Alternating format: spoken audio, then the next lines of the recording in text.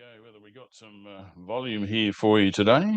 Good morning. Welcome to the MiniPave 250 live broadcast here. Lyndon Wilson with you.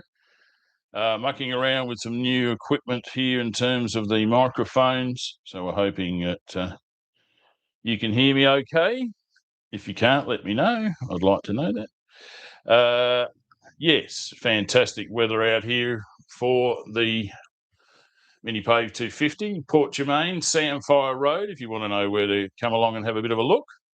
Let's hope that you can hear me out there. So if anyone knows me, you can send me a message just to let me know if everything's coming through okay. I think it should be. We'll have a bit of a look, have a little listen myself. Haven't done this for a while, so we're hoping everything's working. We're getting a program. You're getting to hear me out there. Not entirely sure how it's hard to tell.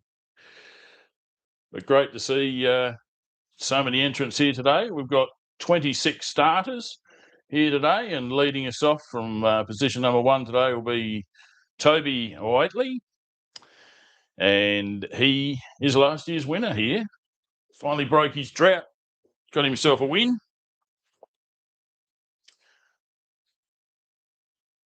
So we're live on YouTube. If you want to tell your friends, pass the message on. Hopefully all of the audio is working correctly. I'm trying a different system today.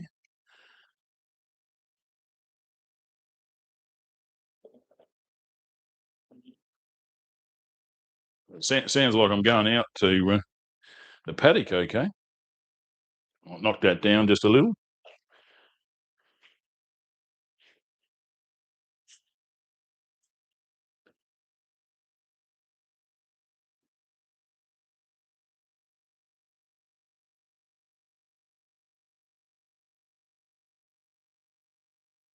Can hear you loud and clear. Thank you very much, Darren Oliver, for sending me a message about that. I've been so concerned about that test for a while. We've got Big Bad BD out there. We've got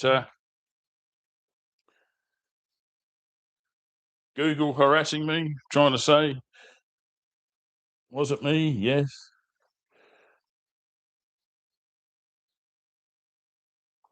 All of this electronic stuff you've got to deal with here, and me being born in the 60s, I'm still learning too, every day.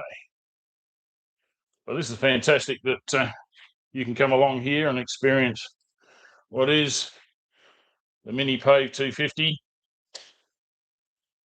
And we've got some fantastic competition here for you this weekend. At the moment, we've got people on track. As you can see, cruising around, getting a sight lap from our recovery. Here comes the Shipton Class 5 beast. Geez, he's had some good runs with that lately.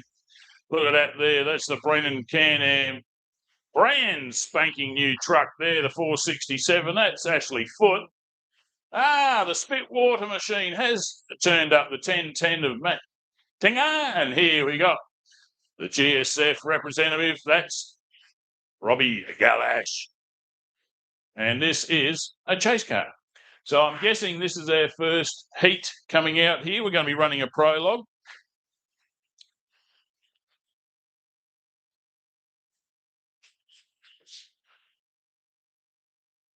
I want to thank all of our sponsors there today. We do have another camera here to have a look at out the pits here. We'll just see when the sun lets us see that a little bit more clearly. Just a webcam, this one. Now, next we've got another group of competitors coming around from their sighting lap, being escorted ably by top class officials. As usual, we've got some really good people out here this weekend looking after the MiniPave 250. Thank you very much to Brenda and Ian Barkler primarily, and all of their siblings that are helping, and associated cousins, friends and relatives that have come all the way down here to help us.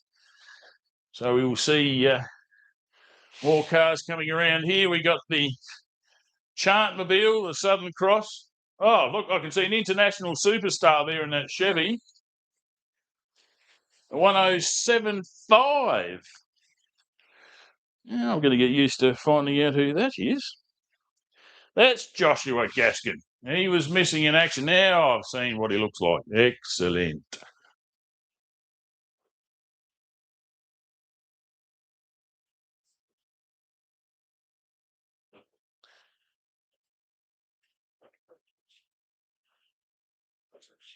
So the wind is pretty slow at the moment. The dust is hanging in the air in the distance. It will be a dusty race. Ian and some helpers went out and pumped approximately 30,000 litres out of the creek and subsequent drainage hole next to it to make sure that everything's looking $1,000,000 there today.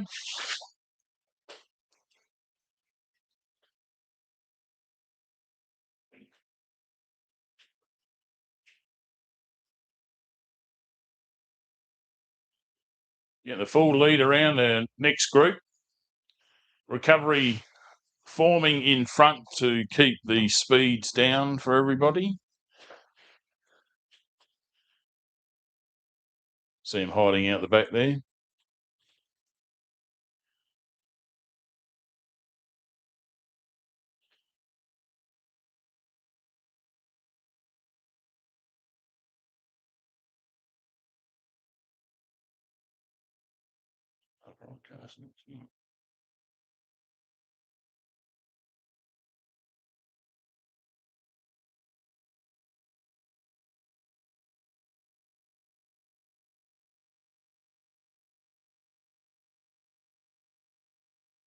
Mm.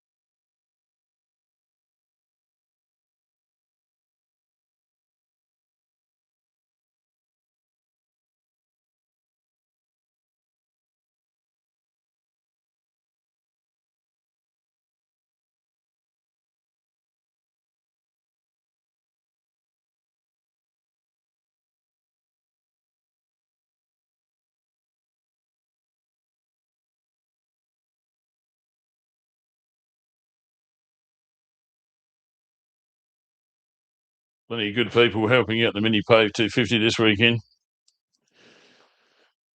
You see a little bit bright there for our webcam. That's all it is out there at the moment. Big webcam. Just looking at everybody. As the sun and the rest brightness improves, we should be able to see a little bit more through that one. But coming around to complete their sighting lap. Next competitors here. Oh.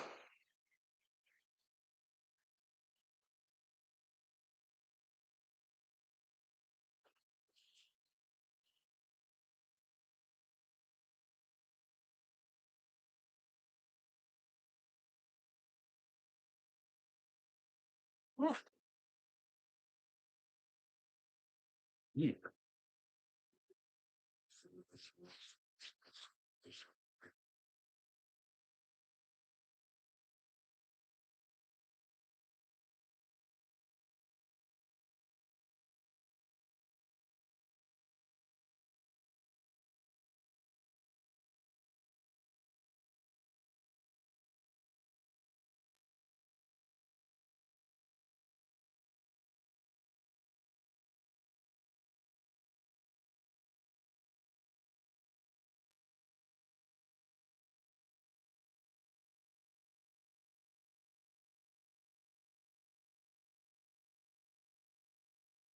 Having some more technical glitches here, giving me a hard time. I can see what the problem is. Battery's failing already. Can't be over that.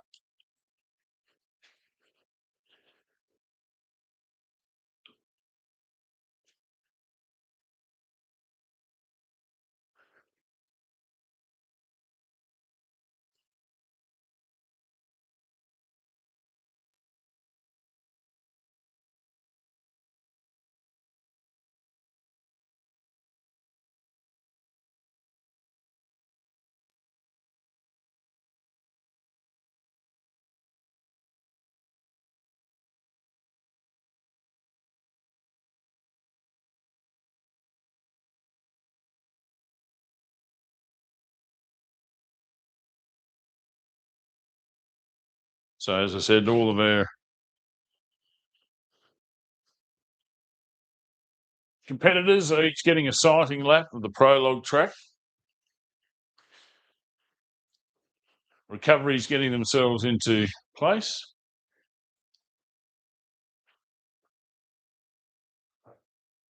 Everybody's madly preparing, looking to the pits. Most people look pretty relaxed. Lots of smiling faces.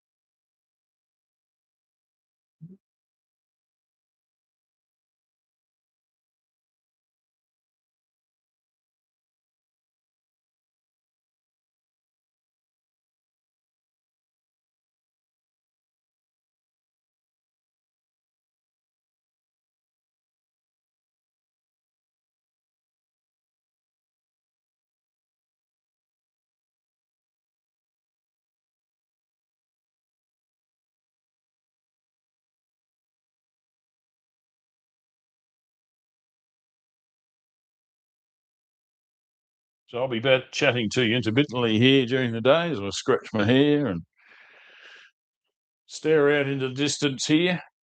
So it's just me here mucking around with you today. We've got the drone footage we'll be firing up a little bit later. You can see him setting up out there, old Adam's Aerial Services. Big bad BD's in his normal spot down there, checking out the spectators and the first couple of corners to the first jump for the event there.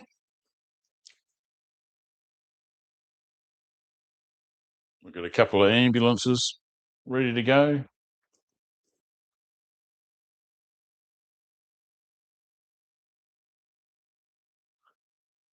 And everything is looking okay so far, we think.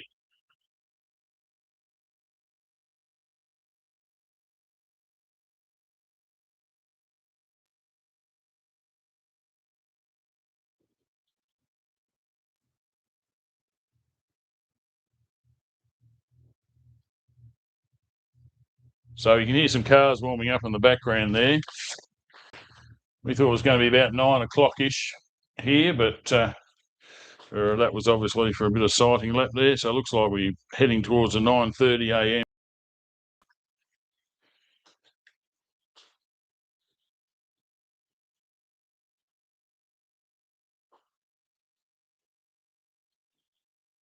So this is part of the South Australian State Series. Motorsport Australia insuring us for that one.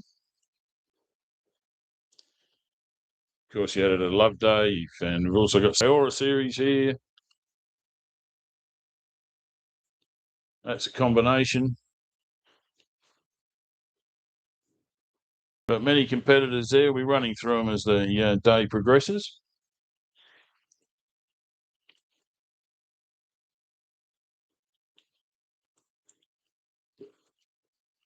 Going through a lot of fluids here. You can hear cars idling in the background. It's fantastic.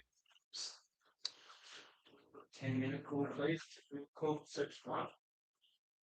And we've just been notified that there is 10 minutes now, so it officially is going to be 9 a.m. start. So if you're in the first heat, which was going to be, how many of the first cars there, Boots? 10? All 26 are having a go in the prologue. Is that a one lap or a short course? It is one lap of the full track. Thank you very much to Boots, our event director here.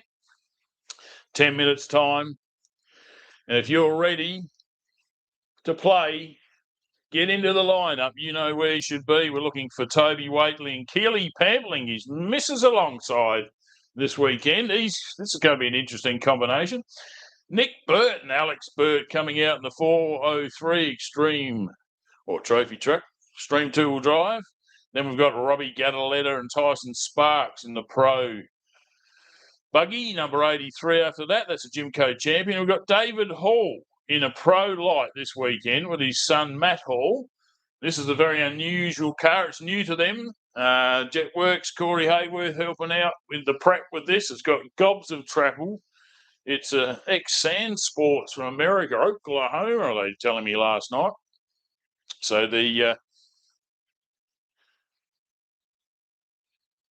that'll be interesting to see when they come out there. They don't know how the car's going to go. It has a Hayabusa engine. Very interesting. After him will be Clinton Shunky and Simon Herman. I thought I saw him in the Chev there before, flown in from the Las Vegas, the international travel there to pass on his experience. I'm sure he's learnt over in the USA, Vegas to Reno, or as it was run, Reno to Vegas. Next out, we will have Michael Shipton and Paul Charlton in the Class 5 Ranger, ever reliable. Thanks to Wendy. I can't know if Wendy's already contacted me, so I don't know if she's here. She's the Wendy Way. We might hear a little bit later. Fantastic part of the sport. Danielle Foote and Tyson Dunn coming out of position 7 today in the 635 side-by-side Pro. That's a Mavic R. Thanks to the Mount Moriac Hotel. Girl from Victoria, they were the first contestants here yesterday, fully set up, made everyone else look a little bit behind the times, inverted brackets, but hey, that's all good. Now we got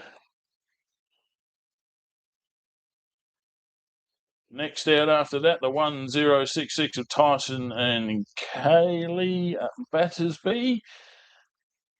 Good to see them here this weekend, the 1066. Then the Class 10 35 is Gavin Chant. Don't know who's navigating for him at the moment. The 1010 Spitwater Machine and Paul Tinger will come out of 14th. Stephen Baker in the single C to be 1025. Tim Lally, the side-by-side with Josh Hancock, will be coming out number 663 from 16th place. Adam McCurley and Tara McCurley will be next out in the 128. Hayden Vanstone and Simon Baker will be out in the 253 Volkswagen. And fantastic to hear the air-cooled machinery. Good on you, diver. Michael Surfield in the Ridge Racing Frame Joker, the 257 with Jaden Surfield alongside, pointing the way, the Super 1650 class. Cy Heaslip over here again in the 999 Jimco single-seater Pro Buggy. Then behind him will be Mark Taylor and Ryder, his son, pointing the way in the Super 1650. Richard Cowan and Lincoln Cowan, after only one race in the production four-wheel drive, back for another go here in the 783. Looks like a Nissan Patrol. I'll have to have a look at that. Can't see. I'm getting to that point where I need some glasses for assistance. Yes, I already got the cage. I've already reached a high age. Now, next up will be the 547, the De Brenny Cran. Yes, Dennis and son Jamie in the Performance 2-wheel drive, the Black Attack Commodore, all the way from Alice, but now residing closer to Adelaide. And great to see them here. Doug Spooner and Natasha Charlesworth in the Pro Light. Hunter Rivmaster, this is a very experienced machine. It's a bit of an absolute classic. Doug Spooner will be racing that one, yes. And James Butt in the 699 here, and with Liam Glidden. I'll have to find out exactly how to say that. And they are in the side-by-side pro. This is their first ever race, which is really good.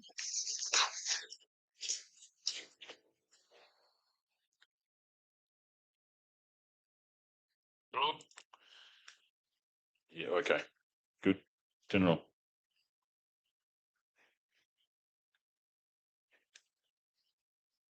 Getting your signal. Turn it on. Getting phone calls in the middle of that there. Excuse me. We've got our drone man out there. Start line ready to go. We'll switch over to all of that there as soon as it starts there. Or we've got Big Bad BDs online now. So coming out of 26th position today, Heath Thorne with, this is a ripper name, Orleans Gratz. I'm going to have to go knock on the door there. But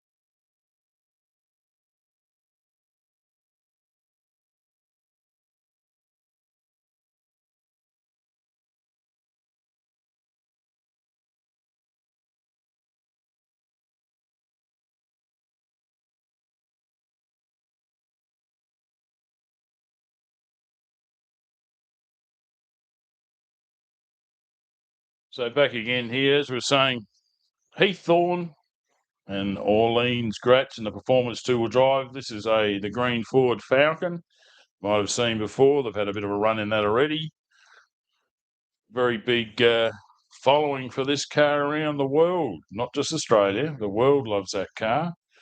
So great to see the Thorns coming up from Junior Speedway into Speedway, now going to their true calling, off-road racing.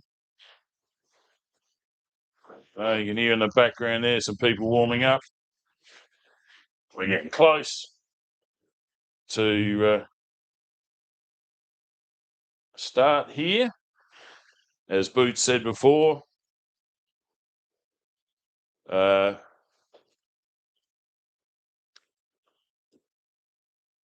we should be having one whole lap here to see.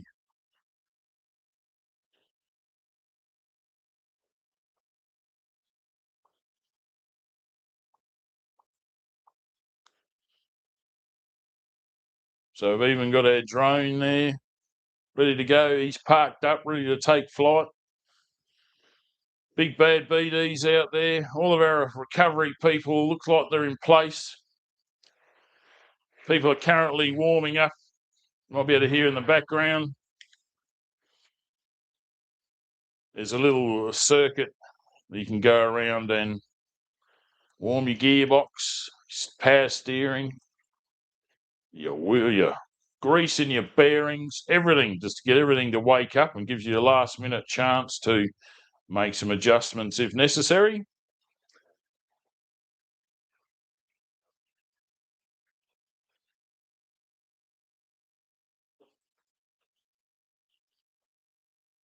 So not far away. We've got 2 minutes until we have the Waitley machine taking off on us.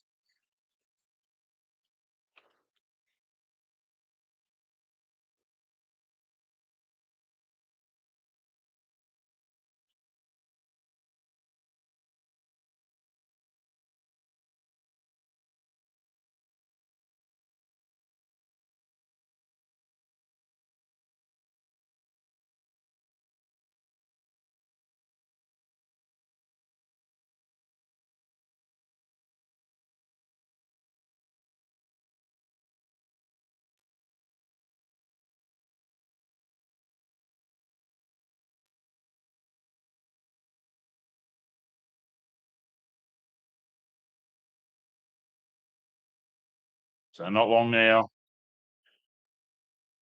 So have last year's winner on track, Toby Waitley with his misses. Fantastic.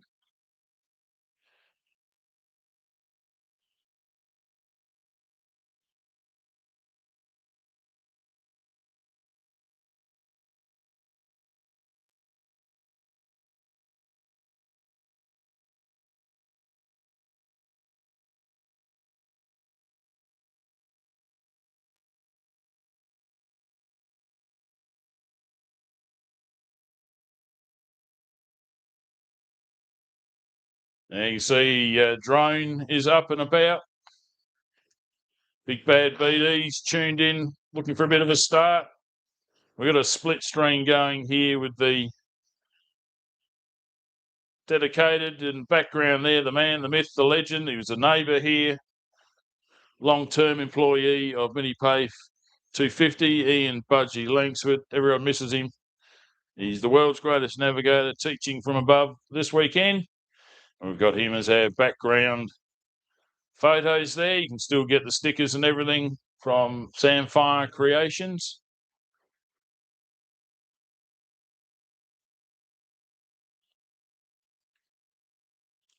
Go and grab a raffle ticket. Get online there. Ring them up. Say, hey, I would really like to see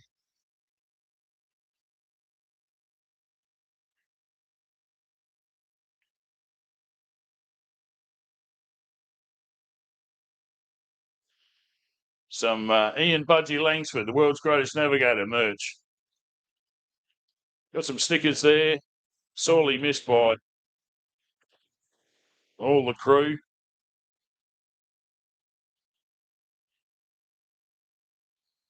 But look at the pits in the background here. Absolutely awesome. You're going to get a little bit of echo and noise reverberation in the box here, but people are pretty used to hearing a bit of an echo here at off-road racing.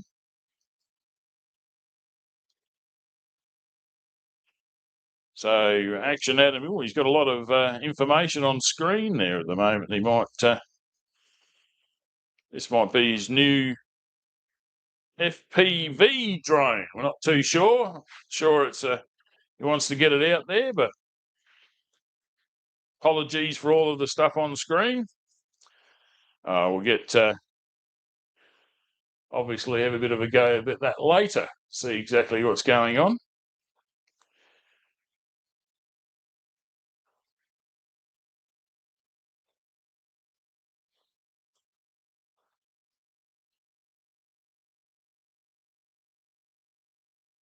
So I know his Mavic doesn't have any details on the screen.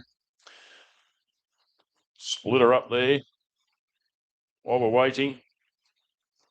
That green box you can see in the bottom right there, that's me. You might be able to see the hands waving. Hello. There it is. G'day. Shout out to Toby Cooper. He came up here a few years ago and shared this box with me. You'll have to have a laugh. There has been so much rain here lately that the box has slightly dipped towards the track. So that's probably an advantage, actually, if you know the window height here. But we're waiting. It's 3 minutes past 9:30. I can see Toby Waitley waiting to be launched, having a chat with officials. So always can be some little bit of last minute mucking around. But if you look in the bottom right screen, I'll bring it up. That's me. That's no one. There we go. You can just see the orange-black bonnet of the Rush truck from Loveday 4x4 Park. Ready to go out on track for us.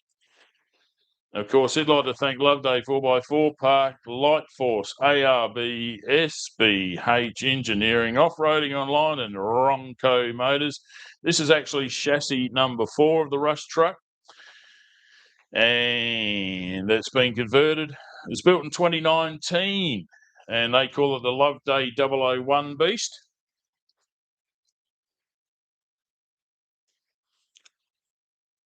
So great to see his missus on board today. There she comes.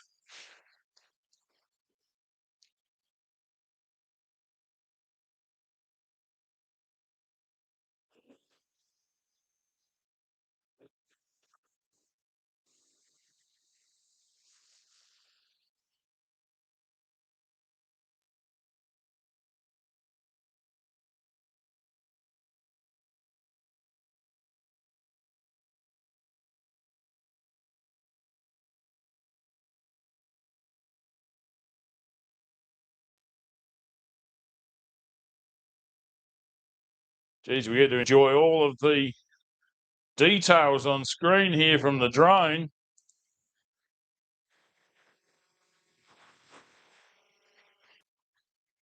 Next off the start line, Nick Burt with his son Alex alongside. As I say, Aura champion a couple of years ago. Another rush track. Thanks to Breach Campers 4x4 and Services, Kumo Tyres, TJM 4x4 equipped and Light Force Tyres. And next we'll have Robbie Gadaletta. This is a Jimco champion. Number 83, Tyson Sparks navigating for him this weekend.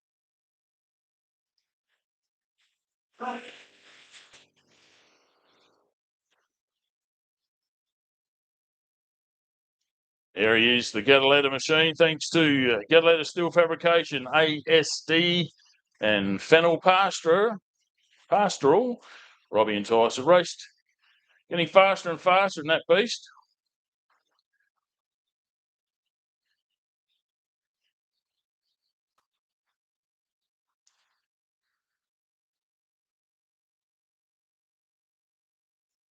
Now, next up will be David Hall in a 134, as I said, an Oklahoma Sinister Stand Sports two-seater buggy, Hayabusa 1290cc, approximately motorcycle engine, brand new car. He's bought one for his lad too. So Matt's going to be a happy man very soon. And thanks very much to Jetworks, Corey Hayworth, for contributing to this vehicle today.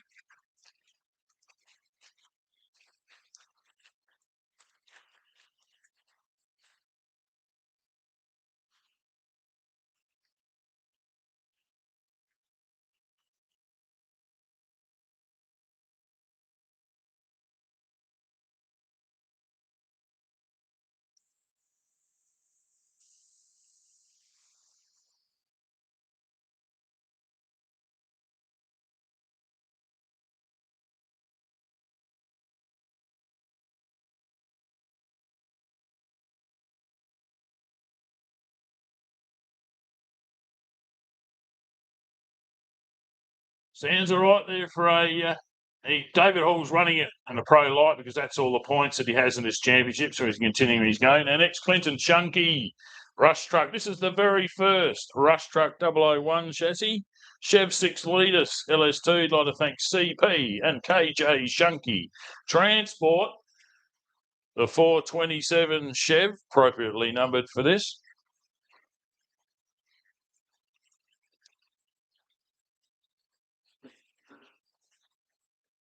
Drone focusing in. Here comes the Shunky beast.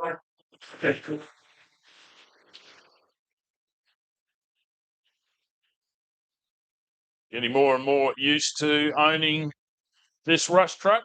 Bit of history there.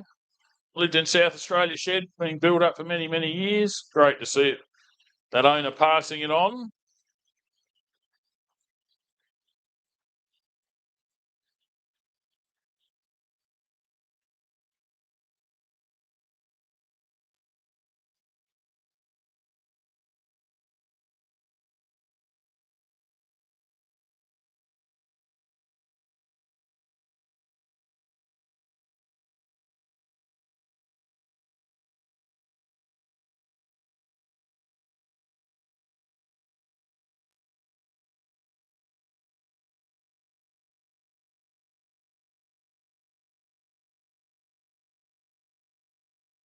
And here we go, the Class 5. I've got to wait for him to go past so you can hear me. Michael Shipton Paul Charlton in the famous Ford Ranger Chevy powered LS1. Thanks to Business Book today. Stumpers, Paint and Panel, SPH Engineering, Delco Constructions, Denron Metals, Campbell's Plumbing and Maintenance, the Bully Boutique, MiniPave Bitumen, MiniPave Concrete, Woody's Custom Powder Coating, and Adelaide All Automotive. Yes, to carry a trailer to advertise all those sponsors, but very much appreciates every single one. Next up, we have Danielle Foote and Tyson Dunn. Danielle, experienced Fink motor racer. If you want to find out a little bit more about her, get onto YouTube for the Love Day broadcast they did on Saturday night. She and her father of the Mount Moriac Hotel. Great interview there. And like Dad says, no more bikes. You are a Can-Am Mavic R racer for the time being.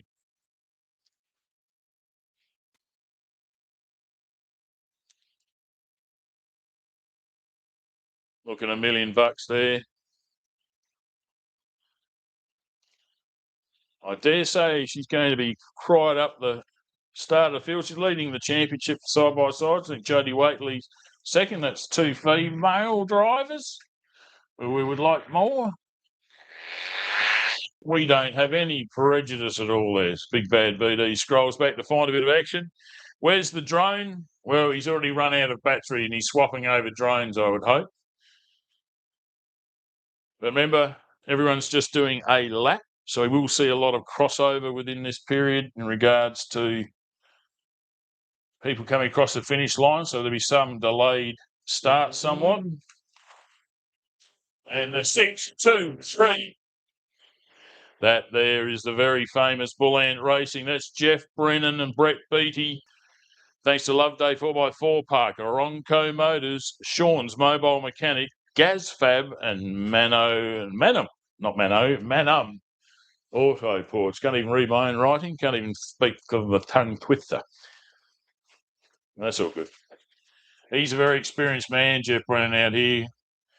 1075. This is Josh Gaskin coming up to us next. I've got to go find out some information for him. He was hiding from me last night. Please excuse the big sweep back there. Big Bad BD gets to find them. Action's going to get skyward, and yes, indeed. And he's got the drone is back on there. Which one? I'm guessing this is the FPV drone.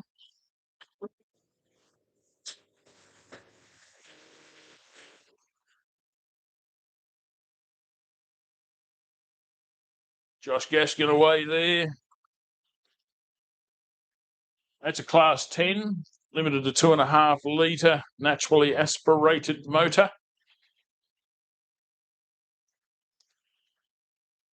See him heading away out there as we wait for our drone to catch up on us. He's trying to find a little bit of action out there. Action by name, action by nature. Lots of big details up there, but next off the start line, we'll split screen again. Who we got next?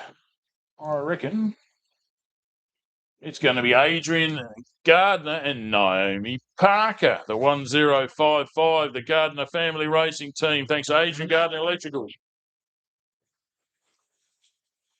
Neil Automotive, Waters Mechanical, EC3 Motorsport. That's a Honey Badger.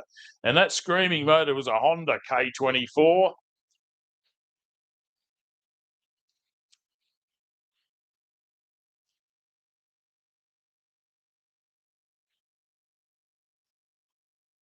Next up, we will have the 4, 6, 7. Now, this is a brand spanking car to owner and driver.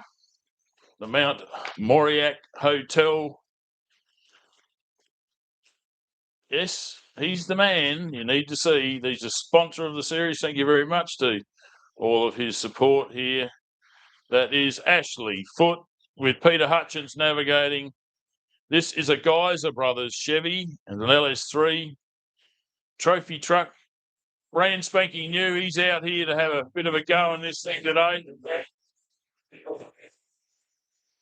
Let's have a close look at this.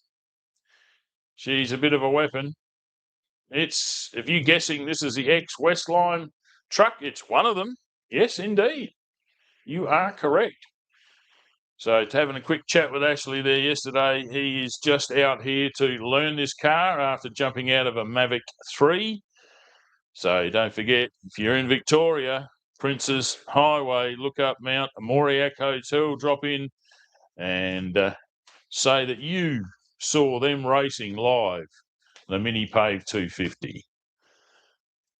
So coming back at us now to complete his lap, his last year's outright winner, the Loveday 4x4 Rush Truck. Ho, ho, ho, what a leap there we saw from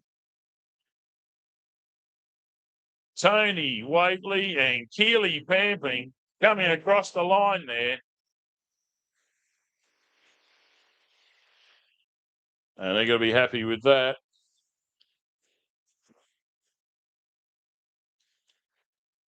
Now, leaving past us now, that's the 1066.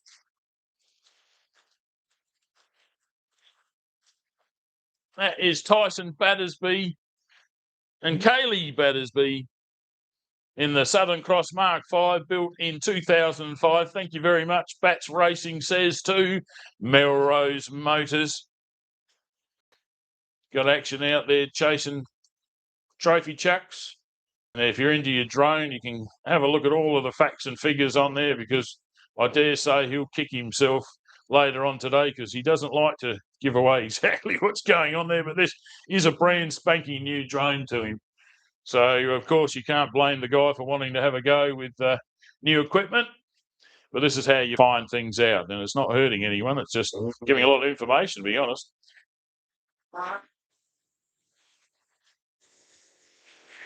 And there goes the Class 10. That is the Southern Cross Mark V, built by Tony Dawn, passed on to quite a few races. Has won so many races, this car. Southern Cross buggy. Straubs is big smiling at it. It's great to see that. As Nick Burt and Alex Burt go past in the Bridge Campers 4x4 Rush Truck. And Robbie Gataletta catching up to the guys there. He's going to have a very quick prologue from where he started. Great to see. As lap times appear, we'll let them know what's going on.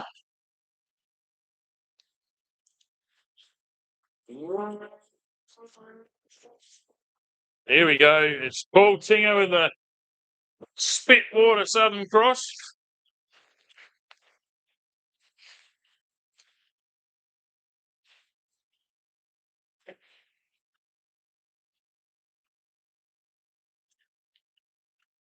Excuse any background noise you hear around the place there, but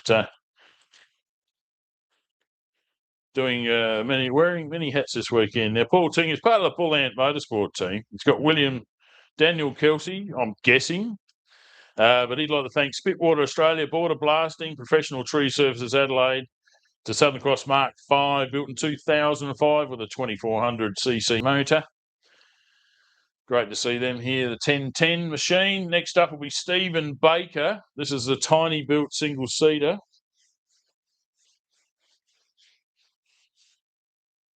He had a run out here and had a few problems, so we're hoping he's going to get a good run today here.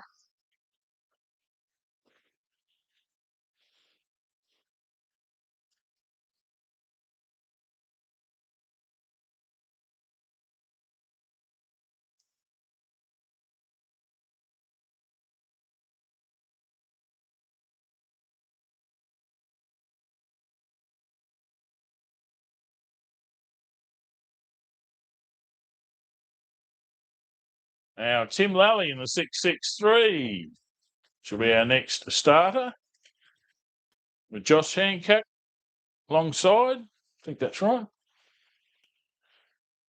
The information I get, everything changes last minute. Yeah, that's correct, John Hancock. Thanks to Southern Air Trailers. This is a Can-Am Mavic X3 built in 2021. Of course, if you don't know, they've got an Ace Rotax turbo motor in the back of these Can-Ams. Definitely changed the face of off-road racing for quite a while.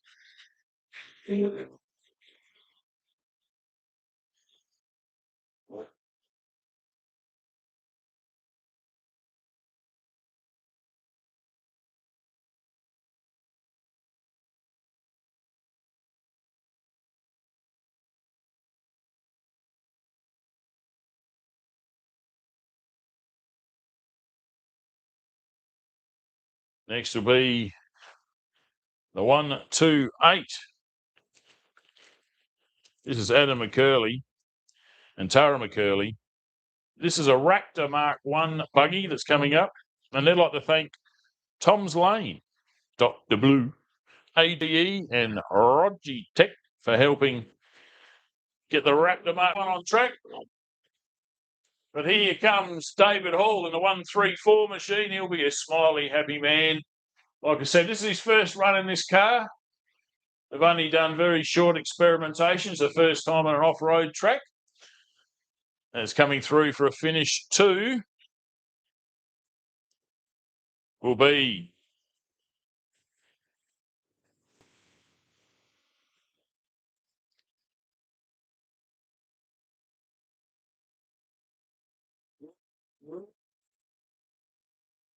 here we go. Here goes the McCurley Pro Light. New paint job.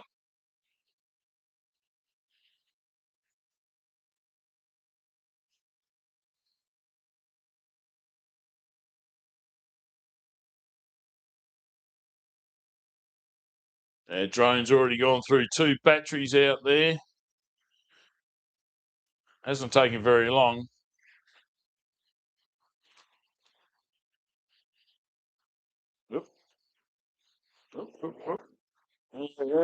I'll get a button right in a minute. Hang on a sec.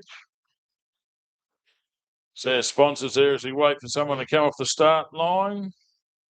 Do a bit of manual switching. I need another set of arms.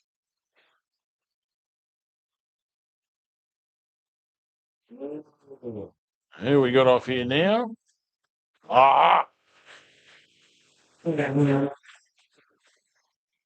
Hayden Van Stone with Simon Baker alongside this weekend.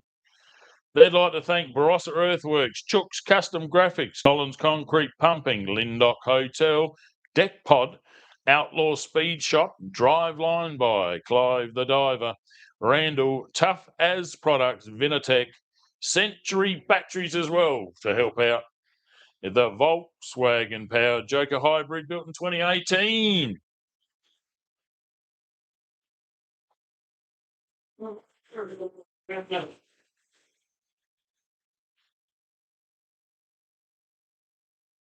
Yeah, what was it?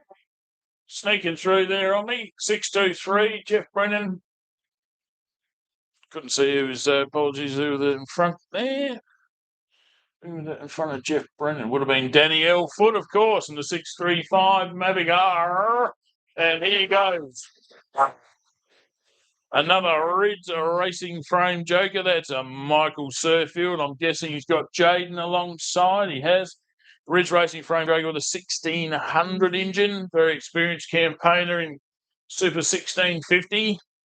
The Surfields from up the Riverland Wakery Way.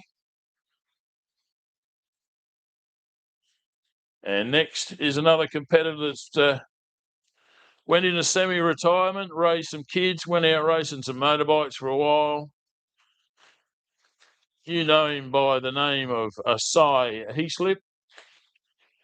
He is in the ex-Copeland single-seater.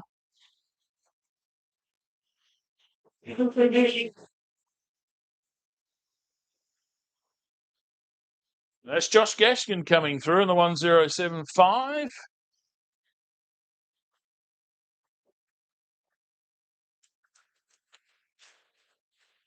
So Heaslip was like to thank Carlton Motors Port Augusta, of course, as the Gardner 1055 Honey Badger mid-engine machine.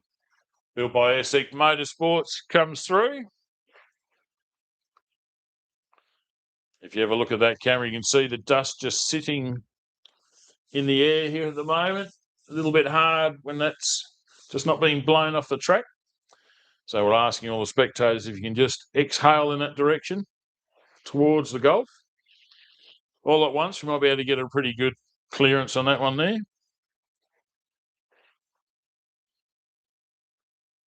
And it looks like we've got our drone is back. And this is the Mavic 3. You can tell there's no details on the thing. And here we go. This is the Copra buggy. Dude, almost you can let this go home to Port Augusta by itself, where it's spent many, many moons being worked on there. Mark and Ryder Taylor, father and son, bought this, and you should have seen the glee on his face when he told me about it at Wakery many moons ago. Absolutely loved this car from many times at Baruta coming up here, and finally got to own it, and good on him. Great to see. So Mark Taylor there, he's got a whole heap of sponsors too. These are a bit old, so we'll see what it is. Let's have a look here. Tough As Products. Yep. Charleston Garage, Ursig Motorsport, Super Cheap Auto, Mount Barker, and his wife Debbie. They're the Preem sponsors. Aha! The Mount Moriac Hotel. Moriac, got to get it right. Here it comes. Guys, a truck of Ashley Foot. iTech sponsored. On the side there. iTech World. You need a bit of tech. Here we go.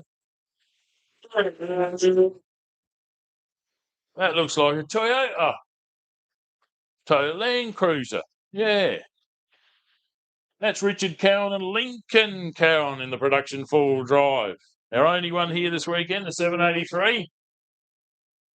And there's the Battersby Class 10. Sounds sweet today. Really does.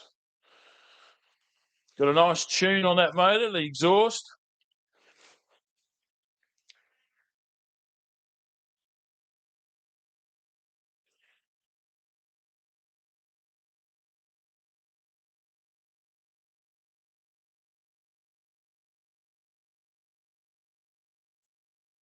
And here comes the Tabrani Commodore.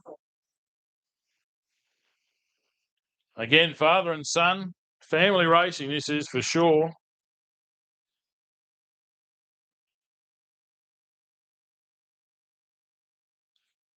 Looks good, doesn't it? He's got a whole heap of sponsors too. He'd like to thank 1947 Racing, Janda Carpenters and Builders, Blue Dust Northern Territory, Brush Tech, Namco, Chris Neck Consulting, Pool Tech, NT Link Transportable and Building. And that's a 1996 Commodore with a 6-litre LS1 motor.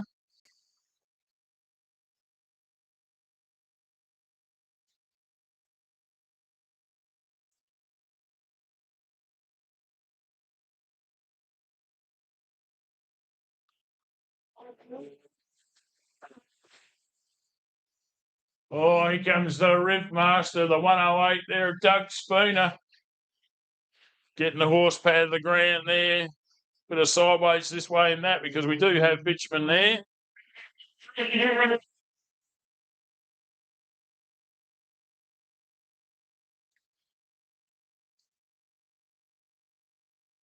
Now, Doug Spooner running on P plates this weekend there. Going to do that the first few races. Hunter River, Natasha Charlesworth navigating for Doug today. As here comes the Tinger 1010.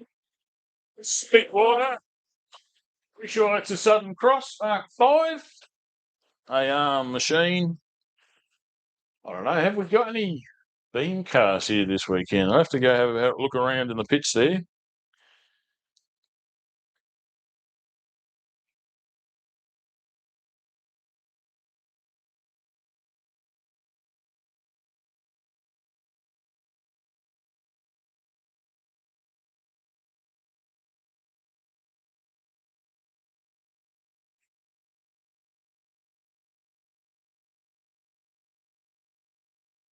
Now we can see the Shunky machine in the distance there. That's a bit of a nemesis. He had a bit of an oopsie over one of the jumps out there last year. 699 going past there. That is James Budd and Liam Giddon, side-by-side pro. That's their first race in this car. The car knows the track. They don't. So good luck to them this weekend, buying from his brother-in-law, I reckon, but I might have that wrong. Don't forget, apologies, I'm not trying to insult anyone, but if you want to let me know what to say, come up and grab me, send me a message, whatever. If I've got something wrong, pronunciation, please help me. I want to make sure that you guys get value for money when people come back, and most people will replay and have a look at the YouTube afterwards. Of course, it's Lyndon Wilson YouTube channel. You can find a link from Facebook. You just go to YouTube itself and type in Lyndon Wilson and just look for the live designations, and you'll see it there as action picking up a little bit of overtaking on the drone there. That's an excellent shot.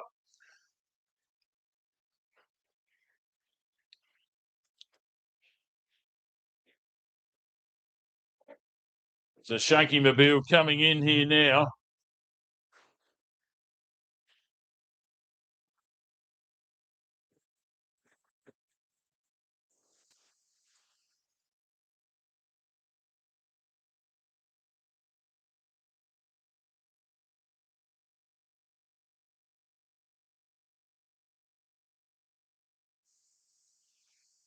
There we go.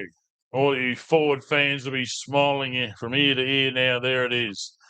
Heath Thorne and Orleans Gratz in the famous, Spotto famous on Facebook. Go have a look at Spotto Classics and look how many people like that car. Ford Falcon, of course, you remember the Thorne built buggy number 52 here from a couple of years ago. And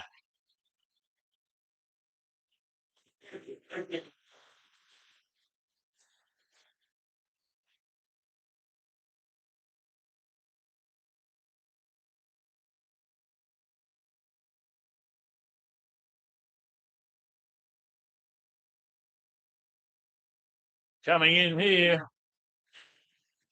that's the bait machine 1025.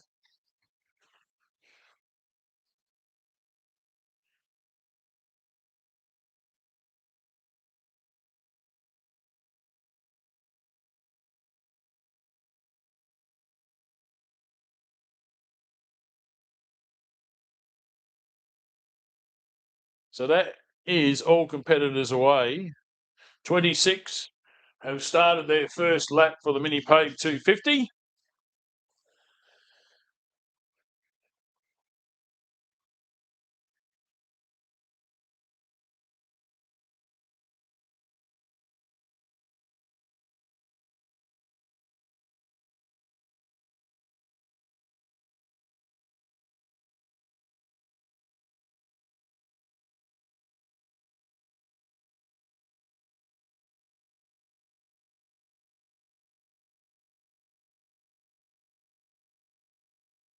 Good shot on the curly machine, the Raptor.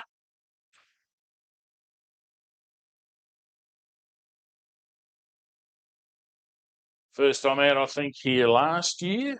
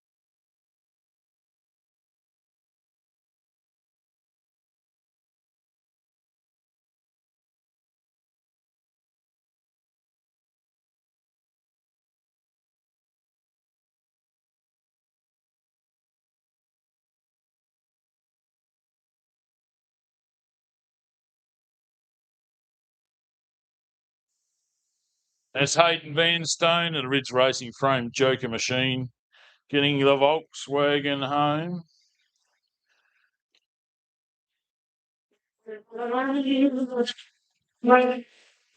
Being chased down there by the surf field, and both of them being pursued pretty hotly by the 999 of Cy Heaslip, Jimco 2000.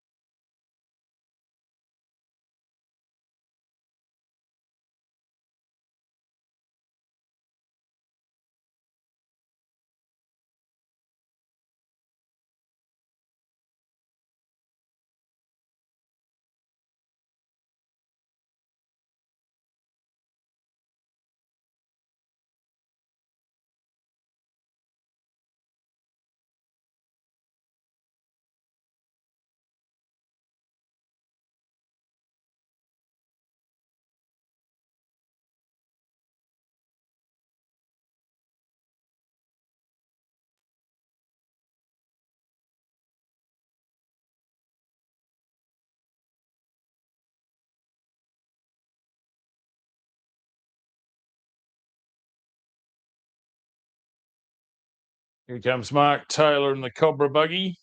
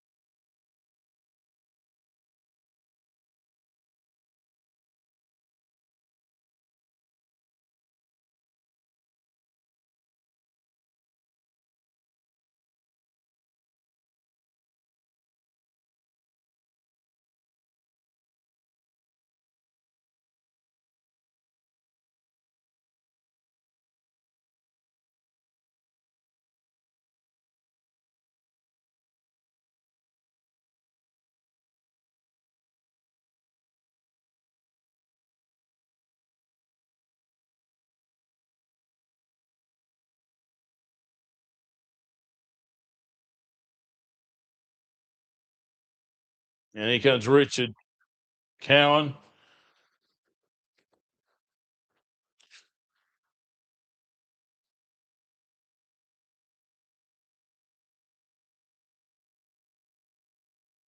Now we're getting all angles. This is good.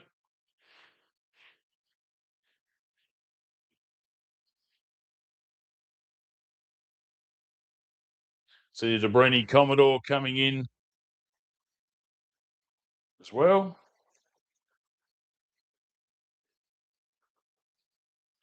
So this is the first lap. Then I guess we shall sort out from this order the running order for the next one. They've already approximately anticipated all of that with the start order.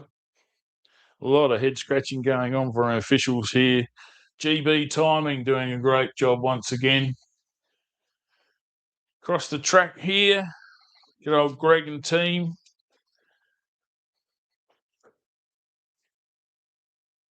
So great to see this Land Cruiser out here. Richard Cowan over the jump.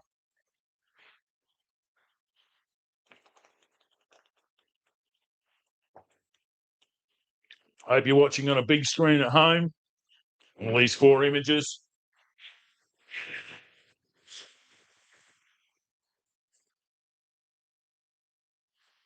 Haven't put any of the cameras online there in terms of volume because I think we're getting a lot from just listening to me in the box here. Seems to suck in sand. It's a Debreni Holden Commodore. Bring back Holden. Bring back Germein.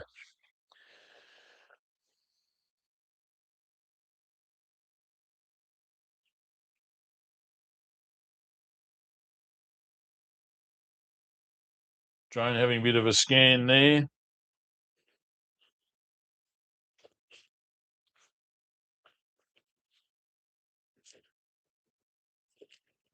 My camera turns off for some reason. Having a bit of a problem with my big screen today.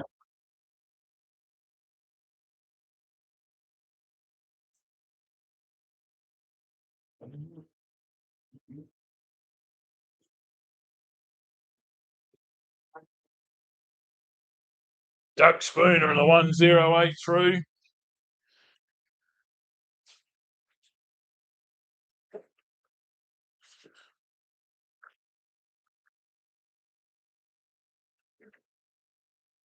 Excuse all the noise in the background here. Scratching through, looking for batteries.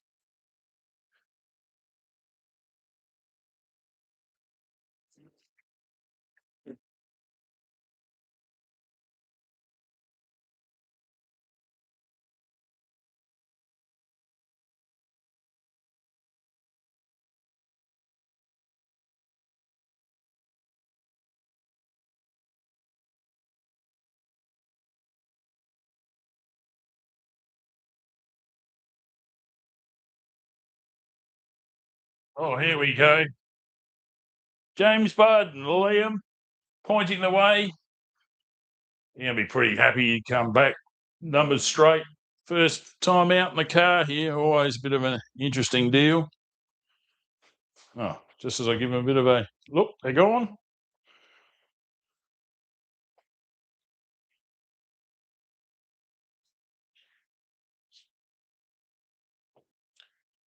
I don't know how many more cars we have on track here at the moment.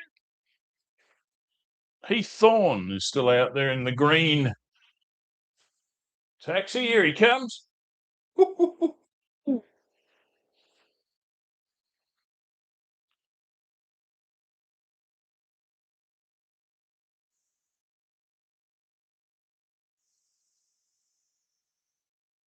had one run in this car. Bought it without a motor. Chucked the motor in there. It sounded pretty good.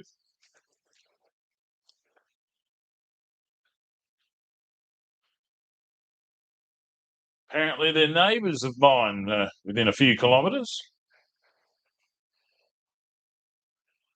Live at Hartley. Or used to.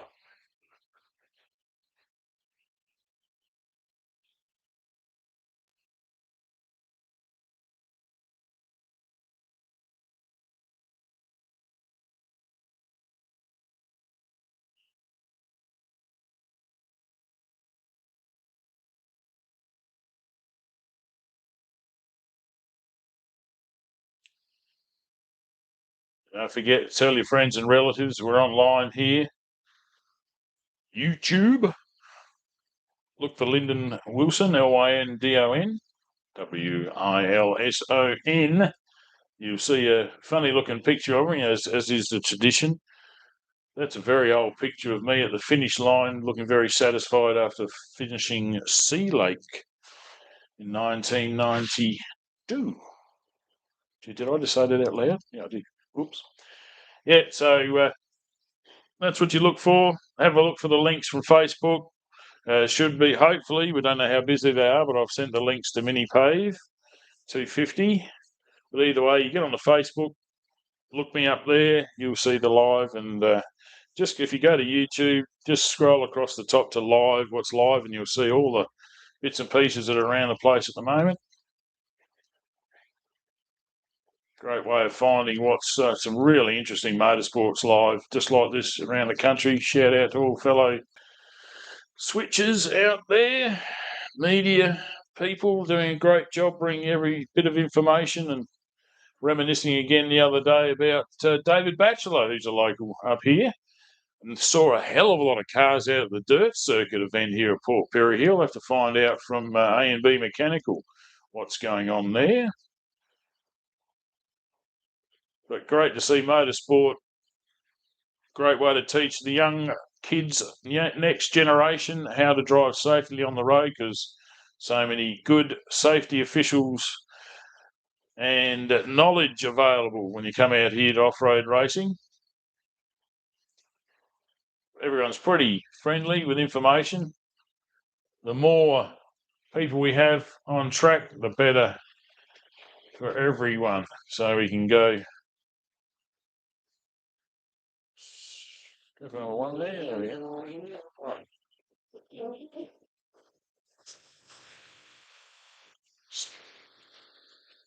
That's the Baker machine, 1025. Think I don't think he'd be very amused with that. He started a little bit first. He started 15th. So, as I said before, Stephen Baker had a bit of a problem previously with that one there.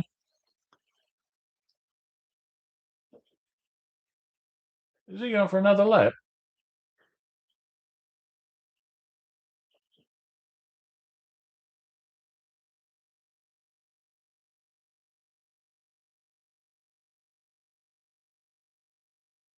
Talk about enthusiastic. That's the problem with the frustration. He's obviously had a problem and is just, you're thinking of so many things, especially when you're by yourself, where a navigator can sometimes pressure relieve, know where the pressure relief valve is. Switch you down a bit.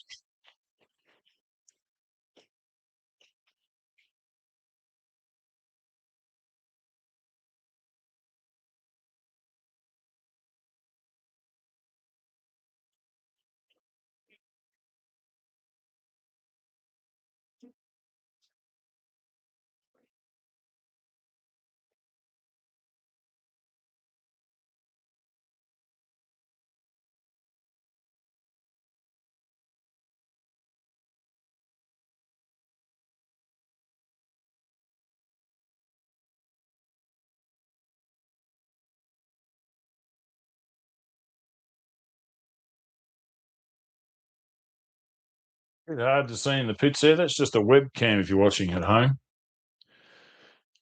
Stuck it out, see if I can see something a bit different. I think it needs a bit of a shade. The drone, what's the drone doing? Well, he's landed. He's going back for a battery change. Big Bad BD searching for Baker, saying, come back, please.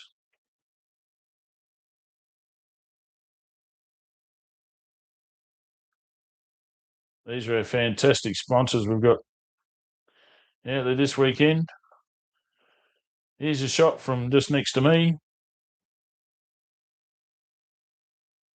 The Big Bad BD's got the most information happening out there at the moment. It looks like the officials have grabbed him and said, if you wouldn't mind going back to the pits there, mate, we'll let you out for another lap, we promise.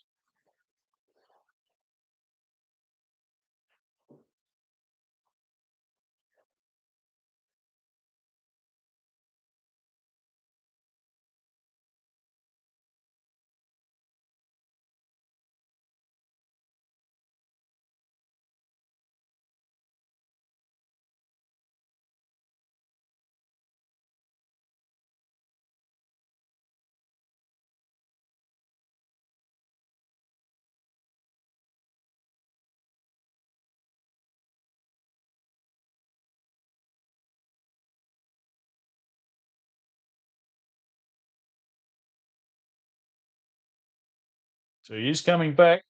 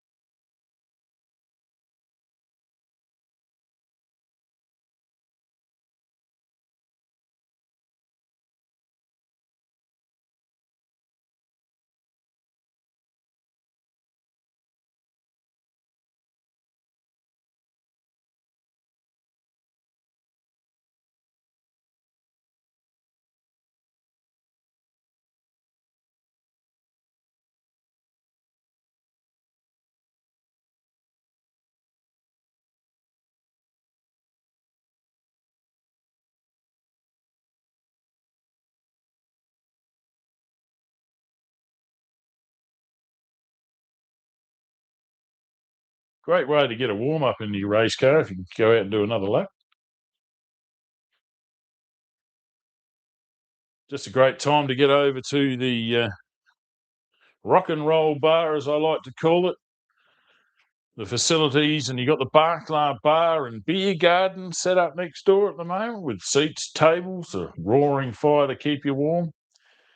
Don't forget Sandfire Creations, all of their goods are for sale there, and of course the raffle tickets, $5 each. Get yourself a brand new 12-volt fridge for your car for $5. Go over to the canteen. There's the menu on screen if you're watching at home. Grab yourself some fantastic Sandfire Creation merchandise. And if you do have a dog, please make sure they're leashed up there today. They've got a lot of vermin here they've got to deal with. Then, of course, the home of MiniPave bitumen, MiniPave concrete. And there's all of our Motorsport Australia sponsors for the series. Mount Moriac Hotel. I haven't been there myself, but I'm assured absolutely top-class facilities. Stephen Baker comes back on his sighting tour.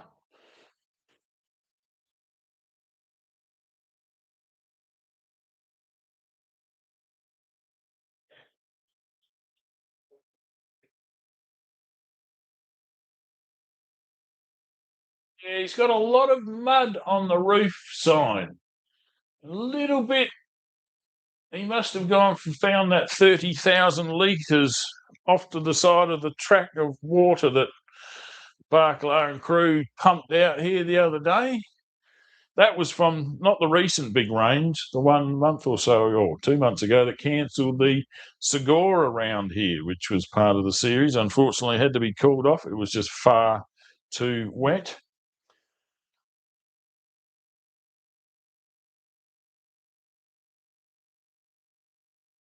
So we're going to go into a bit of a lull at the moment here.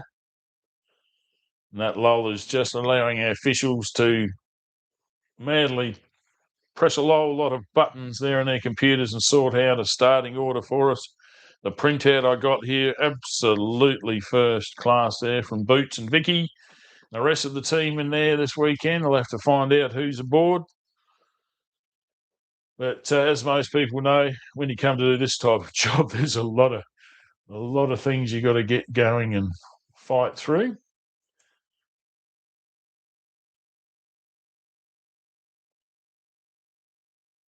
Our drone's down. He's having a battery tune-up and change. I'd like to thank all of our sponsors on screen and the 4 screens split up there. I'll run through them all as the day progresses. Might as well do it now, I suppose. You know, we've got Augusta Quarries now behind me. They've put out a lot of surface to make it a beautiful conditions here. And, of course, fabricating around the country there, Port Perry Wella, Catalytic Fabrications, GSF, out there. Give them a call. Robbie's out here representing this weekend. Port Broughton IGA. What can you say there? The Garrity's looking after the track and the surrounding area. Great sponsors of the sport. MiniPave bitumen, MiniPave concrete, of course. It's the whole reason we're here. We're in the Barclays backyard this weekend. Wilson Car Sales, new on board this season. No relation, but what a good name. Wendy Bookkeeping and Tax Accounting. Wendy Salt, you can hear her. A&B Mechanical there in Port Perry. Local guys, Test and Tag, ex-off-road races. Port Perry, Goodyear Auto Care. Thank you for them for coming on board again. Of course, get your merch from the Rock and Roll Diner, Sandfire Creations, and get a $5 out, buy at least 1 raffle ticket. You can win that and grab a sticker. Where the hell is Port Germein? We know where it is.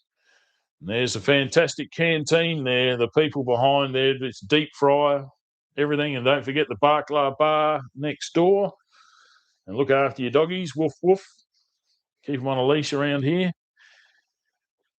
So again, thanks to all of our supporters here, all of our officials, all of our Mount Moriac supporters here. Have a look, Mount Moriac on screen there.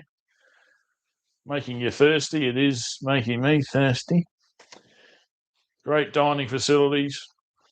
And of course, great supporters of off-road racing here, the Motorsport Australia State Series for 2026. They are the primary sponsor alongside Total Tools, a new location, new venue there, the 1464 Old Sturt Road at Berry.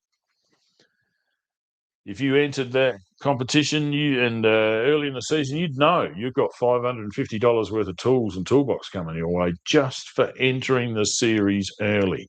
That's thanks to Tony Waitley out there at Loveday 4x4 Park, doing a lot of chasing of a lot of sponsors, just like Corey Hayworth at Jetworks.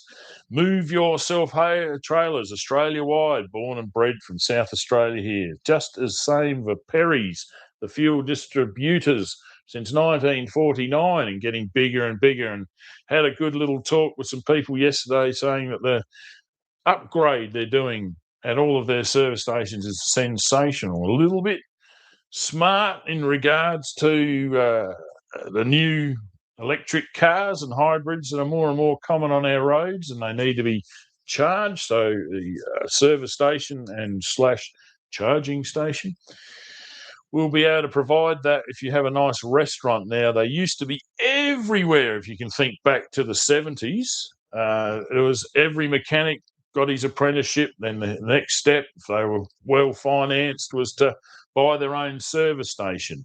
Fuel was a secondary thing, and food and vegetable, no, down the road, mate, to the deli for that.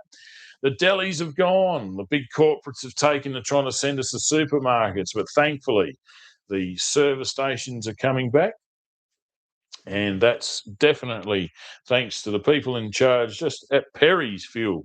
You go and get one of their fuel cards, you'll find out exactly how many service stations and locations around Australia, but the restaurant side of it there. So some of the buildings, some of the actual tables and chairs, everything inside the Rock and Roll Diner have come from the original Perry's location up here. Everyone remembers the Tin Man near Port Perry's northern entrance from the Augusta Highway. And that you can go and enjoy and reminisce and go back in time, get the old checker plate floor out and throw some sawdust down and cut a rug or something there, is what my mum and dad used to say they used to do. But fantastic amount of sponsors that we have associated with the sport of off-road racing. And great to see them continue to want to get their voice and out there. So if you want to be part of this, you want to be part of getting advertised like you can look at the moment on the screen, we're more than happy to have a bit of chat and point you in the right direction. There's the next event after this one for Sayora Championship is the Wanaka Enduro. Fantastic track, Wanaka. Done many a lap around there myself. Many a commentating session there. I think I'll be taking my camera out and having a bit of a wander around this year. I'm going to sign up for that one. And, of course, in the series here, we've got Manham. Manham missed out last year, but it's back in this year. Thanks to the Adelaide Buggy Club running that event. So very much looking forward to getting back to Manham. Beautiful property. I do believe Carl has got the property for sale. I'm not sure whether it's sold or not, all that sort of thing, privileged information. I'm not privileged enough. But we'll pass on. We know that the next round is definitely on. Manham there. So great home at the LA Buggy Club. They've put a lot of effort into improving the facilities out there. I do know that the Chook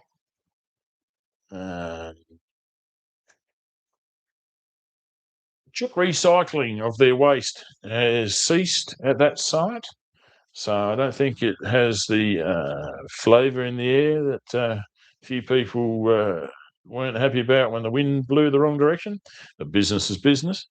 So Carl's moving on. I've heard he's becoming more of a wanting to look from above, flying a big boys drone, helicopters, aviation, great way. And I'll tell you from experience and talking to a few pilots, if you can drive, you can fly. It's the same sensation feeling, because of course you can't see the air hitting you, but you can feel the buffeting and where that throws you. And if you're good at racing, it becomes second nature in terms of reaction time, and they call it muscle memory is developed. So a lot of people go flying after going racing to keep that adrenaline going. I've had a go at it myself for a short period, and yes, indeed, it's a very interesting thing to do, but I like to see a corner. I like to be able to anticipate and make sure that I can adapt to those conditions. So flying is a very good thing for if you've got somewhere to go. That's my opinion. If you want to fly from here to there, it's the quickest way, as the crow flies, as always, as they say. So it's a fantastic opportunity to have a good look around from a tourist perspective. Everyone's driven the roads, but having a private airplane and the rest there, you can drop in and see Loveday 4x4 Park. They've had the West Lime guys come over and use the airport there a few times now. So going back in time, Baruta, just up the road here, used to have an airstrip that people would land on for the Nationals. They had those pre-CAMS days in the 70s, over 300 cars. Could you imagine 300 buggies in front of us now?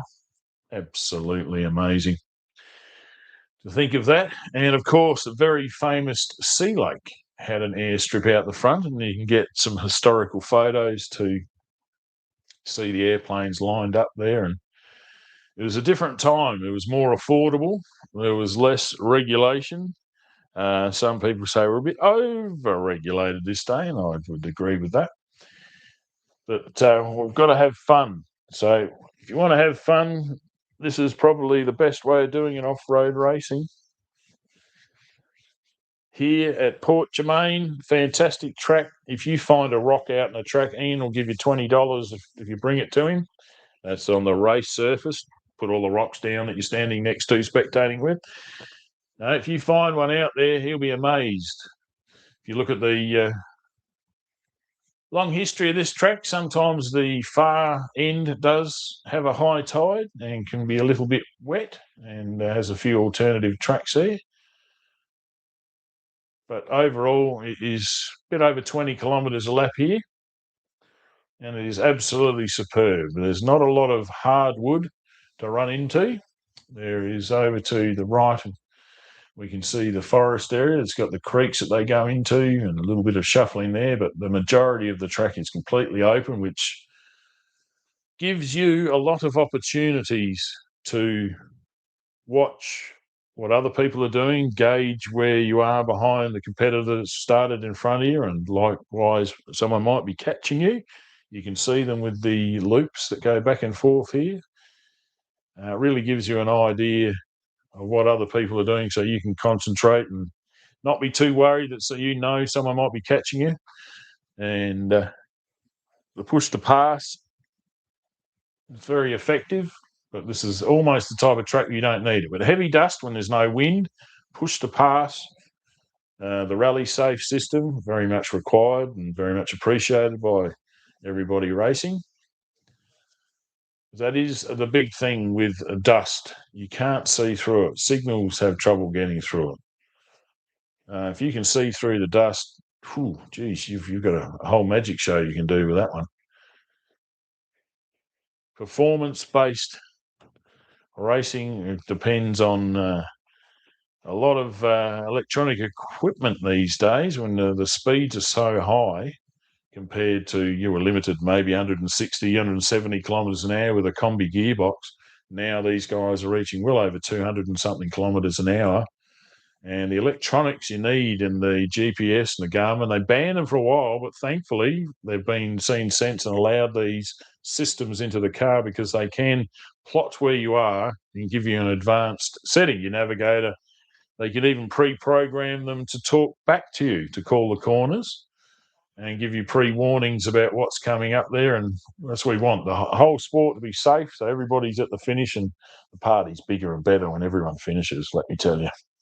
So a lot of people would just come up for a long weekend just to be here for the party on a Sunday night back in the day.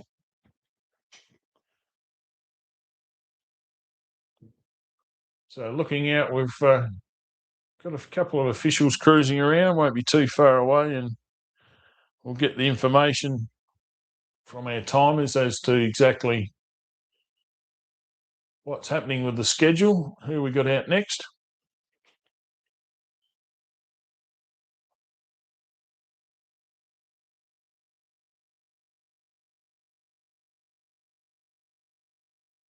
So putting background music on a live transmission these days, you can have your transmission ended very quickly these days with copyright laws or with the AI bots in there doing a great job, but sometimes they can do too good a job. So I've had a couple of occasions where I've had some copyright stuff stop a transmission, and it can take you a little bit of time to get over it. So if you're listening there and it's silent on your TV and then you hear me chirp up, hope it's not too loud, doesn't scare you. You can't see me, so I can't scare you physically. Of course, I'm an ex-male model. You're lying. And yeah, so, just to give all the other blokes a chance, I'll just sit here and just let you hear my voice.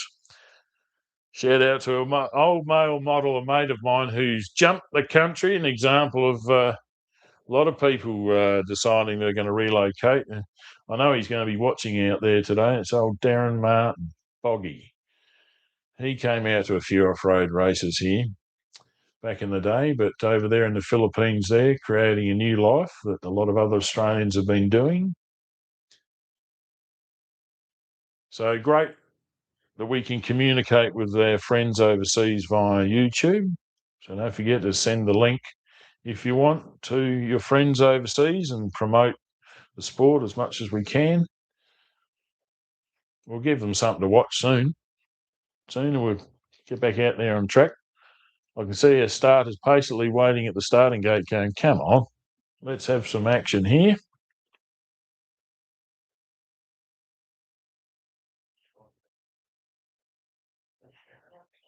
Oh, got an engine start up. That's always a good sign, isn't it?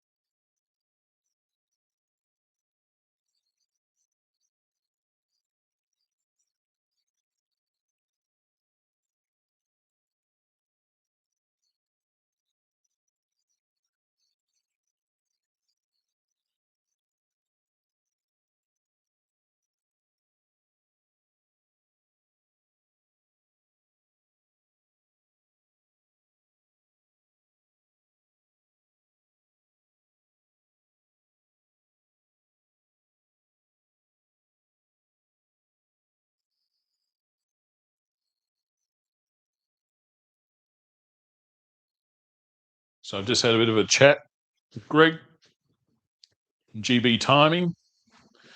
He's informed me that the cars will be back on track 11:30 a.m. Central Standard Time here for Australia. So that's 3/4 of an hour's time. So if you're watching at home,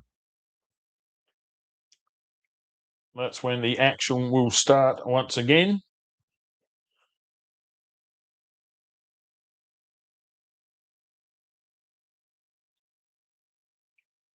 Everyone's shutting down on me.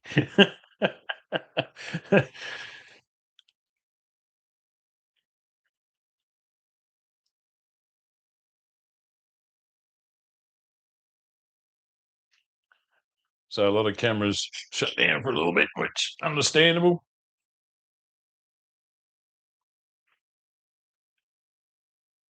So that's the only one that's still going. That's the one next to me. Action in the drone, Big Bad BD, shut down. Coming back for some munchies and drinks. Don't forget the rock and roll diner will be ready to go right now. Now let's have a look at what's going on here. Exactly.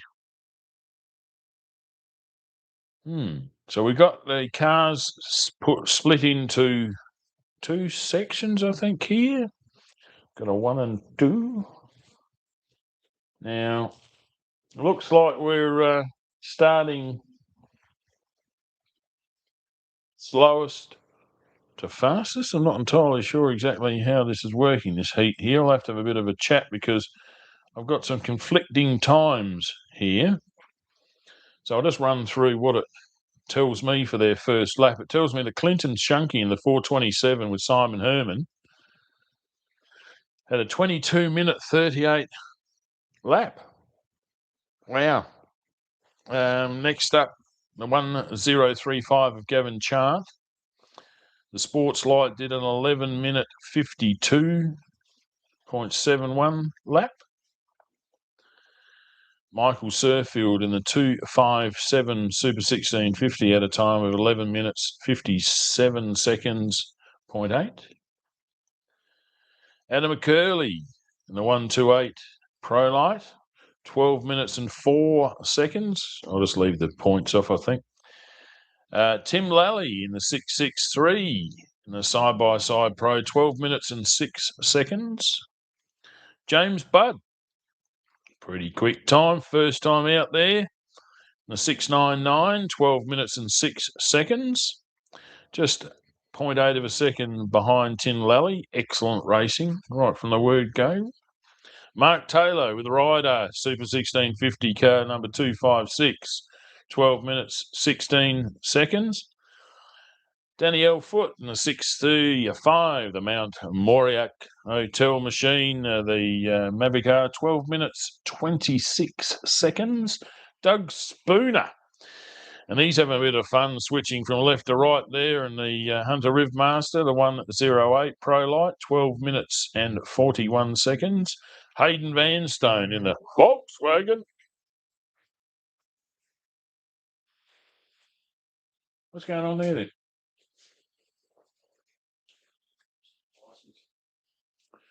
Oh, having an observed license trial out there at the moment. That's what's going on. I wonder what was happening. So we'll just run our sponsors there at the moment because we haven't got much on to show you. Where was I up to? Doug Spooner, Hayden Vanstone, yep, 12 minutes 45 seconds. Dennis DeBrady in the 5:47 Holden Commodore, 12 minutes and 51 seconds. David Hall in the 1:34 inverted brackets Pro Light, 13 minutes and 7 seconds. Stephen Baker, he wanted to do a tourist lap there just to make sure all the officials are happy. And a 1:025 Sports Light, 13 minutes 23 seconds. And Richard Cowan, the production four-wheel drive, the 783, the Toyota Land Cruiser, 13 minutes 24 seconds.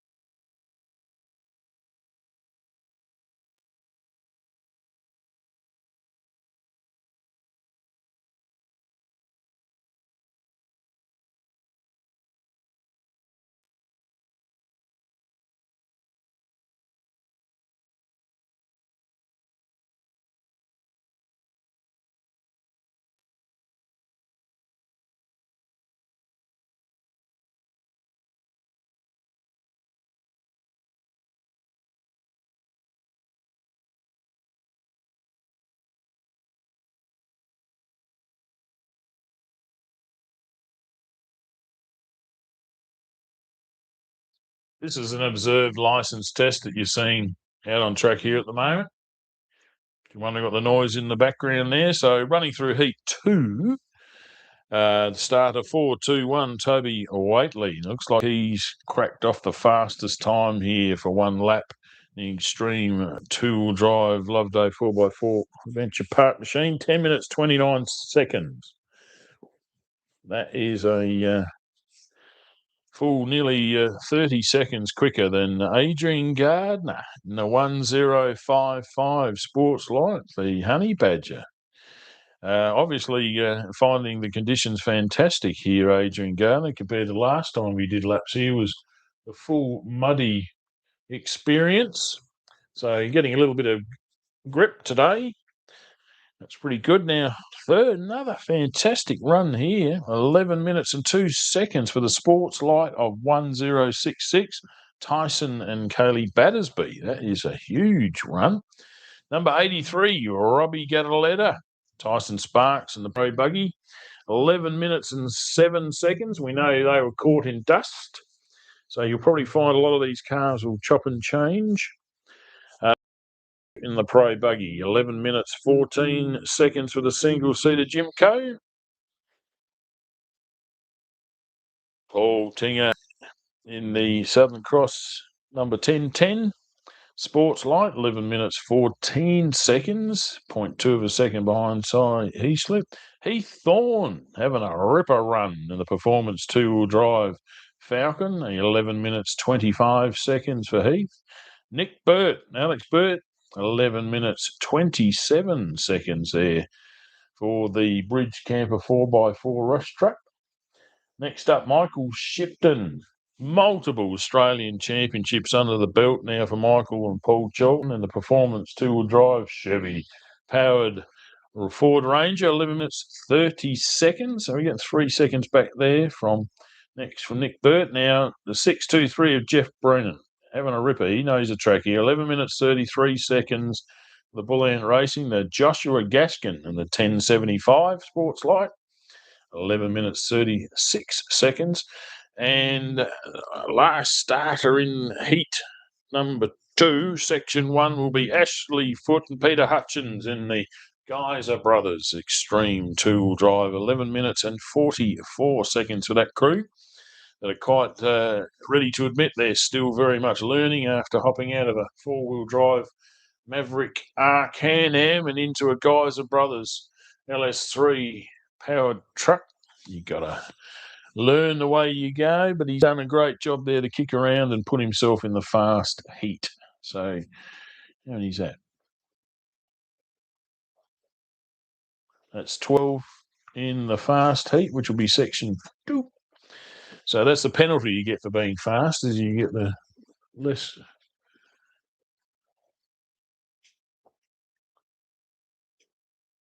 And to do there. So as I said, we're going to be back here 11:30, so that's 5 minutes away approximately.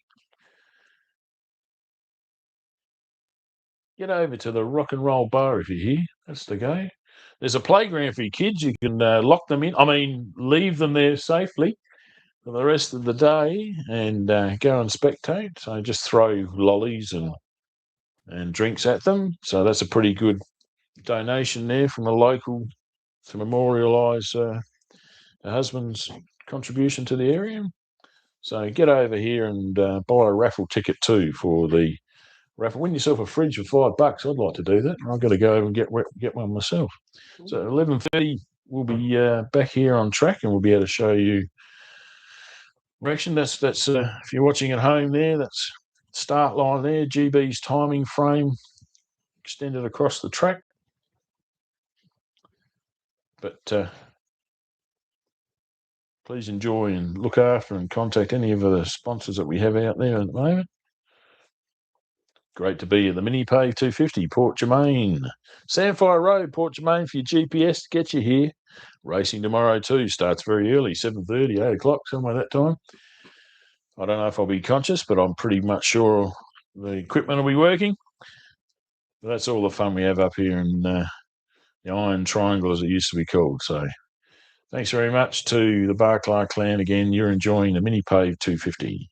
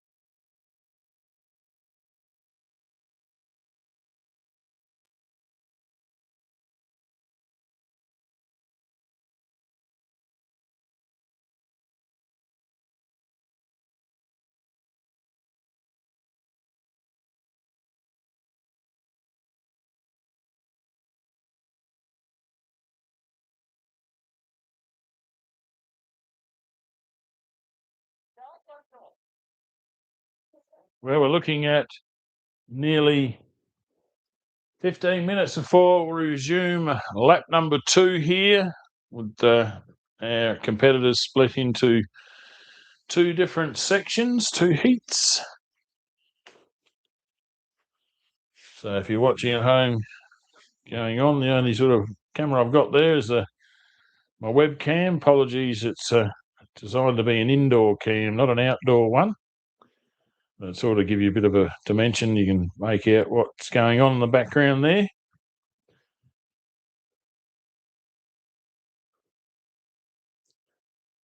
I'm sure as the sun moves around, doesn't reflect through the clouds quite as much as it was. That will become a hell of a lot more clearer, that cam. So we've got a quarter of an hour and we shall see heat. Section 1, we'll see the Shunky Mobile. I know that they're madly around that vehicle prepping. There's obviously some problem there to come back with basically the time that it takes to do 2 laps. So there must be an issue there. Have a bit of a look outside and see what I can spy. Well, they've stopped working on the car, so that's a good sign. They're ready to go. Looking around the pits here, there's a lot of people looking pretty relaxed. The Rock and Roll Diner is doing some huge business. I can see a very keen competitor there, Mark Taylor, already in the vehicle with a quarter of an hour to go with Ryder alongside. Car is running, lights are on. Everyone are pretty relaxed around the Princess Racing Team machine.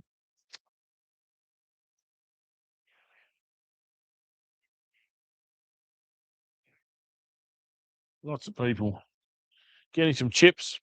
The Rock and Roll Diner.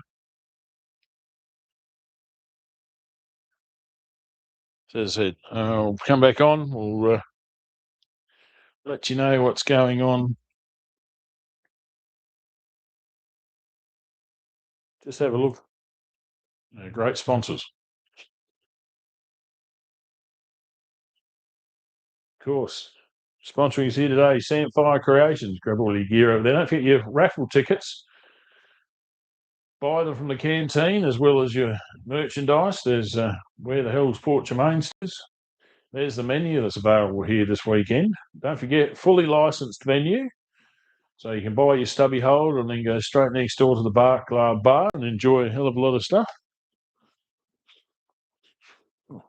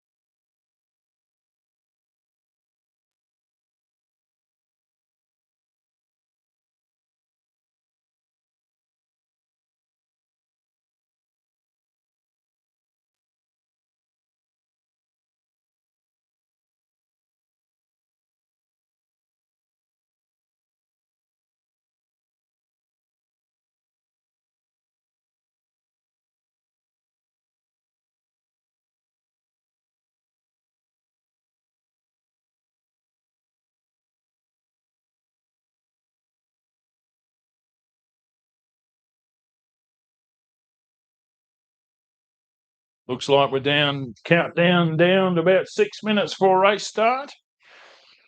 If you're not prepared and in your car for 5 laps of heat 1, maybe you should seriously think about it. Getting out to the form-up area. So we're going to have 5 laps continuous. Then these cars will be ready to be parked up for a Saturday night tickle, refresh, then party. And then we'll have 5 laps with the 12 other vehicles. And that'll be the day for the MiniPave 250 on Saturday. So fantastic racing we've already seen out there today. For you guys sorting out some problems, that's what it's all about, finding out your weakness, identify your weakness, turn it into a power. That's advice of the day. But we will have full press-through. You can see on the screen there, it's an indoor camera, just as a bit of trying to throw it up a little bit differently. Used to do it with GoPros, but they overheat. They don't last. I can leave this thing on for days and it will be fine. Doesn't like the rain, but keeps the vision there. If something to look at's a little bit different. So as I said, 4 minutes to go now.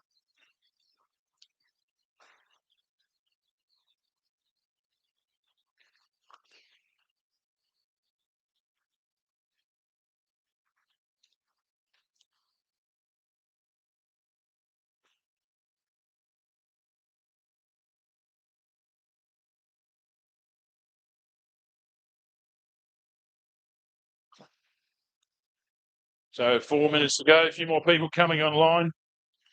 Going to do a blatant plug here for my lovely mother, Margot Wilson, who's turning over another birthday year, another lap around the sun for Margot. Several laps actually, 365, but another year has passed on there, and she's at my place having a bit of a holiday birthday away, looking after the house and the possums that are outside. A whole heap of wild possums have adopted me and like to turn up there for offerings. A little bit of carrot, a bit of apple occasionally. My mum looking after the possums for me. Good on you, Margot. Happy birthday. 21 again in some months. So Margot's enjoying the MiniPave 250 via YouTube. So if you look for the links or just search YouTube, look up Lyndon Wilson, or just alternatively scroll the top of your screen to live broadcast and it should come up there, listed as the MiniPave 250. Share it, please. Get as many people online watching as we can. Not forgetting, of course, this will be available for the rest of YouTube's life online to replay and watch at your leisure. But very much a pleasure for me and the crew to be out here today to bring you all of this. Much rather be in a car, but this is not a bad second, I'll tell you. You keep yourself involved with motorsport. The adrenaline does pump just watching from the sidelines. Definitely, if it doesn't, you're dead. I'm sorry. So if you get an opportunity, you've got 10 laps of racing if you're close by to Port Germein today. Even if you're not, come here, enjoy the facilities overnight. Great atmosphere, great camping. And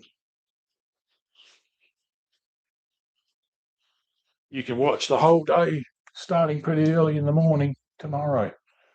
We've changed the format here because there's a lot of people got to drive a lot of way to get home. So you're finding that off-road racing generally is for Saturday, for Love Day race, national championship. You see, it's over 3 days. Finks over 3 days.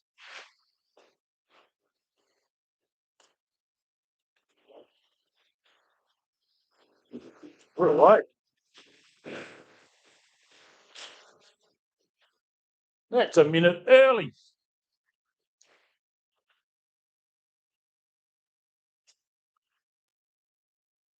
Well, that was the Shunky Mobile going out there, if you haven't guessed that already.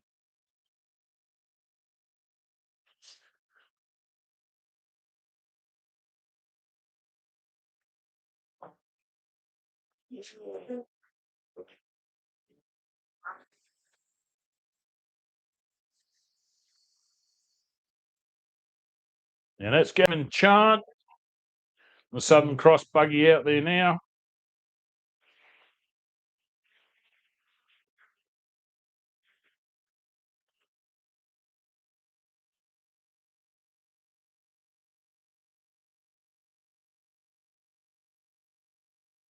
Next away should be Michael and Jaden Surfield, the Super 1650.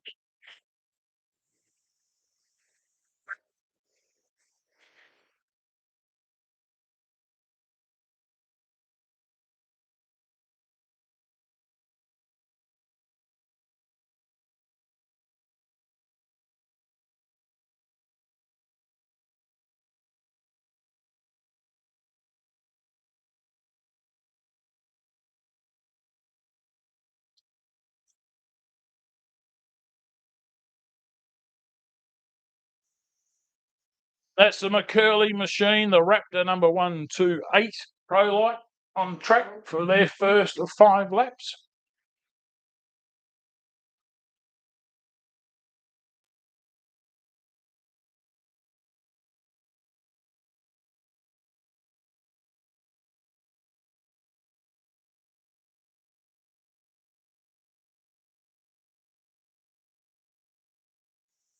Next away, the 663 of Tim Lally and Joss Hancock.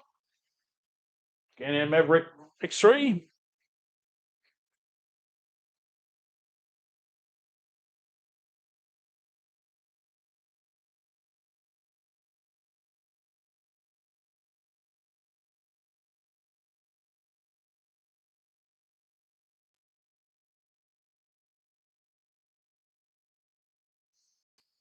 The 699 of James Budd and Liam Glennon. I'll get that right. 12:06 they did for a first lap, so they are away in their Can-Am. Don't forget, first race, second lap in their racing career. Great to see. Some disappearing in the distance there. Great shot from our drone showing the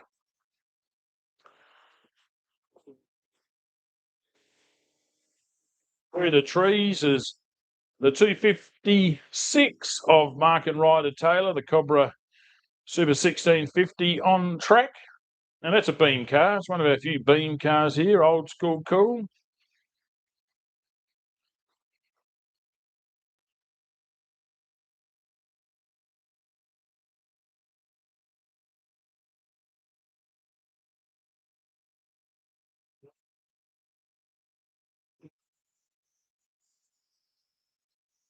Six, 3, 5. That's Danielle Foot and Tyson Dunn. And then Can-Am Maverick R.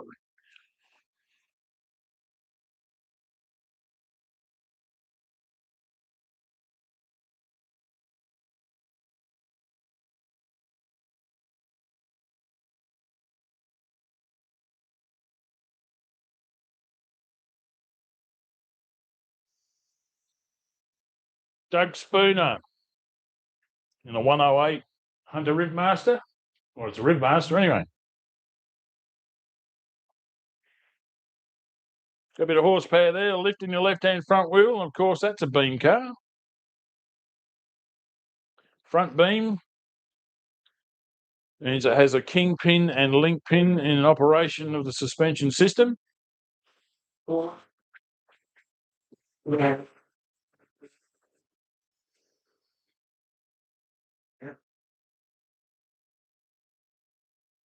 Next away, the 253 of Hayden Vanstone, 5351 is their postcode. That is their motorsport code.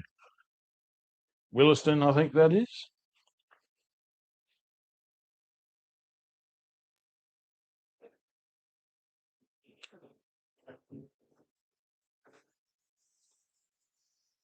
Now the Dabrini Falcon there. Falcon. Commodore. All the way from Alice Springs there, coming down here. Loves the track, so pretty sure Jamie's down here working full time, more or less.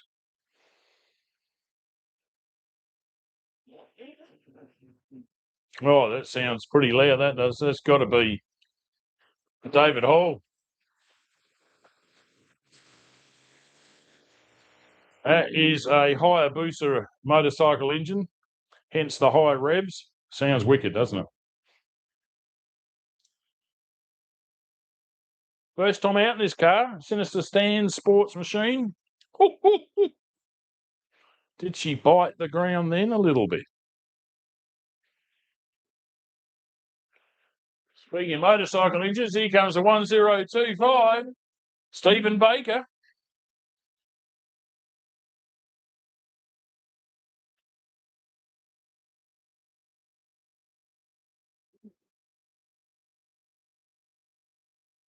Shout out to everyone. I've got comments working this weekend for the first time on YouTube. Shout out to Kira Terry, 3149. Thanks for saying hello. And Aussie Off-Road Media. Haven't they grown in stature over the years and doing some absolute top quality media? So if you're going to any of the nationals, they'll be there. Get onto them. South Aussies know what they're doing. If you want to know who they are, they're the beards. Follow the beards. You'll find them. But doing a great job.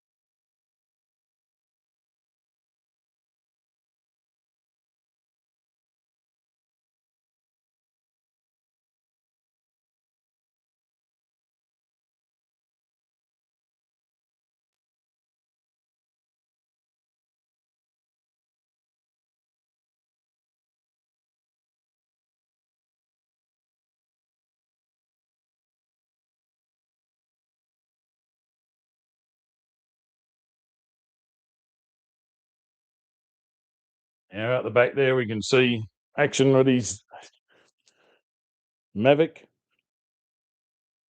Looking at the Brony Commodore there. Getting a bit of feedback here. There's no noise in the pits. It's rather quiet behind me.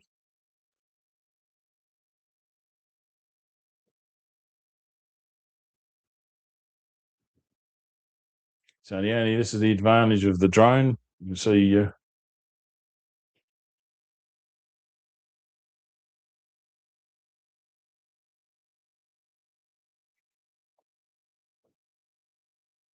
these two cameras chasing each other and their actions out.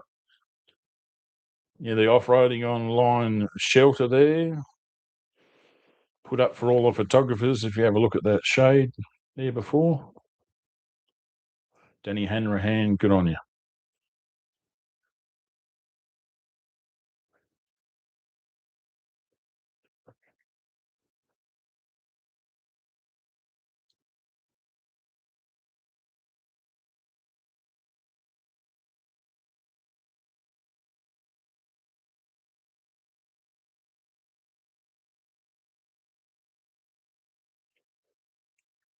That's a Toyota Land Cruiser there on screen. You're following at home. Don't forget, you can log in here on your phones. Should be as long as you get reception. Onto YouTube, look for Lyndon Wilson, Lindon. That's the site. But if you just type in MiniPave 250 live, it should come up. for you. So if you're spectating, that is the modern way, isn't it? Look at your phone and then look at live in front of you when it's in front of you. Fantastic. And we got how to do the sport there. So as I said, the Land Cruiser there, the only Class 7 performance four-wheel drive that we have. Richard Cowan, a Lincoln Cowan on screen. And coming back into view here, the Shunky Transport Class 4, making his way around for the final loops towards here. They come in front of us again and then shoot off towards the trees and then wind up to come back. Well, that is the original Rush truck. Shout out to the Westerns, probably giving rides up there in Queensland today. Off-road Rush is their business if you want to go up interstate and have a bit of a thrash, and they've got a few franchises around the place.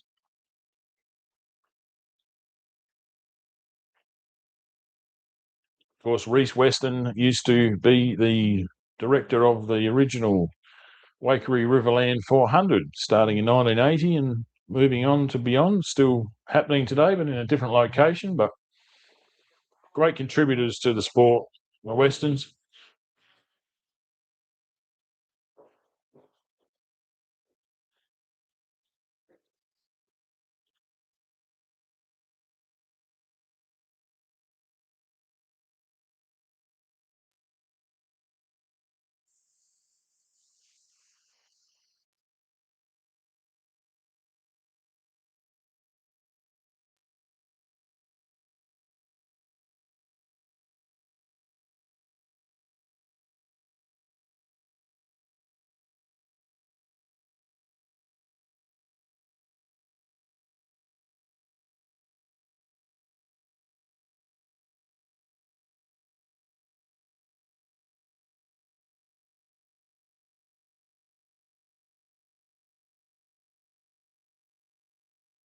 Gavin Chant coming in to complete his first lap.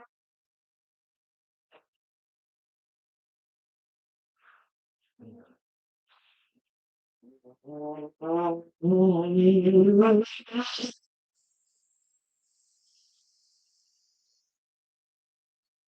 think he has a very ghostly navigator there. Of course, the home of Ian Budgie Langsford, the man, the myth, the legend, of course.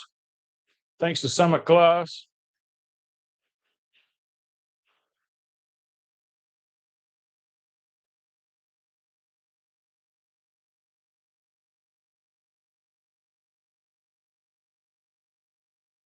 Now coming in here, the C57.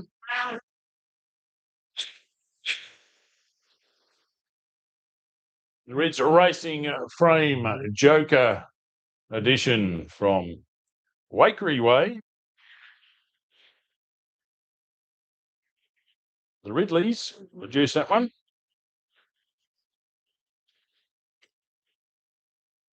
Coming through the dust here now. This is the 128 of McCurley.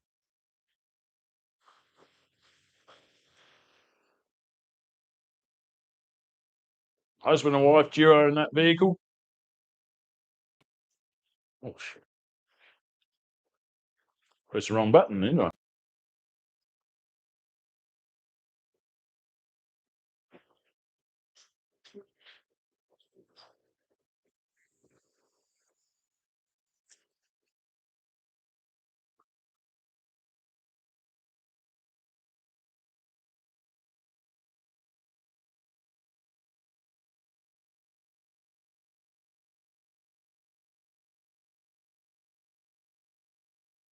Here comes the Bud machine through the dust.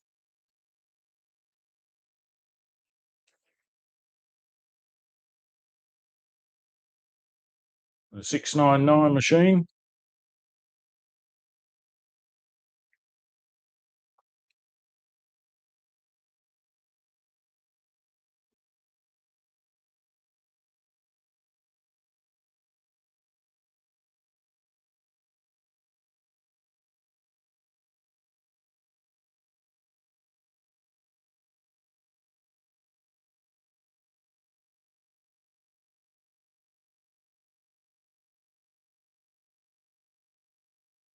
You can see from the drone shot the dust is hanging in the air.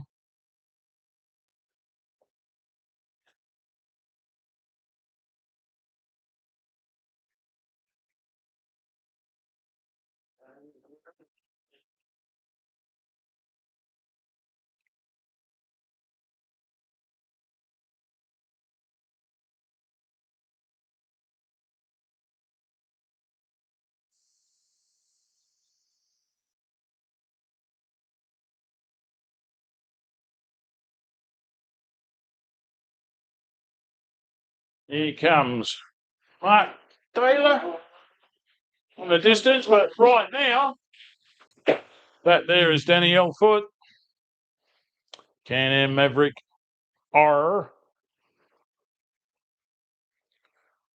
Accomplished racer on the dirt bikes, been the fastest female, I think, many times. Now turning her hand to off-road racing.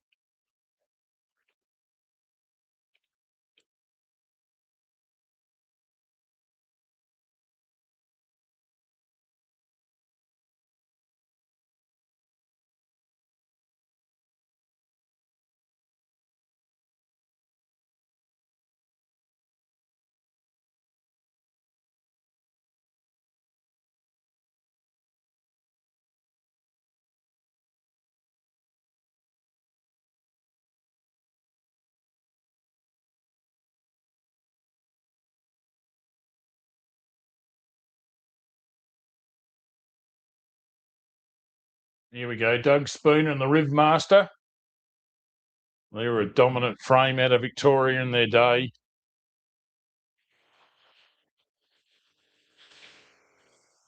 Many national championships won in that vehicle, manufactured.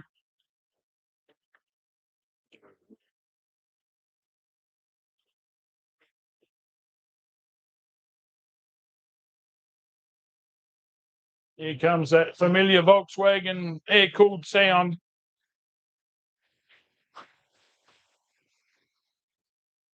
.253 Hayden Vanstone.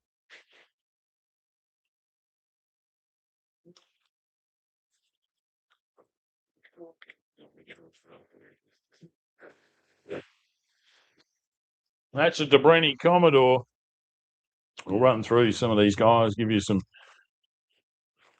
sponsors a bit of a shout out.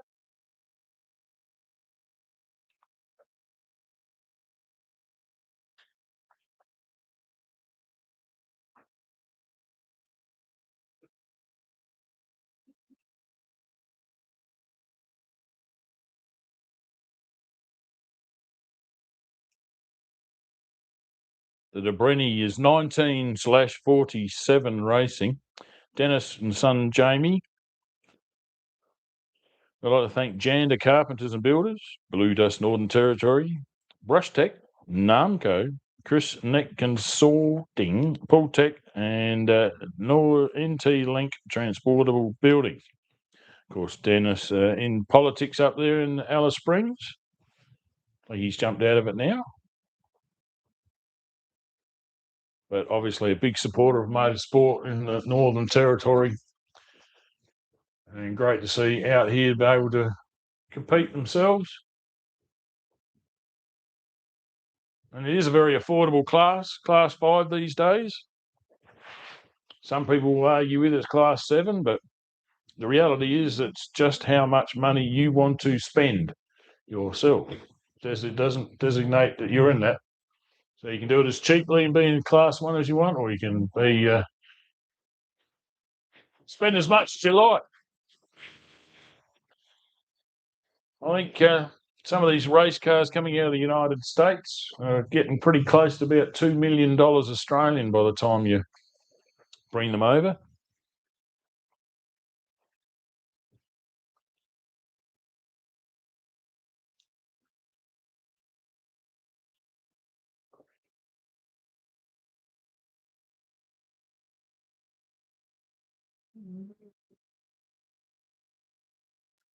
Here comes the Toyota Land Cruiser. Several ton of race car right there.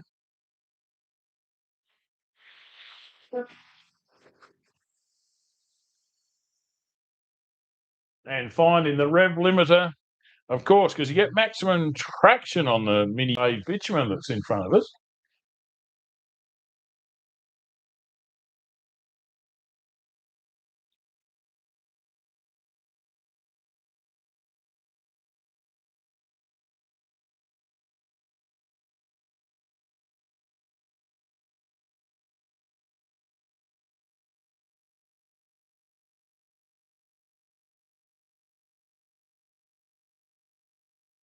Train goes up, train comes down.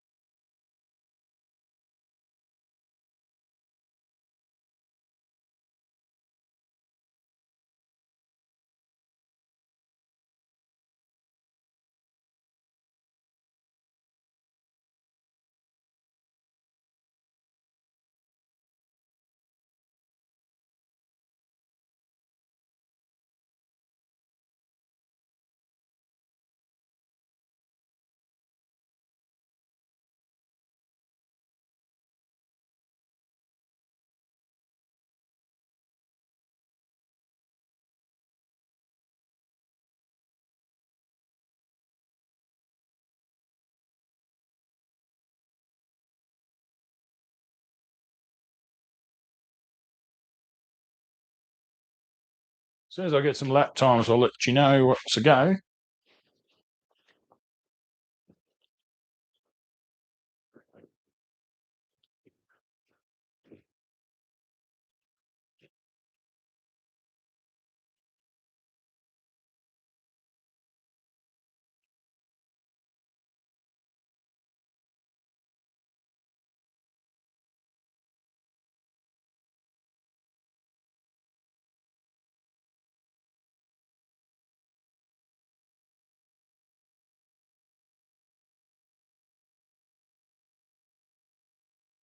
That's the screaming Honda motor from Kevin Chance. Southern Cross Mark 5. It's an early Mark 5. Tony Dawn rebuilt that probably about 3 or 4 times till he actually raced it. It's when he learnt to build gearboxes from Squizzy Taylor there at Volks Auto.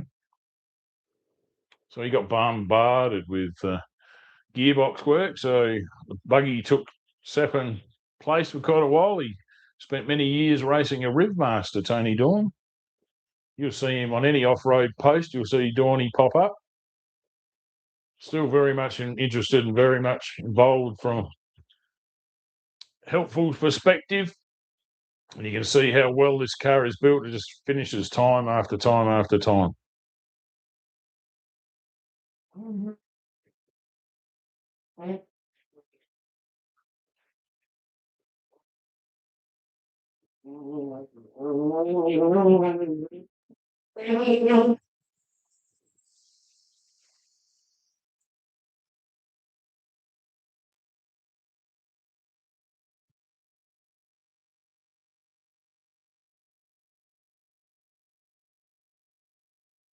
Of course, no navigator there for Kevin Chart. He might look like from the outside, but in the inside, indeed. Ian Budgie Langsford cruising around with him, pointing the way still to this day. Only Budgie.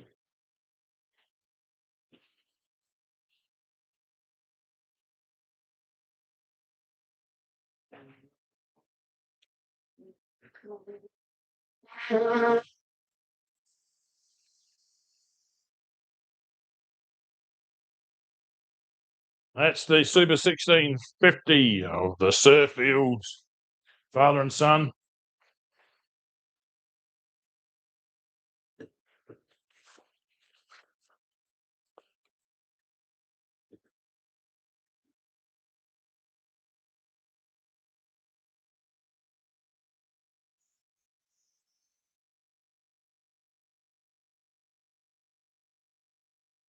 There's a 128 of the McCurleys. Taking the high line, coming through here in the Can-Am. The 663, Tim Lally.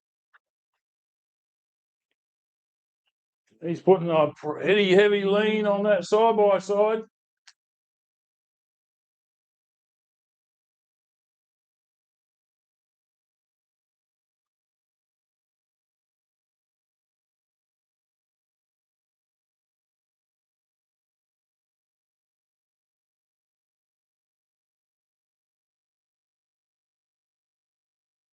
That there is James Budd, Liam Glidden. Excuse me, the first race in that Can-Am X3.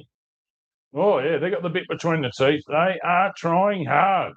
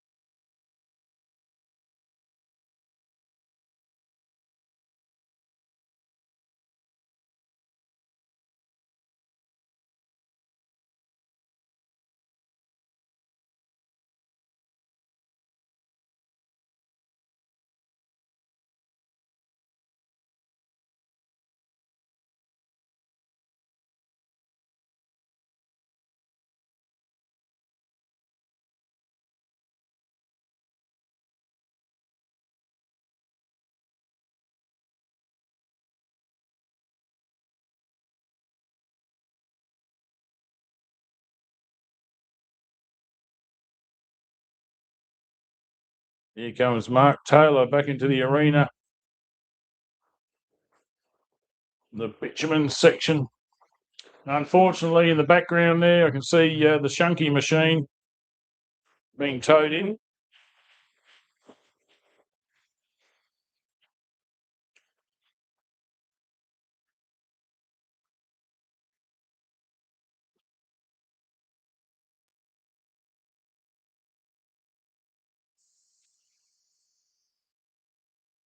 There goes Danielle Foot. Thanks to Mount Moriac Hotel. Unfortunately, there we can see the shunky rush truck number one. Had some problems, obviously, in lap one and still there for lap two, unfortunately. Let's hope they can fix that and get back out. Being in difficult conditions out there, we have no breeze. We're not complaining. Beautiful weather out here, Port Germein.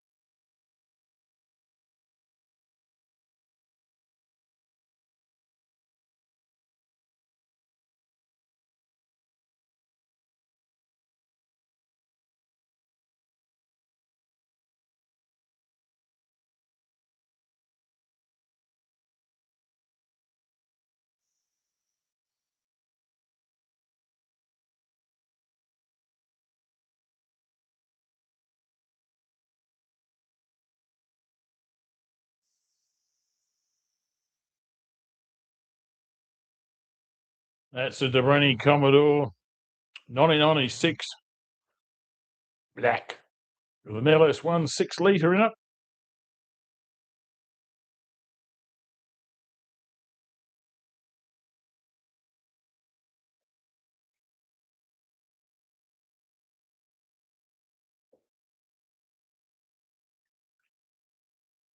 Beautiful conditions out here in the Spencer Gulf. Beautiful blue water in the distance we can see from here. The hills across. Almost looks like you walk across there, doesn't it? Lots of people wish you could. Some have tried over the years. But if you're on the live stream, you can see the tracks and all the competitors raising dust out there. Absolutely beautiful conditions.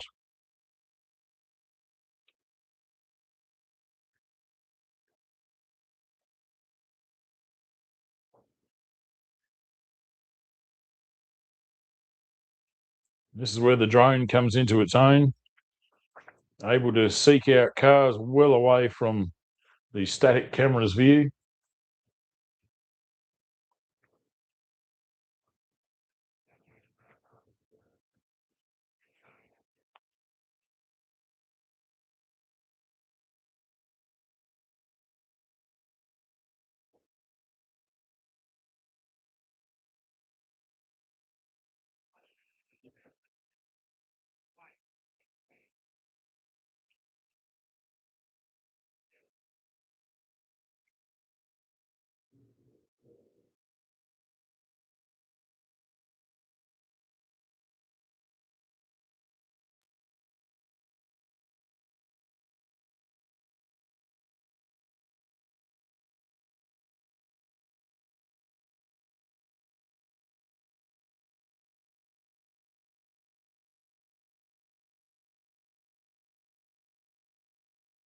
As I said before, these cars, 5 laps here, and that's their Saturday done.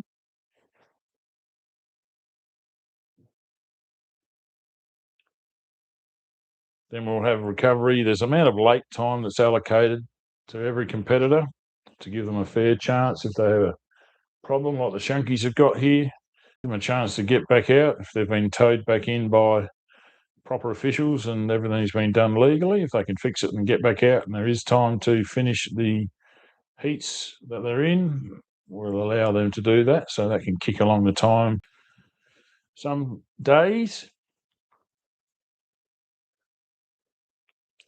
But we're generally finishing a little bit earlier here, get the party started at the Barclay Bar and the Rock and Roll Diner next door.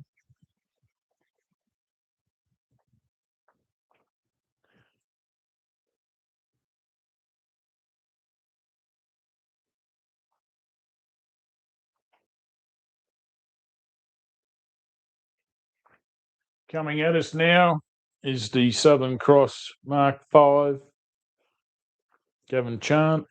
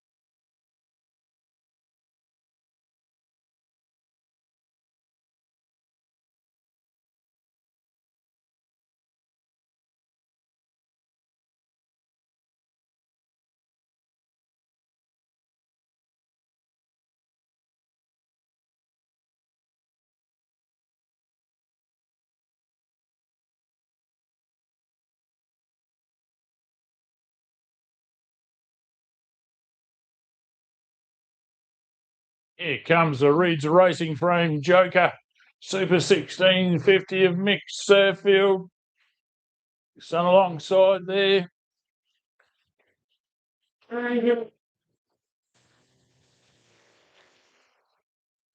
One of the all-black Reeds car team there at one stage. I think Billy Gower. Hello, Billy Gower. Hope you're well. Been chased down by the modern day equipment here. The 663.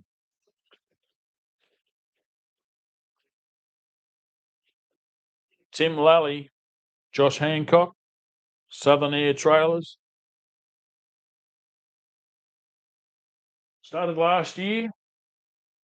Definitely starting to get the hang of it now. You can just see the maximum lean. You know a car is fast if it looks like it's leaning all the way around the corner. Go too far, the rear end kicks out on you. Get it right, it just looks like it's hanging right over, and especially with these cars with a huge amount of suspension travel that they have, these Can-Am. Chasing as hard as he can. James Budd and Liam Glidden. It's their first race, turbo-powered Can-Am X3.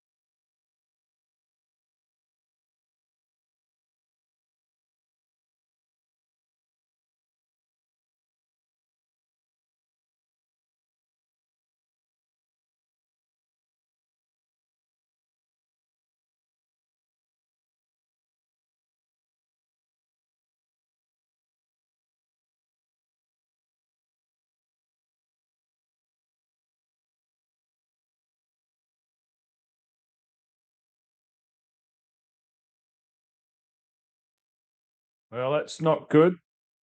Having a look at the McCurley car pulling up on a recovery track.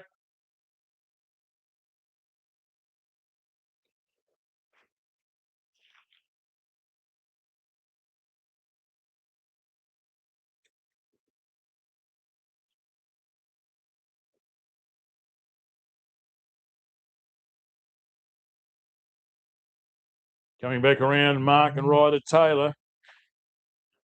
So Adam and Tara McCurley there, thanks to Tom's Lane, Dr. Blue, AGE and Logitech, being brought back in on a recovery tow rope, unfortunately. There's the Mount Moriac Hotel. I keep saying Murray because I've got a few Murrays. It's Moriac Hotel over there in Victoria, Princess Highway. Danielle Foot absolutely flying there. She's catching up to the dust in front, but not backing off at all. Hard charger, that's for sure.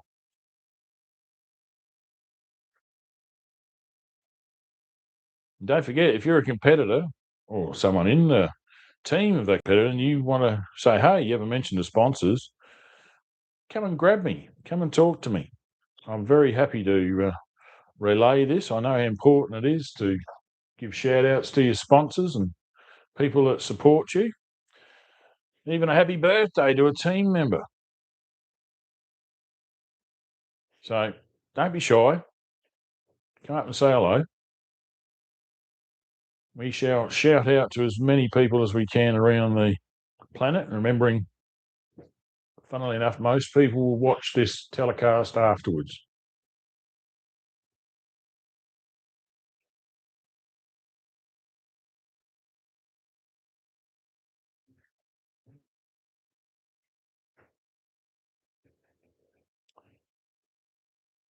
So coming back at us,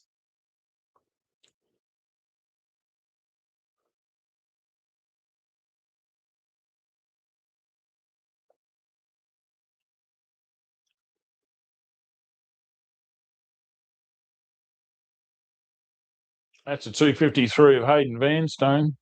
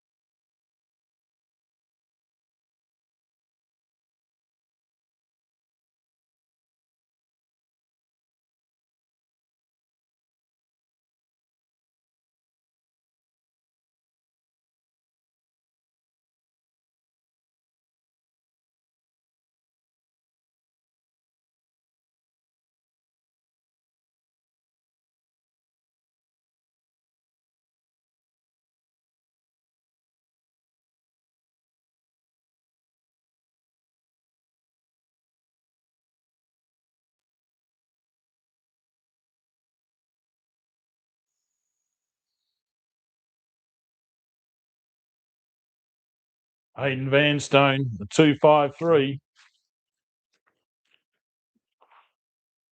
Ridge Racing Joker Hybrid, that one is. So a little bit of their own ideas going into the car. Built in 2018 originally. They'd like to thank Barossa Earthworks, Chook's Custom Graphics, Collins Concrete Pumping, Lindock Hotel, Deckpot, Outdoor Speed Shop, or Outlaw, I should say, not Outdoor.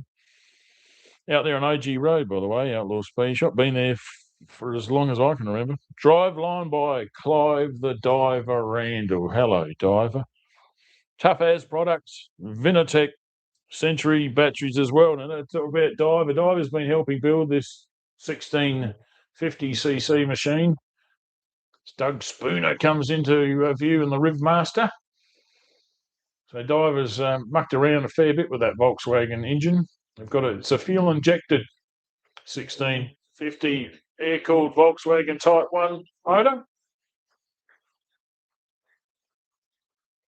Volkswagen only came out with that on the Type 3 originally. It was your mechanical fuel injection, I think it was. It was Bosch fuel injection anyway. So many relays. So many relays.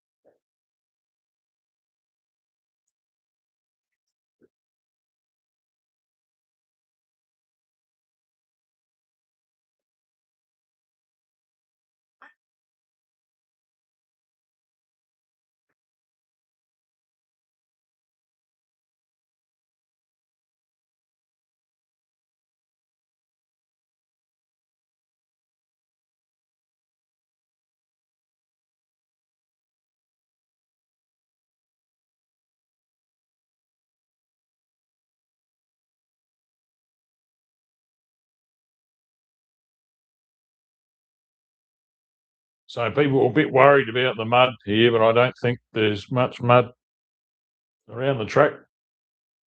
Maybe a couple of percent in terms of track length. Might have a bit of mud on it.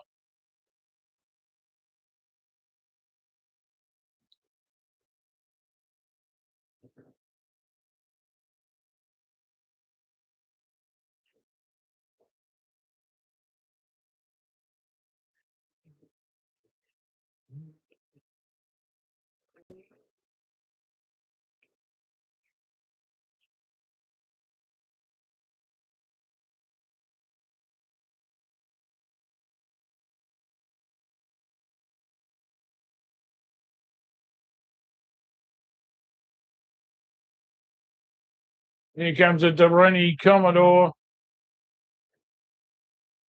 547 is their race number.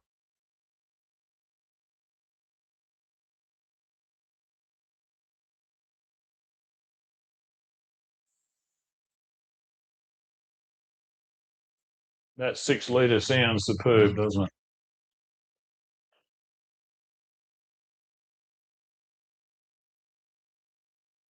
Remember when you drove along the freeways and that's all you'd hear is V8 noise? You'd chuckle if you heard a four-cylinder. If you're out in the Riverland when I was growing up in the 70s anyway.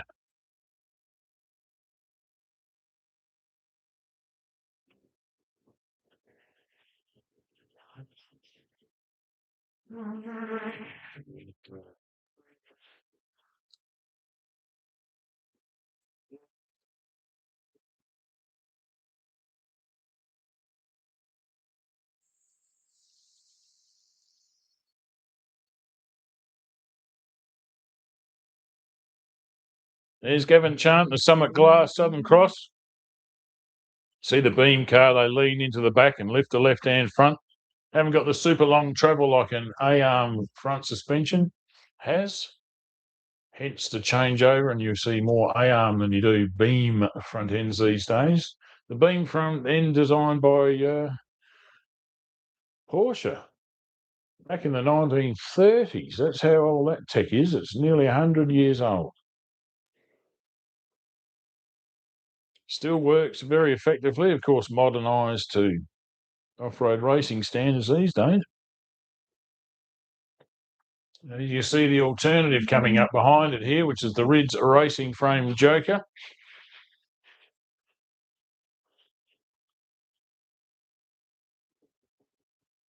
The Surfields, Wakery.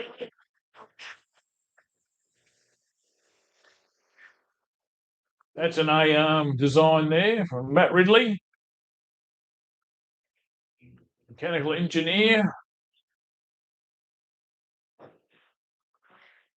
So they struggle to find a gear there.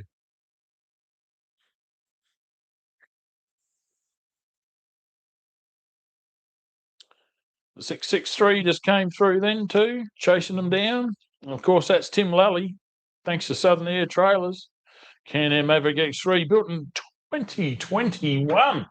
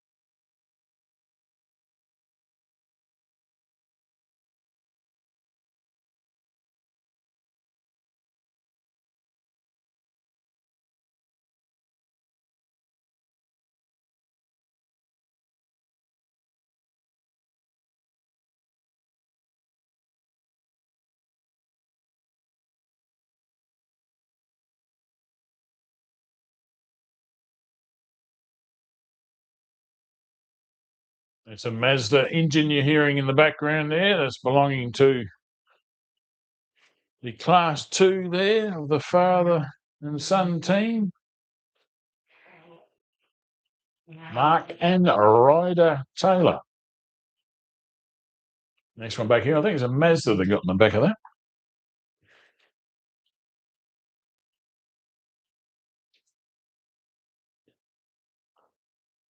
Well, it says there's a Cobra 100, 182. Yes, it is a Mazda B6ZE.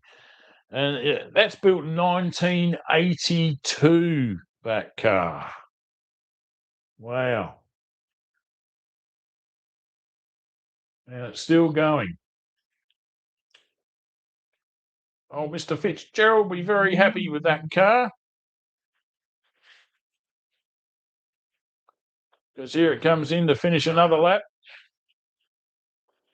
Rear tyre into the berm.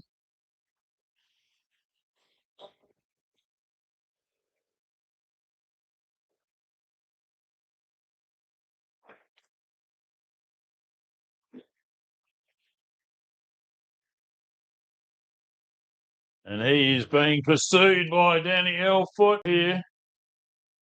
Whoa. I don't think this is running quite correctly for Danny L. 635 sound a little off song there. Speaking of off song, our drone here has caught the view of what is a Can-Am Maverick that looks like the front wheels are pointing in opposing directions, which says maybe a steering device has collapsed. But either way, recovery are there to assist the problem. Both driver and navigator are outside the car, so there's no real drama.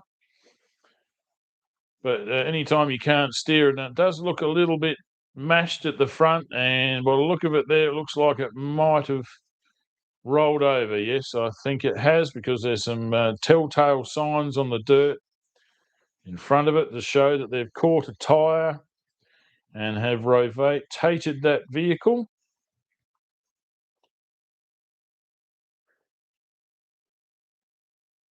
So that looks like the 663, unfortunately, of Tim Lally with that colour scheme. The air trailers might need a trailer for it now, I would say. Now, let's hope that's not too much and they can get back out on course tomorrow. Bit of a drive back to the workshop from here, but not too far.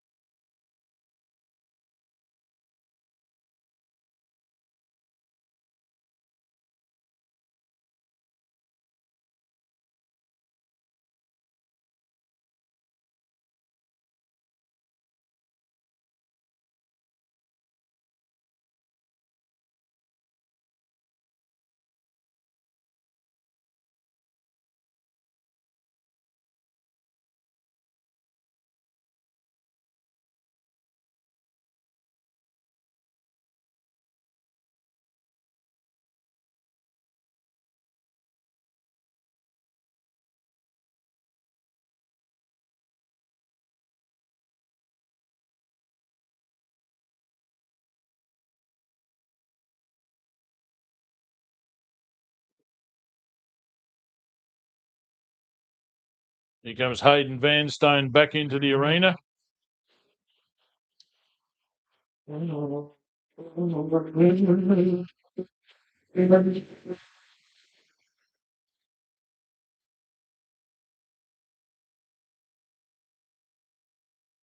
Definitely hearing some clogging air filters out there at the moment, with the dust not blowing directly off of the track. You're inhaling a lot of competitors in front of you's dust on the same course. Of course, it becomes very loose, the dust, and it becomes more airborne. Therefore, you're driving faster, so you're sucking more in, and it is a very overlooked section for a lot of people, is having a really large air filter. Personally, used to change them at half time, and it used to make such a difference, especially to your top speed. And you're not sucking all of that dirt into your engine, because a lot of these air filters are, from a standard point of view, because we are very active in recycling automotive parts, off-roaders, they're just not built large enough for the flow as well. So the amount of air you're running at high speed, at top revs, these engines all the time. So it is a lot of people overlook it. I remember when Ian Sharkey came out with his Rivmaster with a Honda motor in the back. absolute screamingly fast Class 2, 1600cc, won national championship, won Warnertown here behind us many years ago. And he came out with this humongous, it was like about 2.5 foot across.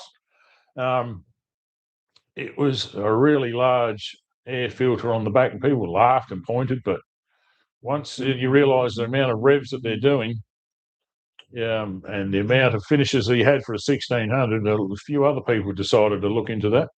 So a forgotten part of the sport for a few people, maybe. Doug Spooner coming through now, complete his next lap. The Riv Master, as I mentioned before, manufactured out of Victoria many moons ago. Then it became Hunter Riv Master, an association up there in New South Wales.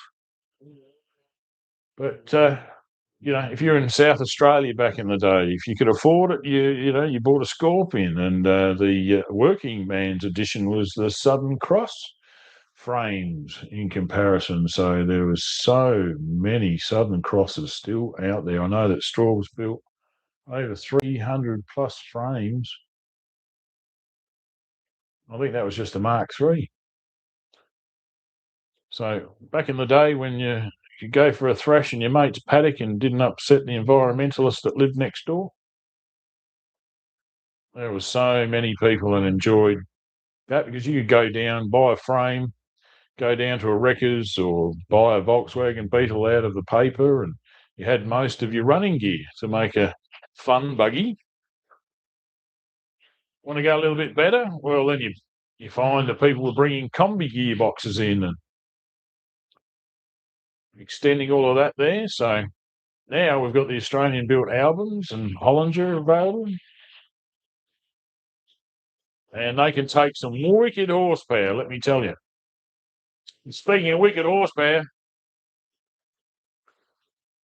547. I don't think that's as much horsepower as we wanted to see. I think he might be coming into the pits, the Debrini Commodore indeed, coming in for some repairs.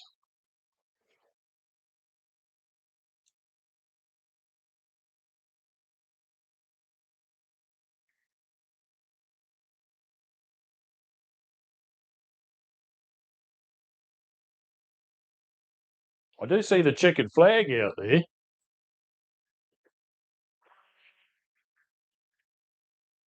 So maybe he has completed all of his 5 laps. That'd be good. Well, Gavin Chartner's coming through now. He's getting, so indeed that is the case.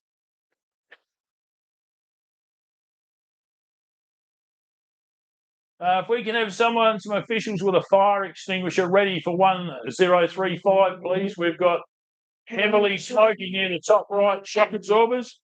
There's the 257 of Mick Surfy who comes in, and he's got some steering issues that he's adjusting there. Got the 1035 just smoking at the top there. Whether that's just the engine breathing heavily is a possibility, but better be safe than sorry here. And we have some excellent officials, of course, first class here to look after anybody. He doesn't look overly concerned. It could be also just vapour overheating.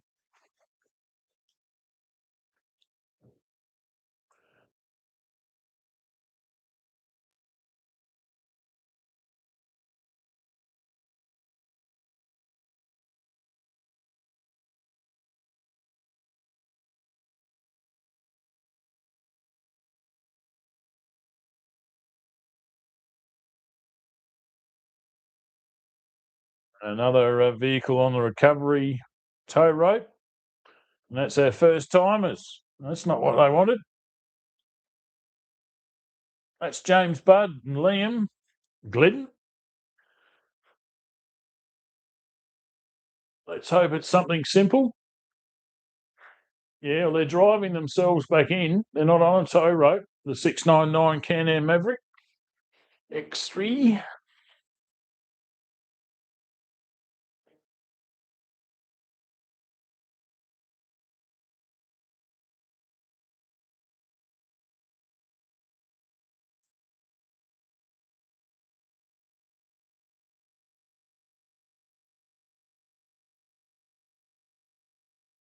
So a few cars have completed laps.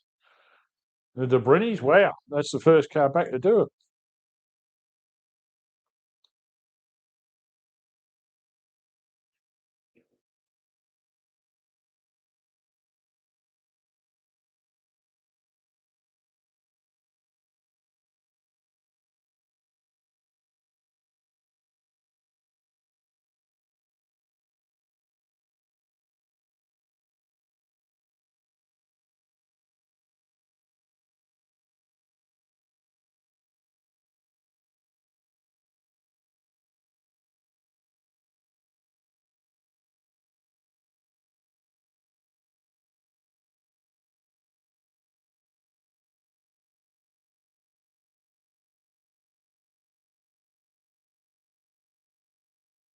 So it's been super fast. 5 laps here today. Seems to be averaging out a bit over 10 to 11 to 12. Well, these guys 11 to 12 minutes per lap. So that's huge. That's fast. That's good. Shows the track is absolutely superb out there. We're starting to get a little bit of a breeze. You can see the dust moving, and it does make things faster if you're chasing somebody. But here it is. I guarantee you this has got to be the oldest car in the field here today.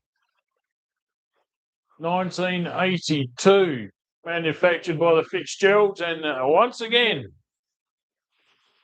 5 laps or 6 in total today under the belt there for the Cobra buggy.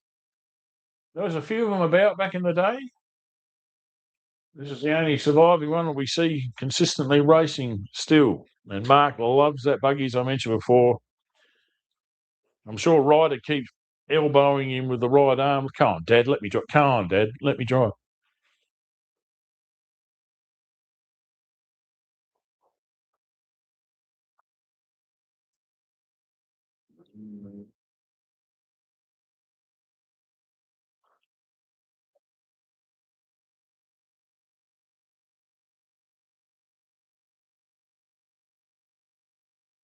Coming around towards us now is Danny Elfoot. You wonder whether there's a bit of blockage in the air filter with that car. Does not seem to be going as fast as it was earlier. These Mavic Rs are unbelievable with the electronic suspension. Having a chat with Tony Waitley the other day, and his particular Can-Am has been very much mucked around with and experimented on by 5 p.m. Scott Agars, the wizard mechanic with shock absorbers and the rest, they're able to really find some interesting solutions to the computerized controlled suspension that comes standard on these Cavram Maverick Rs. And they are so quick that it's not really well known. I didn't know.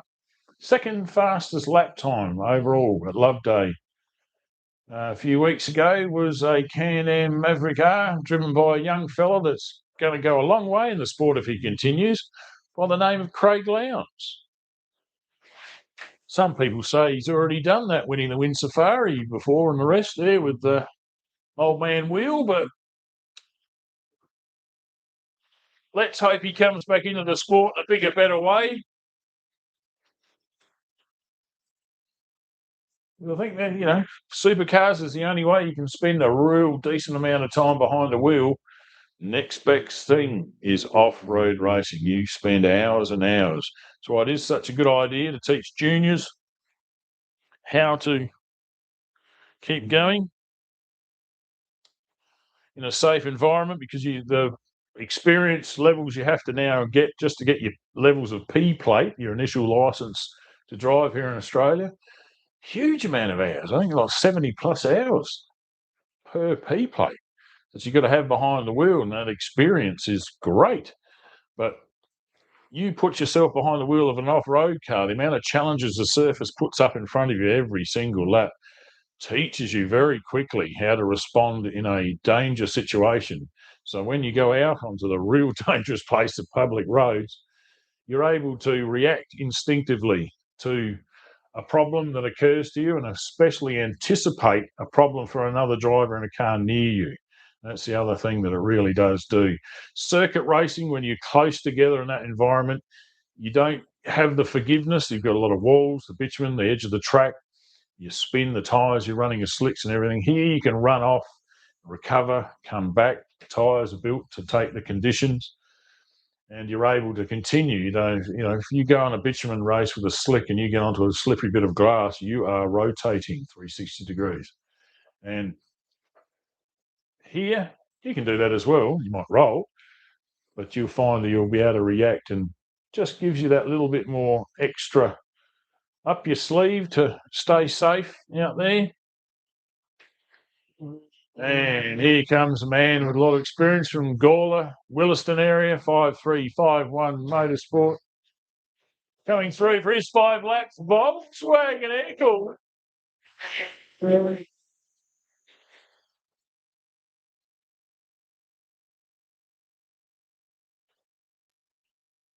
I got to be happy with that.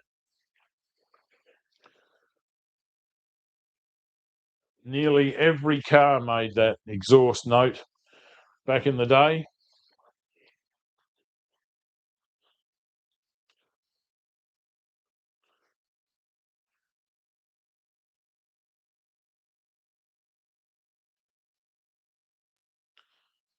Yes, I was born in the back of a Volkswagen, apparently, or brought home in the back of a Volkswagen Beetle.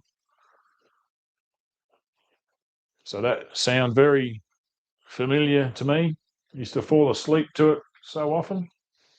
Before they had baby capsules and that sort of thing, Mum used to put us in a bassinet over the rear seat of her 1957 Oval Beetle. Such a lovely place, so much so that if you've seen a few of my Facebook posts, you would have seen the story about the precision driving team, the geometry on wheels out at the Royal Showgrounds there, 1967, first appearance.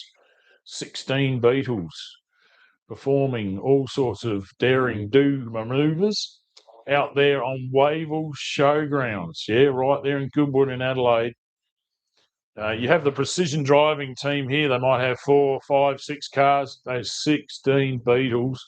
They're all provided by dealers, and as Straub's noted, there was red, white, blue.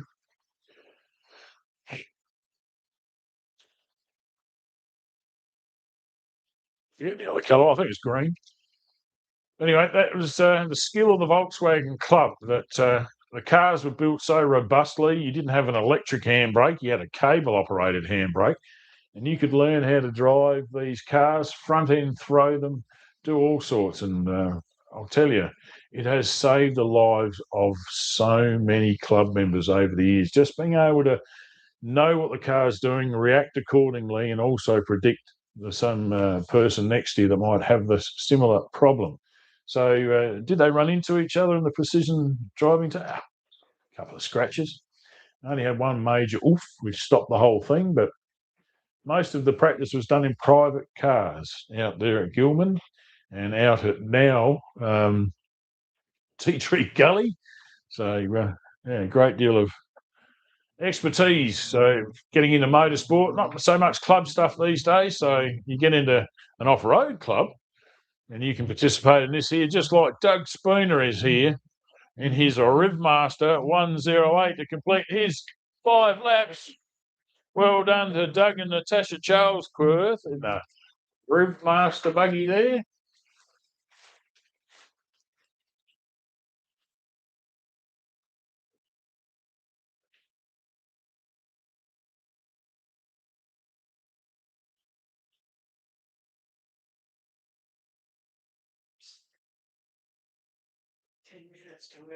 Please.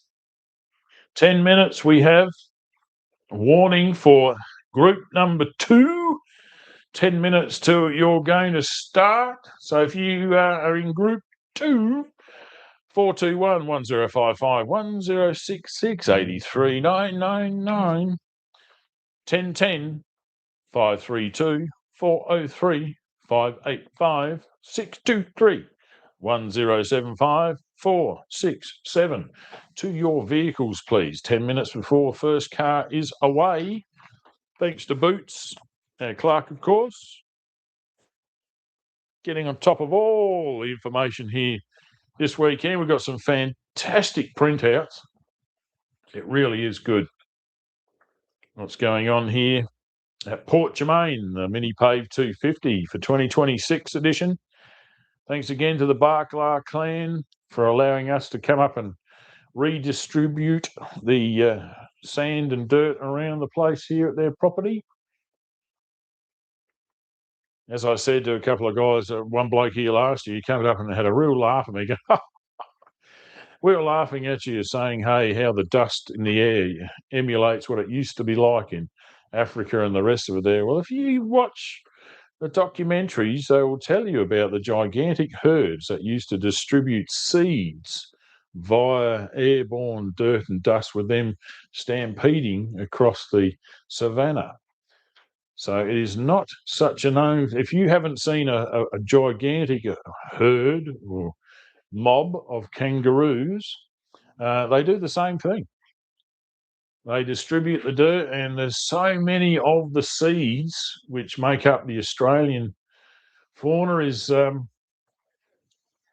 microscopic.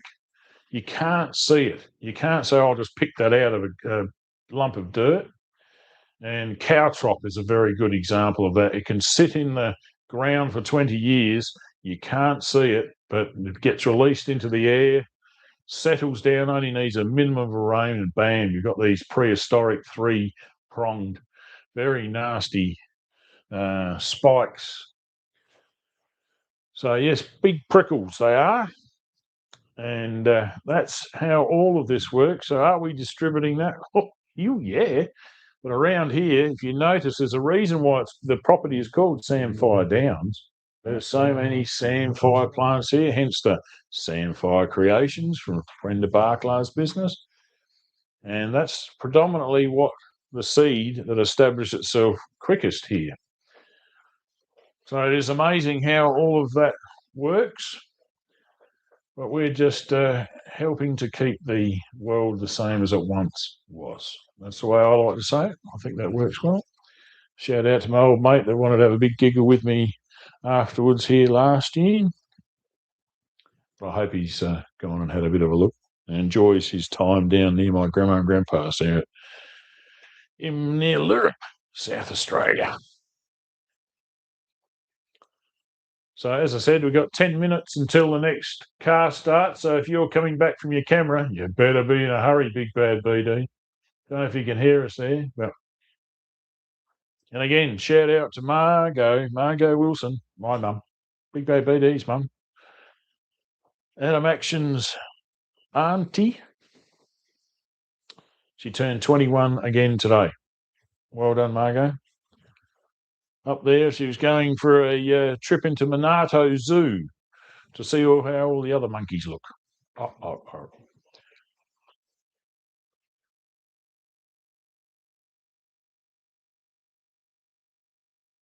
So as I said, only 10 minutes away, which means you're probably going to be, I don't know, 12, 10 to 1 maybe. You might be able to get a start. We'll see.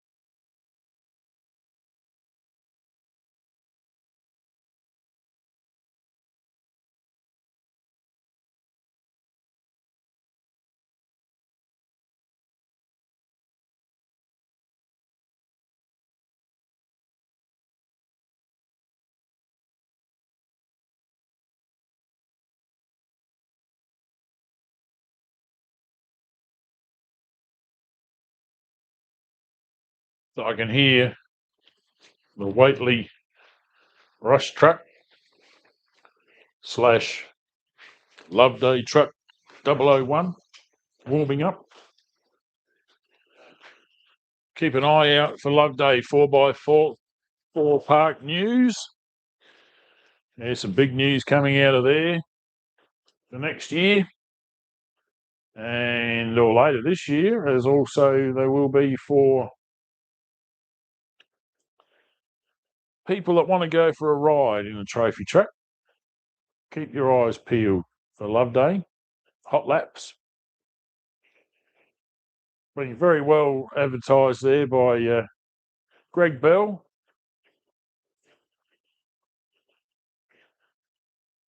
Doing a great job timing there today. I don't know if you can hear me, Greg, but we got any times for that heat available to us at all? I don't think you can hear us. He might have. I'm just looking. Excuse me. Swing the camera there.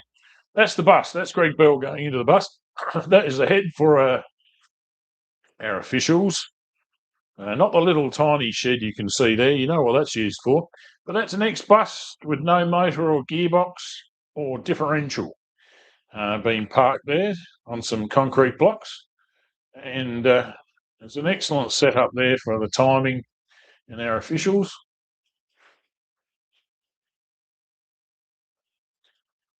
They can't hear me. So you see that's out the door there. You can see there's see some competitors there. We're generally looking at the start finish here.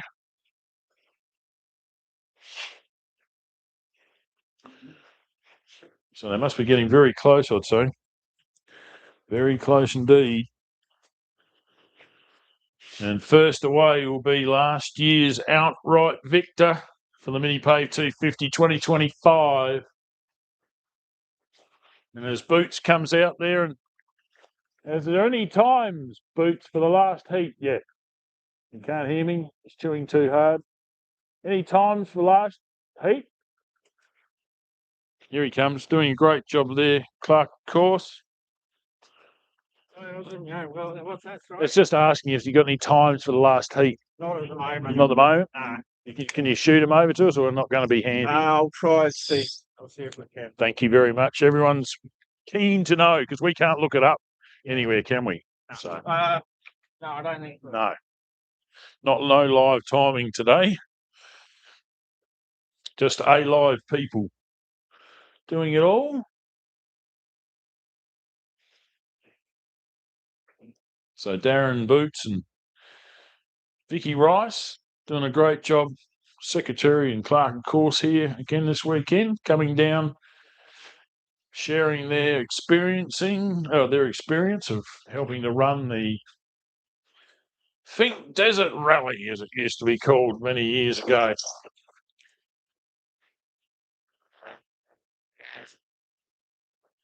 Oh, we can hear some competitors warming up there, and that indeed is the Loveday 4x4 truck being chased up.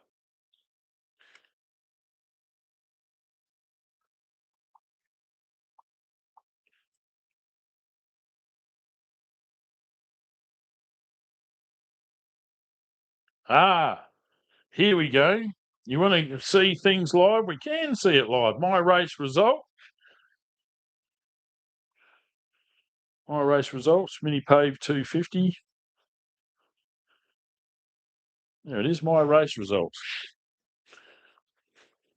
Let me just scroll this up here. Section 1, Section 2 start. Oh, look at that. Can the public get to this there, Greg? Yeah. They can? Excellent.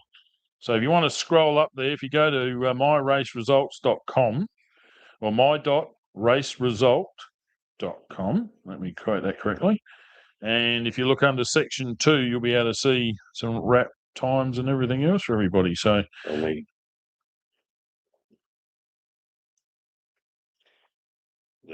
414192. Okay, here's a direct one. You can hear Greg, it's my.raceresult.com/414-192 / that'll get you directly into the results here today. Thank you very much for that, Greg. Easier on the laptop. It is easier. I might fire up my other laptop and put this one on, actually. That is excellent. Thank you And very that was much. when you go into section 2, it will update live. So as cars come across the line, we'll show their times. Brilliant. And update their ranking. Excellent. Cheers, Greg. All right. Greg Bell from GB Timing, showing us the way here. So I'll definitely, get this up onto with some more timing. So let's go back here a couple of minutes before start.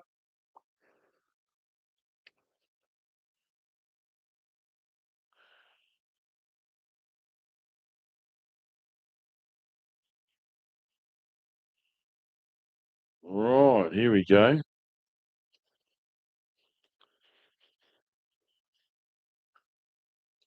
Wow. So Gavin Chant came out with a total section 2 time of 13. What's it?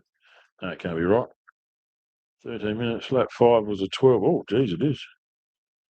11, 11, 11. Then the lap 5 was pretty fast. So his quickest lap time was 11 minutes 28 seconds. Was lap 4 for Gavin Chant at 1:03.5. Now let's have a look at Mark Taylor. His quickest lap time for 5 laps was lap 1, 12 minutes even. Danielle Foot there. Her fastest lap time out of the 5 was 11 minutes 58 seconds.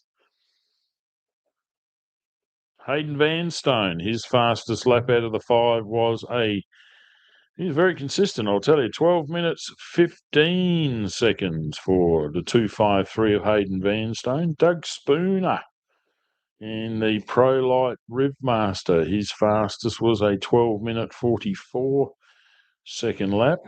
Tim Lally, unfortunately, DNF there, but his fastest lap until that time was lap 3 with 11 minutes 24 seconds. Dennis DeBrenny in the Commodore, his fastest, it says here he did pull in early. I thought that was the case. So he did only do 4 laps. His fastest was lap 1, 12 minutes 27 seconds. James Budd that we saw drive back, he only got 3 laps in, and his fastest lap was lap 1 of 11 minutes 35 seconds. Adam McCurley, unfortunately, only completed 2 laps, and his fastest was lap 2, 11 minutes 39, before problems forced him back. Clinton Chunky only got 1 lap in before coming back, 11 minutes 26 seconds. Stephen Baker, fortunately, only got 1 lap in too, 13 minutes and 7 seconds.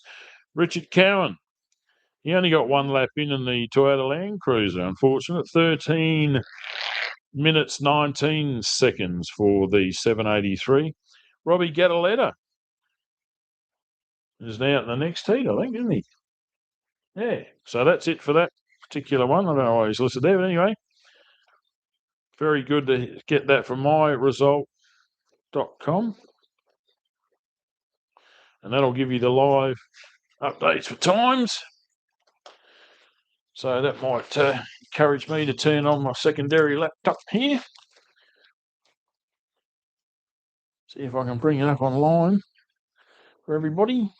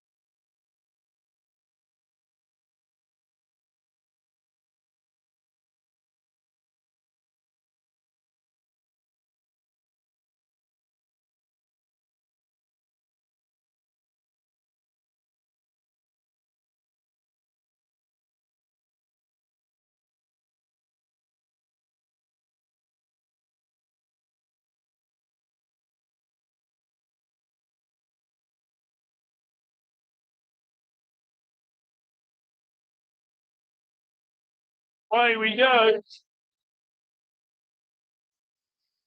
4, 2, 1. That is the Loveday 4x4 Adventure Park. Kelly Pampling pointing the way for her hubby, Toby Waitley. Throwing up a whole heap of dust. The drone starts to chase them all down once again.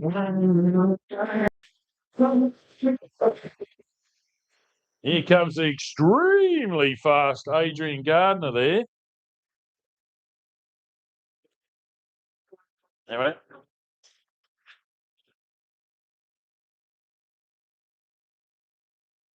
Yes. Hello, Wendy. Who? Yeah. So on the site, easily. Yes. So Gotcha. got a Gotcha. new sponsor.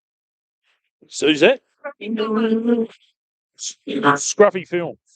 Scruffy Fella Australia. Oh yeah. Okay. Cafe cocktail bar. Okay. Cafe Cocktail Bar. Whereabouts? Corn. Yes. Up in the Flinders. Gotcha. Yeah, that's right. I know what you are. Okay. No worries. Scruffy Fella. I'll write it down. Good on you. Cheers.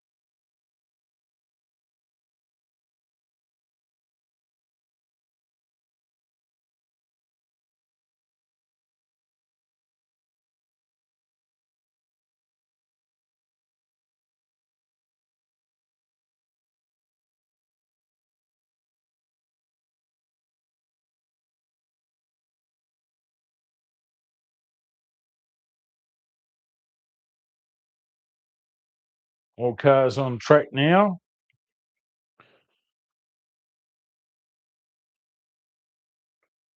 That's 12 races we've got starting their 5 laps.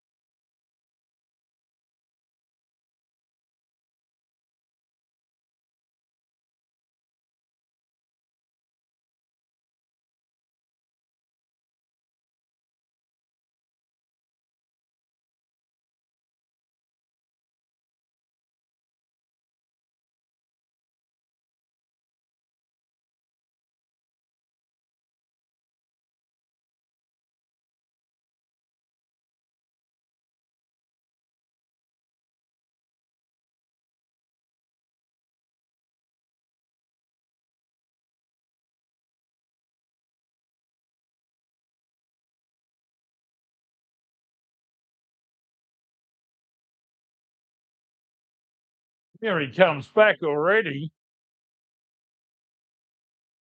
Toby Waitley and Keely Pampling. So we've got 2 little tackers in the pits there. They're super excited to see mum and dad go in the race car together.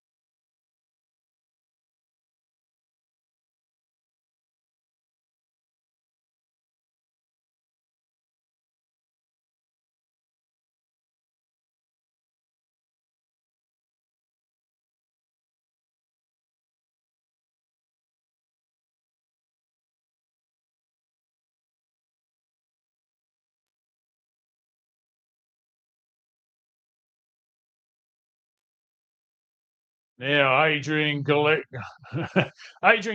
Electrical. AGE.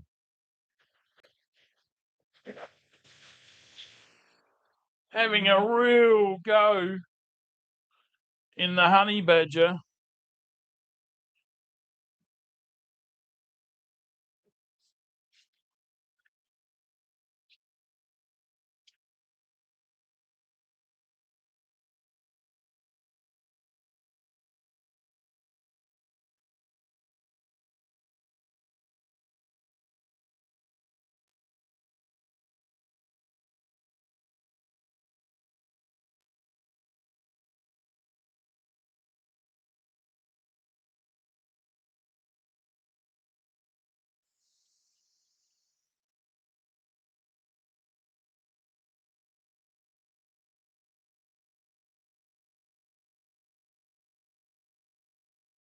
Robbie Gataletta going through there in the dust.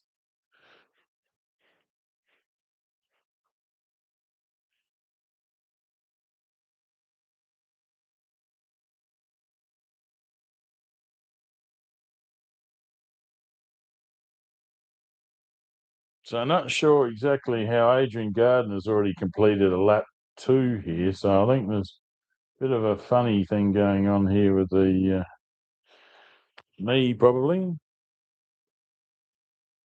Anyway, we'll get that sorted in a bit.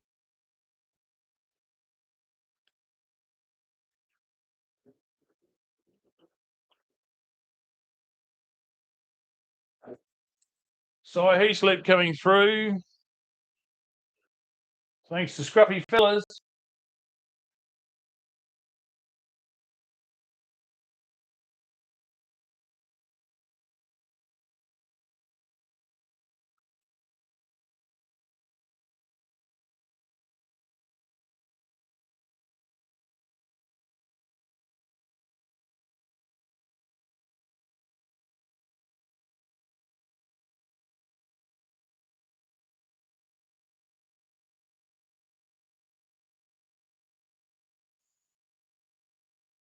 Ten of Matt Tinger. Sudden cross, Mark 5. Throwing it into both corners in front of the spectators. And why is that?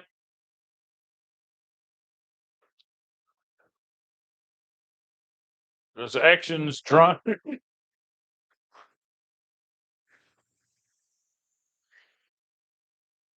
Being dusted out, I think. All the figures are coming out as Heath Thorne throws the Falcon left, then right, showers all the spectators. He's used to showering spectators with clay from racing speedway for so long.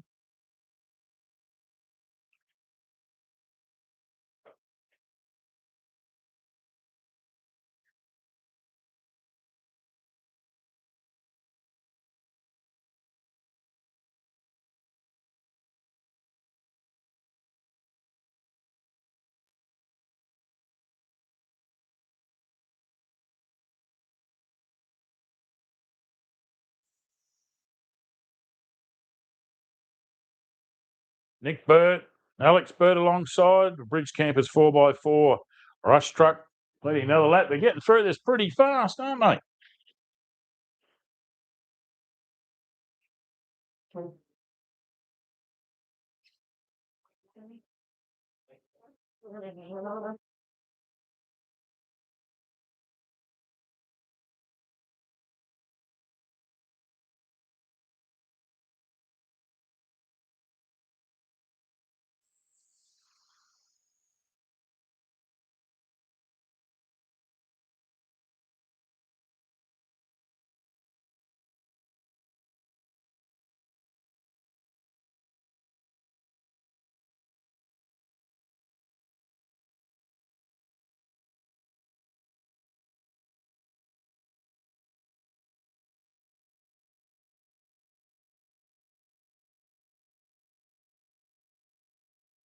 Six, 2, 3. Jeff Brennan coming through, and here's Can-Am Maverick. Having a look at some lap times here. Keeps changing around on me on screen here. Makes it a bit hard. 10-minute 30 seconds, the fastest lap from Toby Waitley in the 421 truck. We're looking at Robbie Gataletta, 10 minutes 44 in second. Tyson Battersby in the 1066 and Adrian Gardner in the 1055, less than a second apart, only a tenth of a second separates the two sports light competitors. Fantastic racing out here at the MiniPave 250. Close it is. So get onto myraceresult.com. Bit of a search yourself. You can get up and just navigate down to section 2 is what you want to look at, and that's what's transmitting at the moment.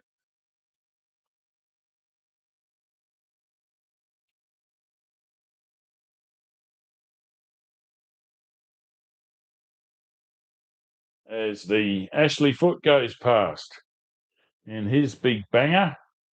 That's a Guys and Brothers trophy truck.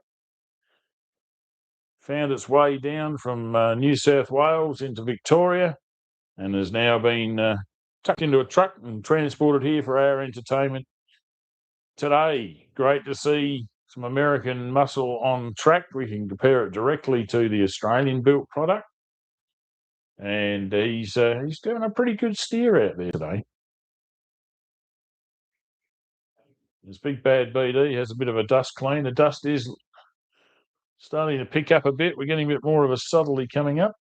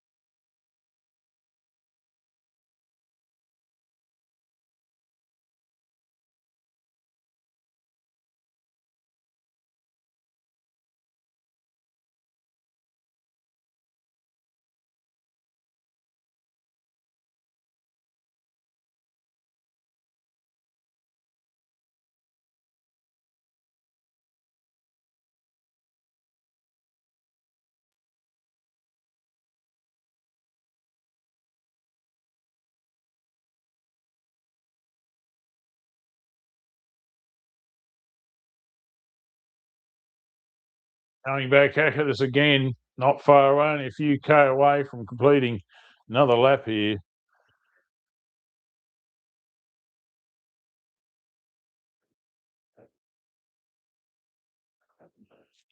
Toby Waitley, Keely Pampling. Partners in life, now partners on the racetrack.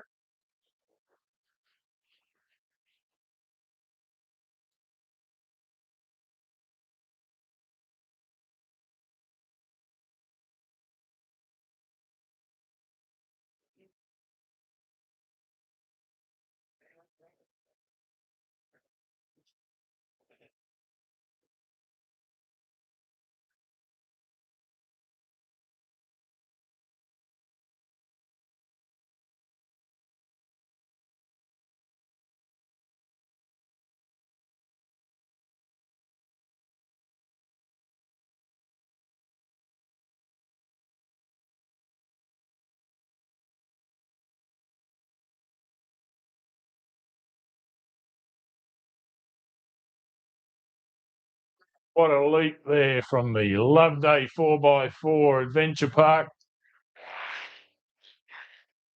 Rush truck, here he comes.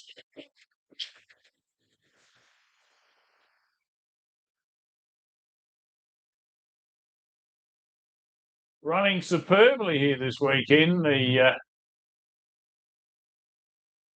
Rush truck. Gone through a lot of motors, more than anything else, I think, that vehicle over time. But definitely getting a good run out of it today.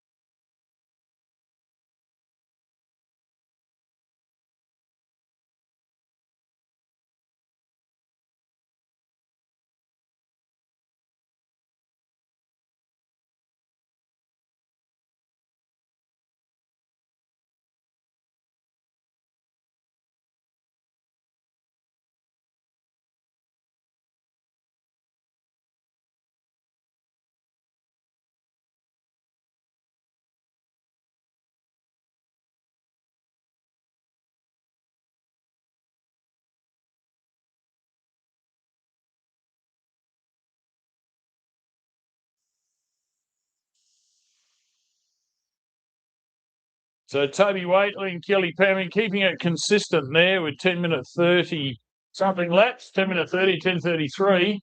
As in the dust here is Robbie Gattaletta. He's gone wide on that corner. Possibly lost in the dust momentarily. But the Jimco champion can take those sort of lumps and bumps without moment's hesitation. Back on track, back up to full power. From a driver's perspective, you just feel a little embarrassed. I missed that corner slightly. Adrian Gardner getting quicker with the challenge there. He's done a 10-minute 51-second lap from 11-minute 3-second first lap. Big improvement there at 12 seconds. Definitely on the charge, probably being let know that Tyson and Kaylee Battersby are very close, in fact, just in front of him. So we haven't seen them return for their second lap. Honest, we'll find out here they come right now.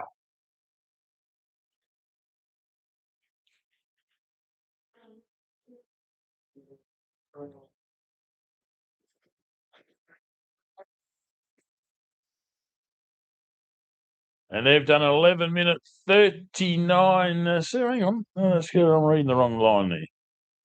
There it is. 11-minute 42-second lap. So they've had some drama. It's cost them 30 seconds out there. Cy Heaslip and the single-seater Jimco comes through. It's got a 6-litre LS motor in the back of that. Thanks to Scruffy Fellas Cafe up there in Corn, just up a bit north from here. New sponsor on board there.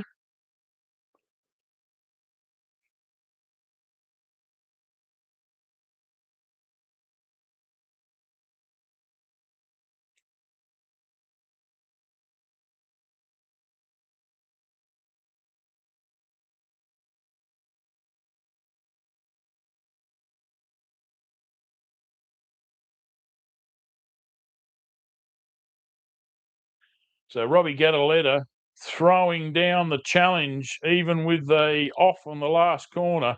Lap 2, 10 minutes, 27 seconds. So that's 3 seconds or 6 seconds faster than Toby Wavy's last lap. But in terms of fastest lap during this heat, 10 minutes, 30 seconds for Toby Waitley, 10:27 for the Gattaletta Steel Services Jimco champion, driven ably by Robbie Gattaletta.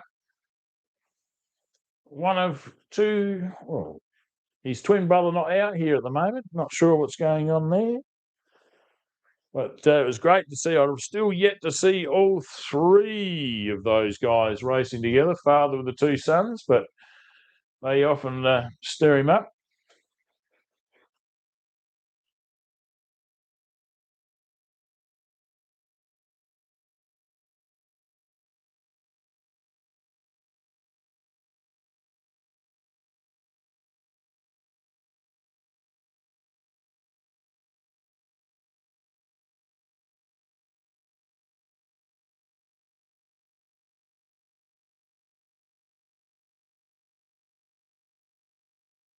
Here comes the Bridge Campers 4x4. Nick and Alex Burt, father and son, work together during the daylight hours and then work at winning every race they enter after hours. Great family sport, off-road racing. Been asked here by Brenton Glover, online, where's 1 to 8? The McCurleys. Well, unfortunately, they're parked up in the pits at the moment. After this heat, I'm going to go wander around and see if I can find out some more information to relay in tomorrow morning's broadcast. But at the moment, go on to myraceresult.com. So Ford Ranger goes through myraceresult.com and search through, and you can find Motorsport and then have a look for the 2026 MiniPave 250. Click onto that. scroll down to they'll allow you in one of the screens to get to section 2, and you'll look at what I'm looking at the moment, which is the results online. Just show you what that is actually. You've got Jeff Brendan coming through in the Bull Ant Racing number 623 Can-Am. He's pretty experienced at this track.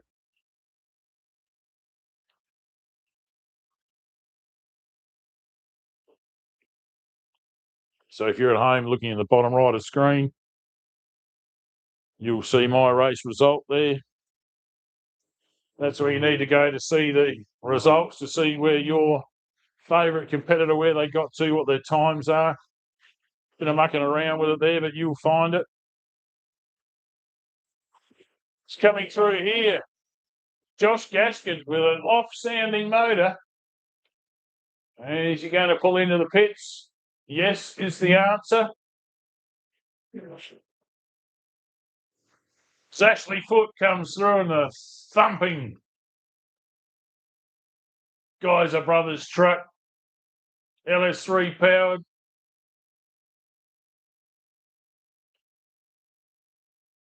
Looks like he's coming to terms with the new vehicle.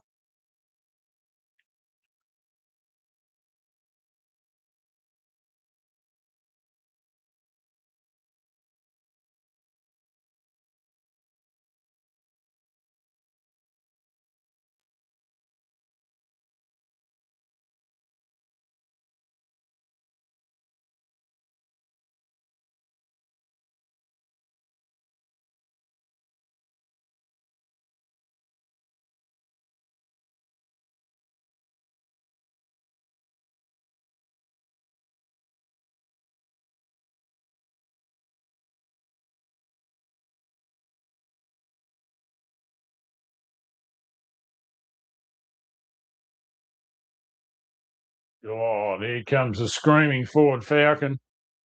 Heath Thorne not backing off for a single kilometre there. Every bit of speed he can gather over the jumps. Really pushing the old Falcon to its limits without a doubt. Well-built machine. Del Santos, I think, many moons ago built that car. I've seen many different paint jobs on it. But great to see it still running. People absolutely love the height and the jump from this car. As I said, the very popular on Facebook, the Gotcha Classics. Love this car.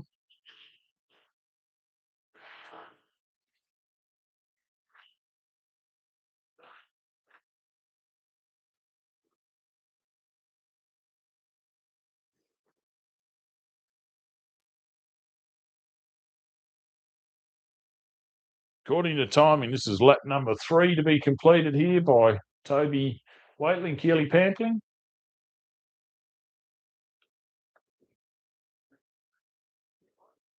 They definitely win the most dust into the air award today.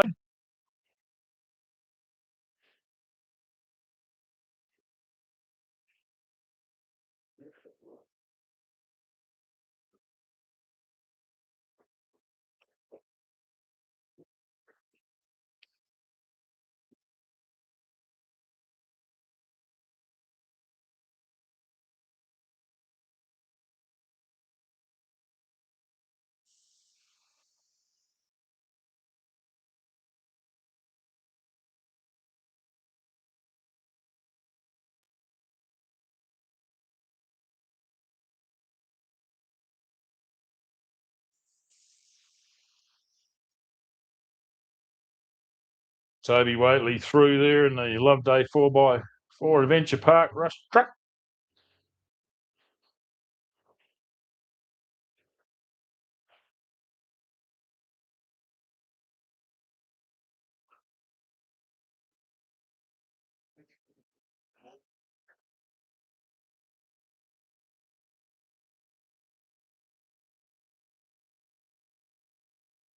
Looks like a 10-minute, 39-second lap there for Toby Waitley in lap 3. The comparison is the number 83 buggy Robbie Gataletta and Tyson Sparks have definitely, they're 12 seconds ahead of that time. So looks like the dust has held up Toby Waitley a little bit. And someone that was pretty chuffed with how quick he was going today is Adrian Gardner in the Ursig constructed EC3 Honey Badger. It's coming up there and he's starting to get into Robbie Gataletta's dust. Now, Robbie can see this corner quite well, stays low, uses the second part of the boom, comes flying through there. That looked pretty wild.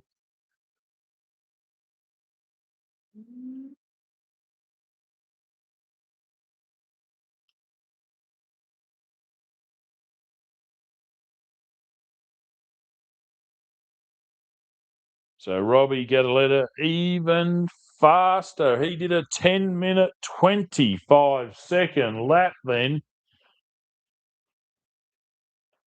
He is saying, I think I want to win this outright this year. Keeps going the way he is. He will be walking away with that title, the MiniPave 2026 250 outright champion. Coming through now, throwing it early into the corner is Adrian Gardner.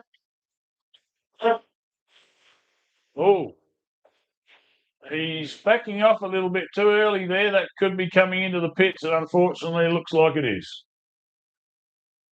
What a shame for the Honda powered machine. Adrian Gardner had an 11-minute, 38-second lap. So, yes, there's a problem there. It cost him about 40, 50 seconds. As I said, air filters get clogged pretty quickly in this dust. And if you don't have, there's, like I said, a lot of science goes into making sure that works well.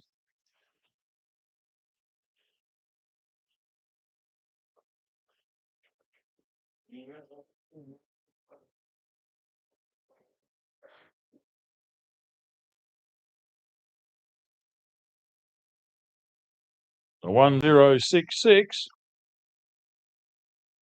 Tyson Battersby will now be taking over the lead, I'd say, in sports light competition. 11 minutes, 5 seconds for that lap. Tyson and Kaylee Battersby. It's pretty quick. Here comes Cy Heaslip. Yeah, definitely had a bit of a slip off the track there if you're watching the drone footage. A bit wide. This is where you navigate in this dust. You do, and it is handy to have a second set of eyes sometimes just to redirect you back onto the track.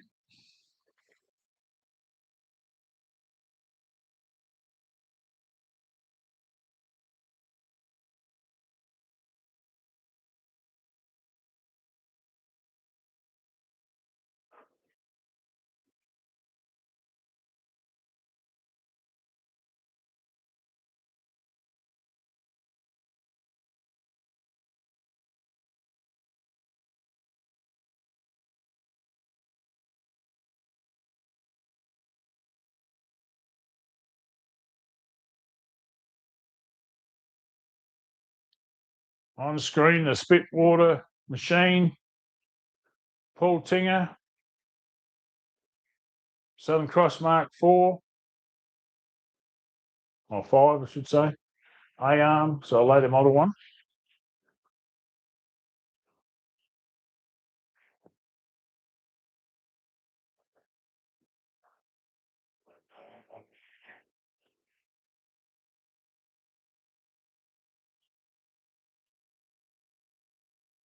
It's uncorrected time at the moment. Adrian Gardner, Naomi Parker having some dramas. They're back in the pits there, but they were leading class 10 by about 20 seconds. So as the Spitwater machine, Tinger comes through the 10-10. See how quick he's been going.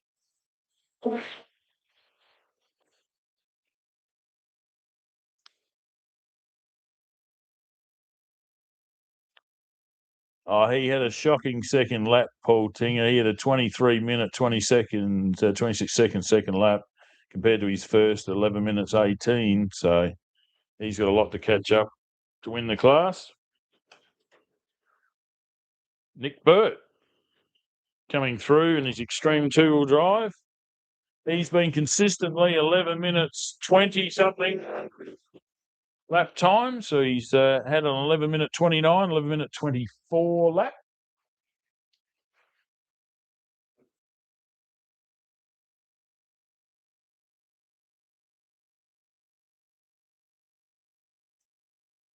And that was an 11 minute 24 seconds. So 0.07 of a second faster than lap 2. So consistency is the game. Consistency will win you a race. And if you can just click into that time, we're within 30 seconds or something every lap for the whole race, because not forgetting that the track does deteriorate between every lap. It's a new adventure, a new hole, a new line. Nothing stays exactly the same with off-road racing. That's why it is such a really good sport. Just taking the high line there was Ashley Foote. So staying consistent every single lap, you can just punch it out, punch it out, punch it out without any troubles. You're going to win. You're going to win championships, and he is a championship-winning driver. Nick Burt. Remember, I was out at Manham years ago with he won the Sahara Championship, and that was thanks to live coverage back in Queensland. Rush truck proprietor and starter there, Chris Weston, heard that, rang up bloke in Lamoureux, had the parts for him. Alex did a quick run, and they got the car repaired overnight. Saturday night, came back out and won the Sahara Championship because of that. So is live needed? Yes, it is. Put it into your budget. Give us a chat. Here we go. The guys have run this ship. Doing well. Oh, up onto two wheels there. Just trying to show the pit crew, yeah, everything's all right underneath, is it? Yeah. Bicycling, they call it.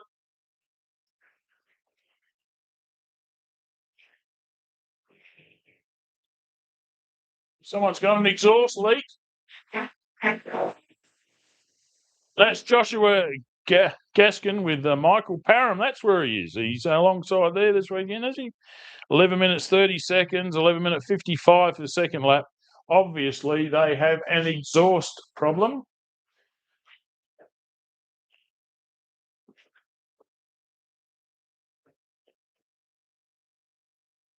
Some racetracks do cost you exhaust systems. One particular one, every year that I went to, cost me an exhaust system was Wakery. Back in 100k a lap days. 60 wasn't so bad, but if you talk to Brad Gallard in his trophy truck, he'll tell you yes. It was pretty bad. So, oh, hello. Out here, the drone is focusing in on a competitor. It's pulled off. Or going very slowly. Who's that? Oh, that's on a tow rope. Oh dear, that looks like a Ford Ranger. Indeed it is. The business books today, SBH Engineering Sponsor Machine, Michael Shipton. So let's hope it's nothing too serious.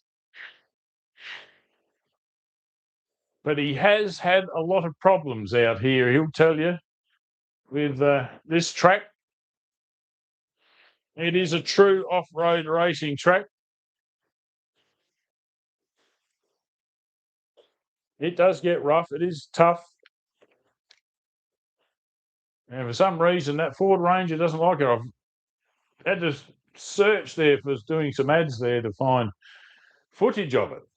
And we only got one very short bit in the drone last year. And I had to go back a few years when he finished and parked out the front here. But absolutely flying along like there's no tomorrow. Heath Thorne Have a look at that. That's jumping as far as any of the extreme two-wheel drive, and this is a performance two-wheel drive.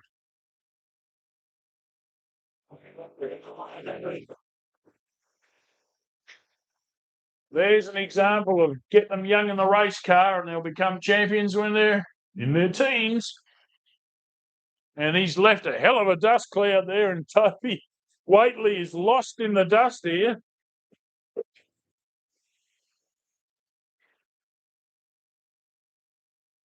Definitely pushing some dust across the system now. Everyone in the pits has a bit of a cough and a choke.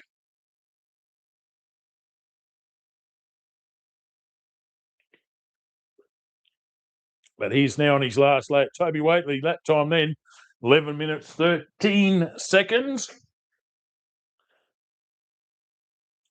Now, that's compared to, he was in the 10 minutes all the previous lap, so he's definitely struggling with Heath Thorne's dust from the Ford Falcon. Robbie Gattaletta has a huge final corner again, throws the back of it up. Great footage there from our drone as he starts chasing him away.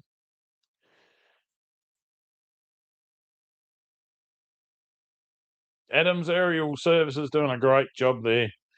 And how did he go on that lap? Ding! 10 minutes, 32 seconds. Robbie Gattaletta is in the outright lead, well and truly now, by nearly 40 seconds. 40 plus. Don't quote me. You'll be in trouble. So don't forget, everything I say is provisional. Everything I say is for entertainment purposes. So I hope you're entertained, because I am. I'm loving this. Watching the buggies ahead of the trucks. Well, you know which way I lean. I'm a buggy boy. Always have been. Got most of one at home, but eventually, I'll do something with it. Wouldn't that be fun? Come back out. They'll allocate me to the antique series up there at Loveday, I'm sure. Antiques and motocross trucks. Don't forget, the next round is up very, very soon. Get onto the Loveday 4x4 web park for more information in regards to that series. But I've been out there late last year, and geez, I'll tell you what, there's a lot of talented young drivers on their way through. Watched some in-car from Hayworth Media the other day. He does a great job, Jay, and he can drive, let me tell you. So I think, his dad's rushing to get him into a vehicle more full-time, but of course, work always gets in the way. Preparation there. So have a look, Loveday 4x4 Adventure Park, in regards to the antique and motocross truck series. Go out there, go out there for a hot lap.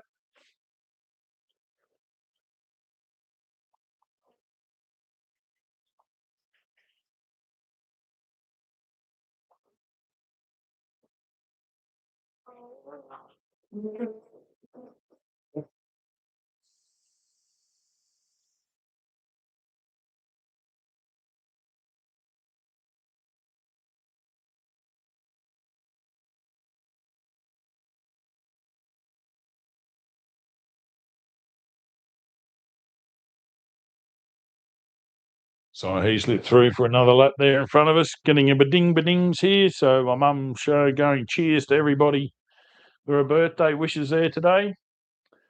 Oh, so he's obviously sending more photos.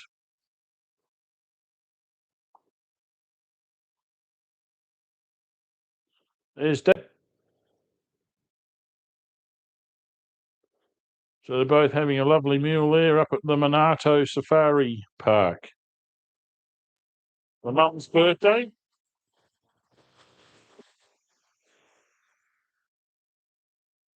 And there we go. Well, sounded very much like a honey badger to me, a Honda.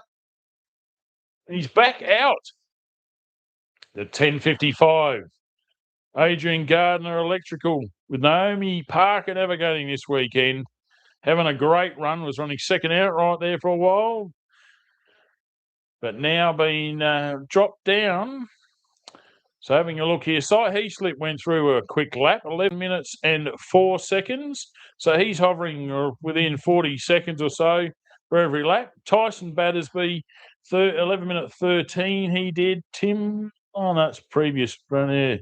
So it gets mixed up a little bit. If you're looking at my race results, you're mixing heat 1 with heat 2, and it can be a little bit confusing, but have a look for your favourite driver or car, scroll up and down, you'll find the results come through pretty quickly. So as the weekend goes on here, get more and more information through. It's been a little while since I've done this. Very happy that we're here.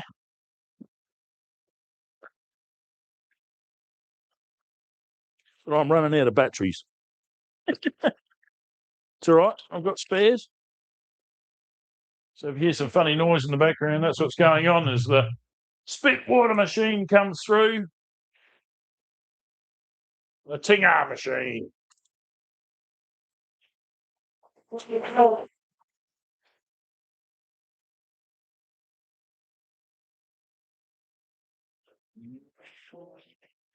Getting a bit dusty now. Starting to taste it.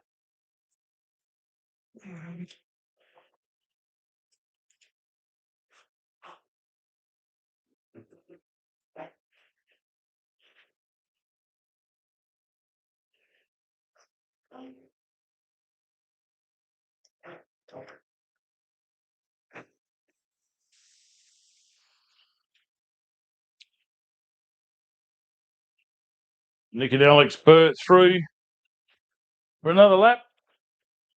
Let's have a look, and wow, super fastest timing, I'll tell you. 11 minutes, 25 seconds. Remember I was saying consistency. He's at 11:29, 11:24, 11:24, 11:25. That's how you win championships.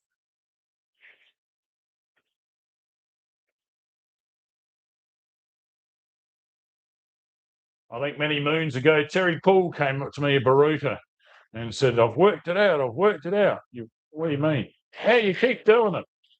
And I said, what are you talking about? And he said, your lap times were within a minute for the whole 11 laps or something stupid we had back then. And I said, well, that's just pure consistency. And he's going, but the last lap was exactly the same. The last 2 laps, same to the second. And I laughed. He said, what do you do? We don't have any timing. We never had any clocks. Vin's watch was old school analog with a second hand, I think is all it worked. And the reality was, why was I so fast in the last 2 laps? Absolutely busting to go to the toilet.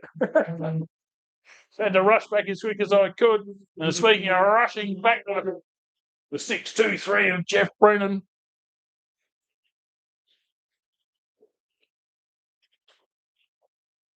He's having a great run here. He's just done an 11 minute, 25 second lap. That's his fastest.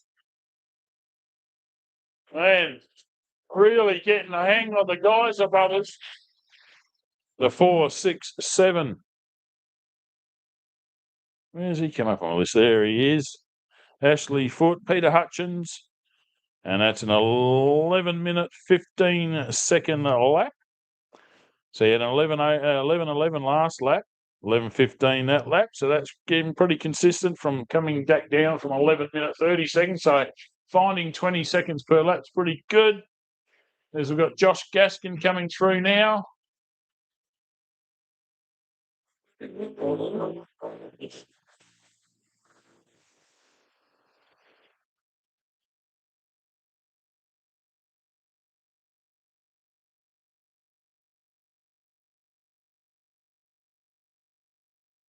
He's at 11:30, 11:55. Of course, he had a pit stop.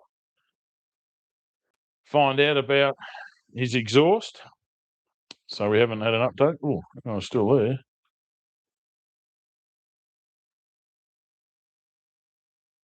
Likes to turn off this one here, but anyway, it's part of electronics we've got there.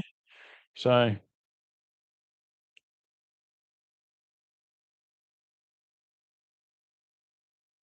wait for it to update. There he comes around, our first competitor is going to complete 5 laps in heat 2 of section 1.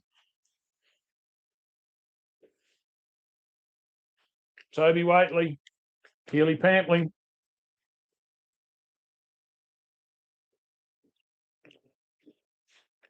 Why you can hear me. They've got some supporters there. Loveday 4x4 Park, SBH Engineering, Off-Roading Online, ARB, Light Force and Ronco Motors. Built in 2019, this truck. And here she comes, a bazillion mile an hour.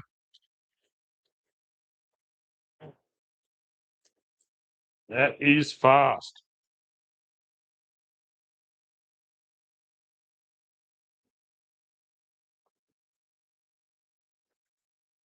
There's a finish. The drone comes in for another battery.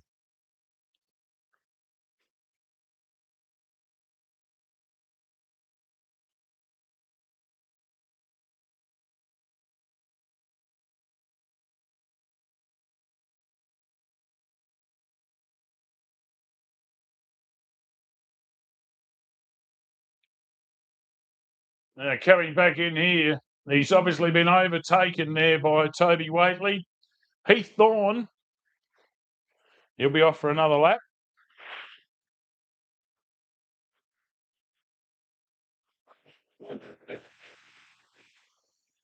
But he's been dusting out our event leader on corrected time, Robbie Gataletta. Tyson Sparks, what a great drive, thanks to Gataletta Steel Fabrication, ASD and Fennel Pastoral. I do believe they've even now getting into scaffolding and, what is it? Mezzanine floors, that's the one. Gataletta Mezzanine, if you want to have a look at that up. New product there, marketing.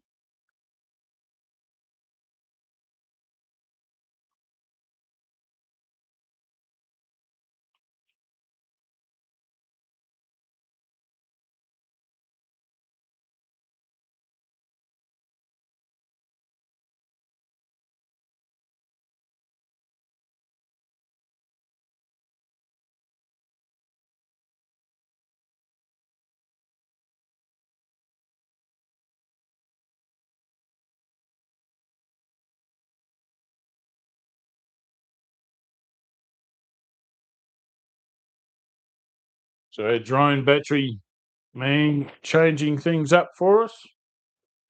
Changing a battery.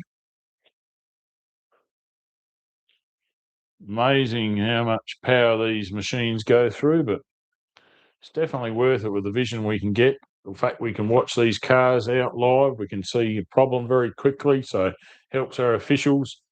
You know, one day we'll have, like if you go to a Formula One event, how many televisions are around the place for everybody to watch every bit of action, and the officials have their own channels. Efficiency, safety. That's what it's all about there as we're watching Tyson and Carly Battersby coming in there to complete their 5 laps. They're having a ripper run here. Southern Cross Mark 5, 2005 edition, and they're looked after by Melrose Motors. Bats Racing. Multiple cars, this team. It's the only one here this weekend I know of. He's having a ripper run here. He will be leading at Class 10, which is Sports Light.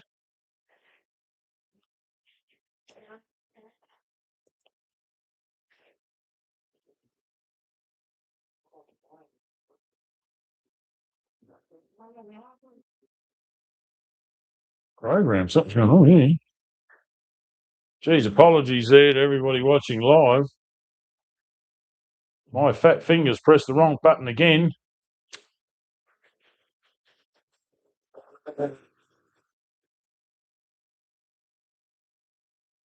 Coming across the line there is Tyson Battersby.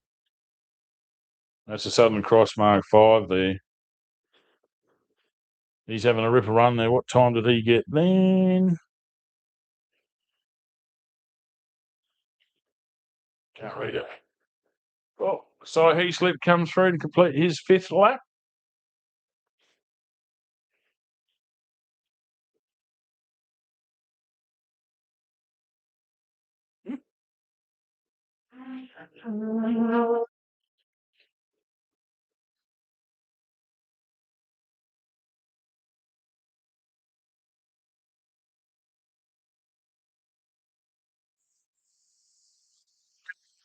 It's Adrian Gardner Electrical, funnily enough. Neil Automotive, Waters Mechanical, and EC3 Motorsport, which of course is Urseg Motorsport. Gardner Family Racing got Naomi Parker alongside this weekend from Port Augusta. Having a ripper run there, except for the problem that they spent a bit of time in the pits. Now, let's have a look here and see if I can see some more lap times for you. Adrian Gardner, yeah, had a 23-minute lap there. Hasn't updated the last one for me. It's now scattered everything amongst all of these competitors. I think this is part of the problem with trying to look at this stuff online when you're looking at it. So, yeah, Toby Waitley, last lap time, 10 minute 37 seconds. So he's got back down. So he definitely was held up by Heath Thorne's dust. Cy Heaslip has come through with a 11 minute 13 second lap there. Tyson Battersby, 11 minutes and 5 seconds for his lap number 5. Gives him overall times while I'm at it. 4:21, Toby Waitley, an overall time so far with those 5 laps of 53 minutes, 33 seconds. Add together the next lap, the first lap, and you'll get a bit more of an idea. We'll have a look at that in a little while. Cy Heaslip overall time at the moment is 55 minutes, 34 seconds. Tyson Battersby overall time in his sports light with 11 minute 05 last lap. Overall for these 5 laps, 56 minutes, 0.1 of a second. 56 minutes, 10 seconds. And Surfy that's come through as well. There we go. As Michael Tinger comes to complete his last one.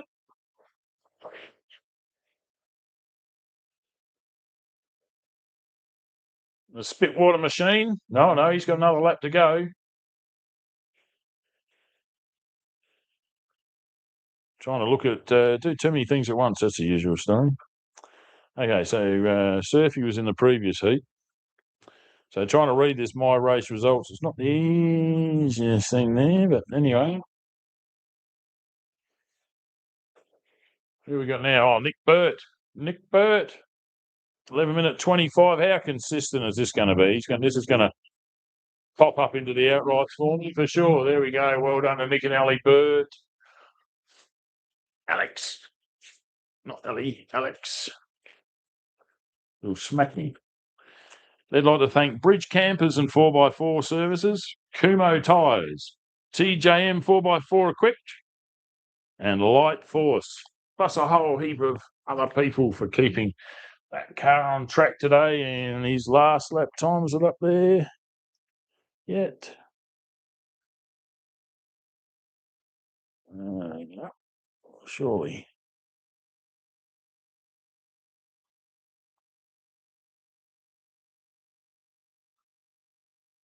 Hmm.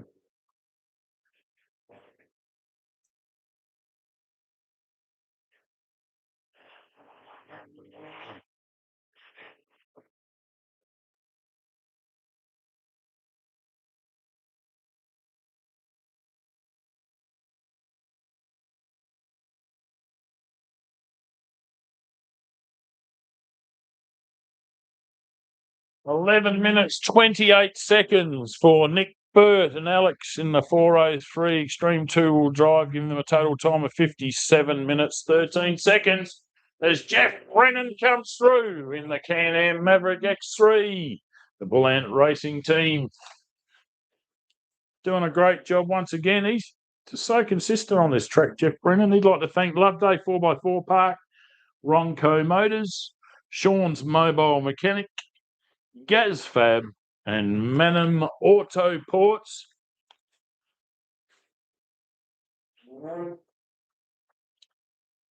So where does that put him? Jeff Brennan there. Final lap of 11 minutes, 22 seconds. Overall 5-lap time of 57 minutes, 35 seconds. And here comes the very noisy Josh Gaskin in the 1075 Sports Light.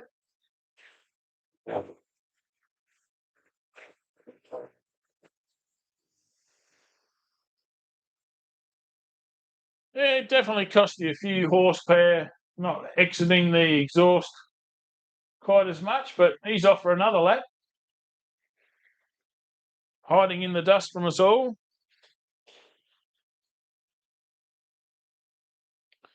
I'll tell you what, one of the old outside cameras is going to be overexposed, isn't it?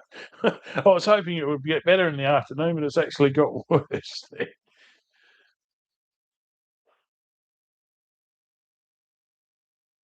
So our drone man might be out of batteries over there. He's madly looking at his connections there.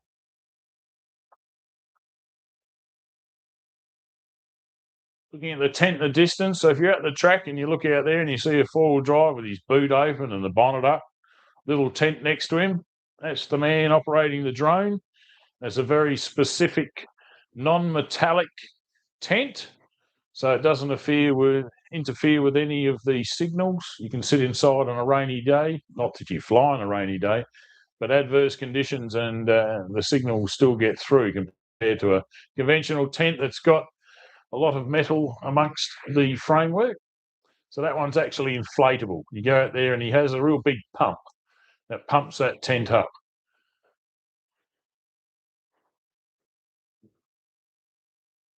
Here comes Heath Thorne. Impressive drive from this young fella. His dad can steer as well. His brother can steer. Was always reading the local paper and seeing the two Thorne brothers there competing in the junior speedway locally. Both went to Callington Primary School. That's how long we're following their racing career. They're all out of high school now. You just have a look how much he's got this Falcon wound right up.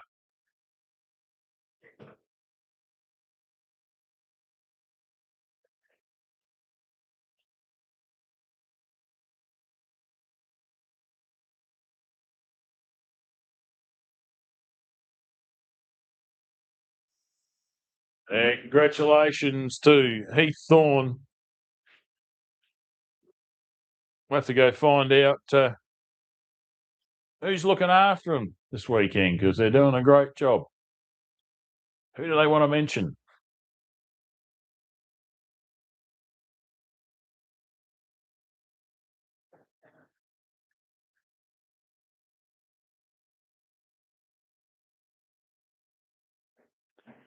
So let's have a look and see if that's come up here for their final lap. Yes, it has. 11 minutes, 17 seconds for their final lap. It's they got 11 minutes, 10 for their quickest. And they're an overall time for those 5 laps, 1 hour, 2 minutes and 34 seconds.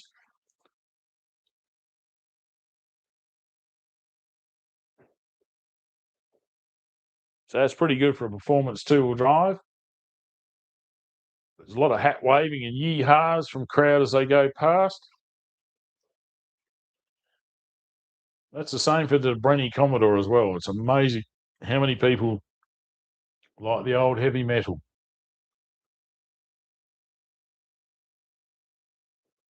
And with the modern suspension and differentials, turbo 400 gearbox tricked up a bit, they're a very economic race car, let me tell you.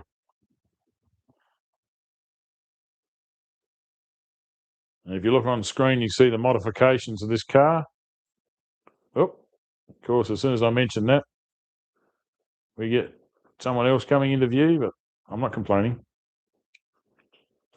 That's Adrian Gardner and Naomi Parker. And the Honey Badger, they've still got a few Ks to go. They're one big loop. And they'll head all the way back towards the trees again. And then they'll be coming back towards us to finish their lap number 5. I think it's due now, even with a pit stop.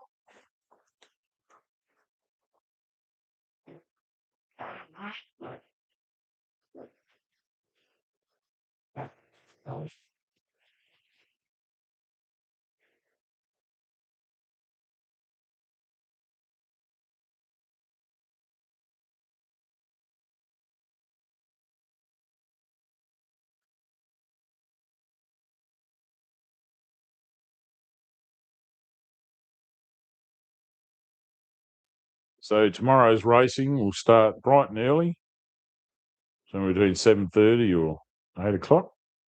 It is a real early start tomorrow.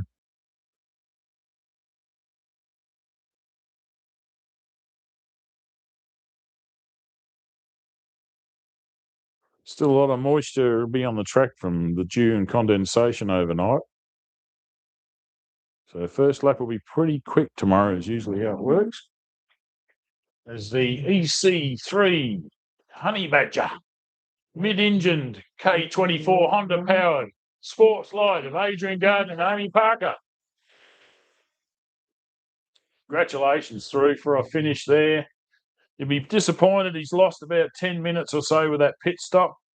Obviously, it was something really annoying because it was fixed fast. But even so, absolutely loving the racing out here this weekend. The smile on his face, saw before, absolutely says it all. Loves what he's doing. The adrenaline is pumping through his veins, and he is enjoying every second as we do. It cleans you out. It really does flush things. Natural adrenaline.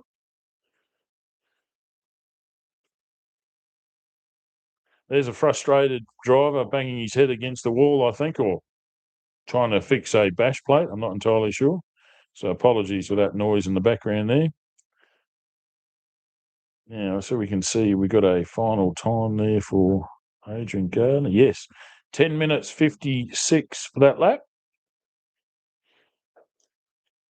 23:57 for his pit stop lap. So that gives you an idea. He's lost well over a lap in time for him.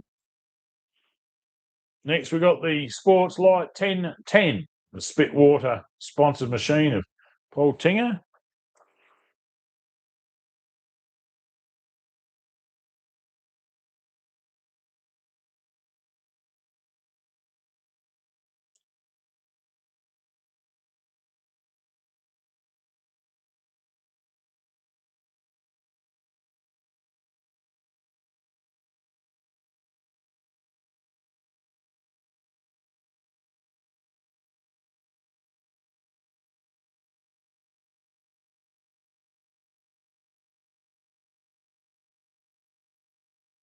Now, Southern Cross Mark 5 coming at us at full noise. It's the advantage of being at the continuing to be on track there. You get a lot of clean air. You can make up some time you might have lost. Just being well sighted in every corner. And he's done a great job on that one.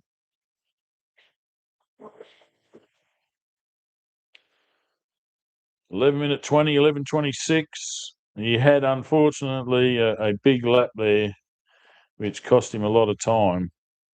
23-second, 26 lap for lap 2. So he finishes with an 11-minute, 14-second lap, and that is his fastest lap for the weekend so far.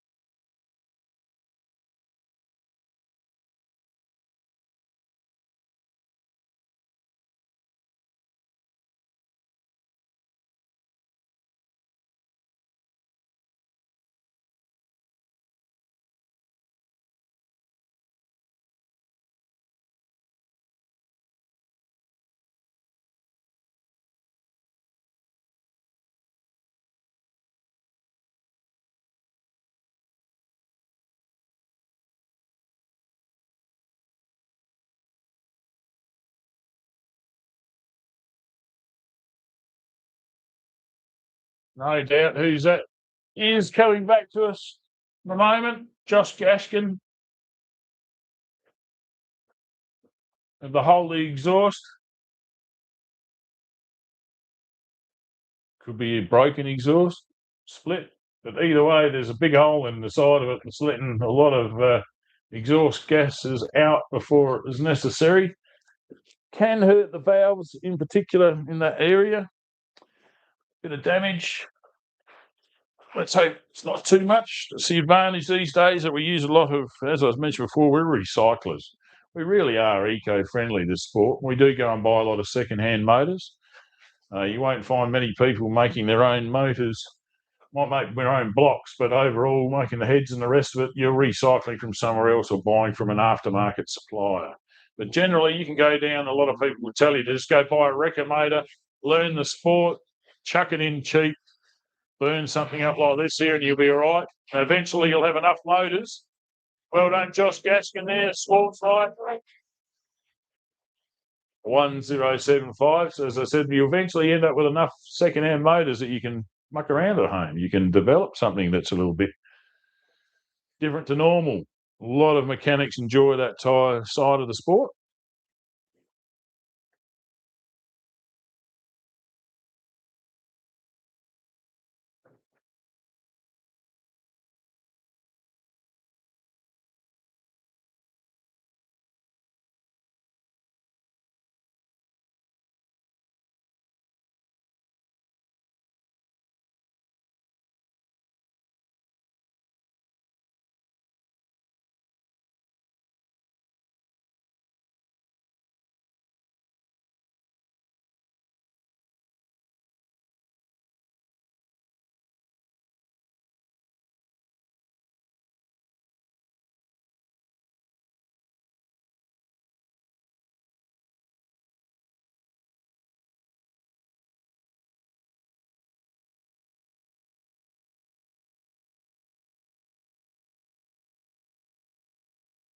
So we've got recovery coming back now.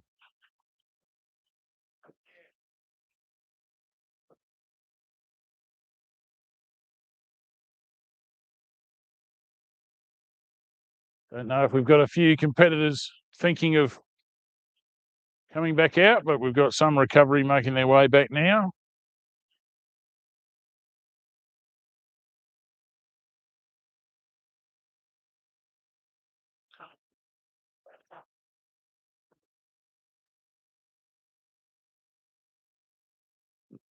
Not hearing much on the recovery channel, UHF.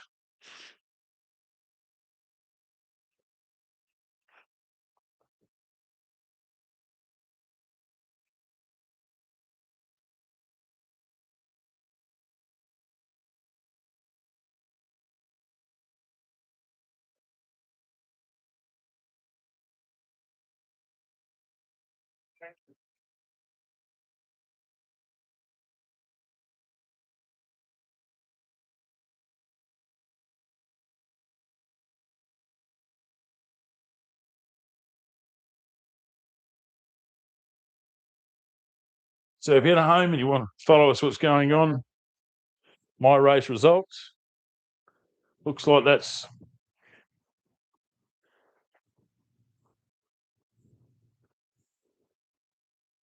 don't know if you can hear in the background there. We've got 4, 6, 7, which is Ashley Foote. And the Geysers brothers truck still out on course.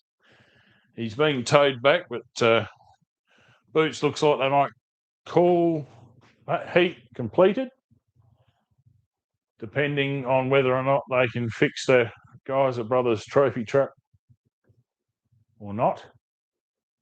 As I said before, they do have late time. You do have that option. But there's every chance that that might be it for the moment. So let's just quick look through at see if we got any outright results at the moment. Yes, we do. So letting you know, outright results at the moment, we have a super duper race on our hands here. at the MiniPave 250 at Port Germein, South Australia, currently on overall time. This is provisional. Don't take everything, don't get upset, because this is just provisional. I'm not the official timer. Clark, of course, will declare this later on. There is a certain procedure that they do before they declare this. But at the moment, we can say that ahead by a bit over 2 seconds is Robbie Gadaletta and Tyson Sparks in the 83 Jimco champion overall time. The moment, 1 hour and 4 minutes and 1 second. Second place, the Extreme two-wheel drive trophy truck belonging to Toby Waitley and Keely Pamping this weekend. Car number 421 had an overall time of 1 hour, 4 minutes and 3 seconds. Third place, and he has snuck into this position here. Quiet achiever. He is an ex-Australian single-seater class champion back in the day. Cy Heaslip, the Jimco numbers 999. Total time of 1 hour and 6 seconds. And just to show how quick he's getting now in the Southern Cross Mark V Sports Light 1066, Tyson and Kaylee Battersby, overall time of 1 hour, 7 minutes and 12 seconds. So that's not far off outright leaders. That's only a 2.5 litre car, doing really well there. After that, we're looking at Nick Burt with Alex in the Extreme Bridge Campers 4x4 two-wheel drive. 1 hour and 8 minutes and 40 seconds. Now, this is a real good drive, and I know there's going to be some people punching the air going forward. Yeah. Heath Thorne and All Ends Greats. Performance two-wheel drive, number 532. They are in 6th position outright. 1 hour, 8 minutes and 59 seconds. That is a great drive, and you can see he's really pushing that car. Now, next up, the ever-reliable and our fastest side-by-side this weekend is Jeff Brennan, Brett Beattie. Overall time of 1 hour and 9 minutes and 9 seconds. Having a ripper there, and not far behind them is their fastest Super 1650, Mike and Jaden Surfield. Overall time of 1 hour, 10 minutes and 34 seconds. Next up, the 1035 of Gavin Chant. By himself this weekend, only in physical form, because we know who's sitting next to him.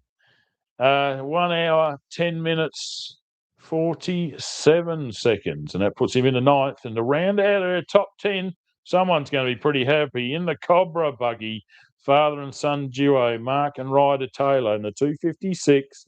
Overall time, 1 hour, 12 minutes and 29 seconds.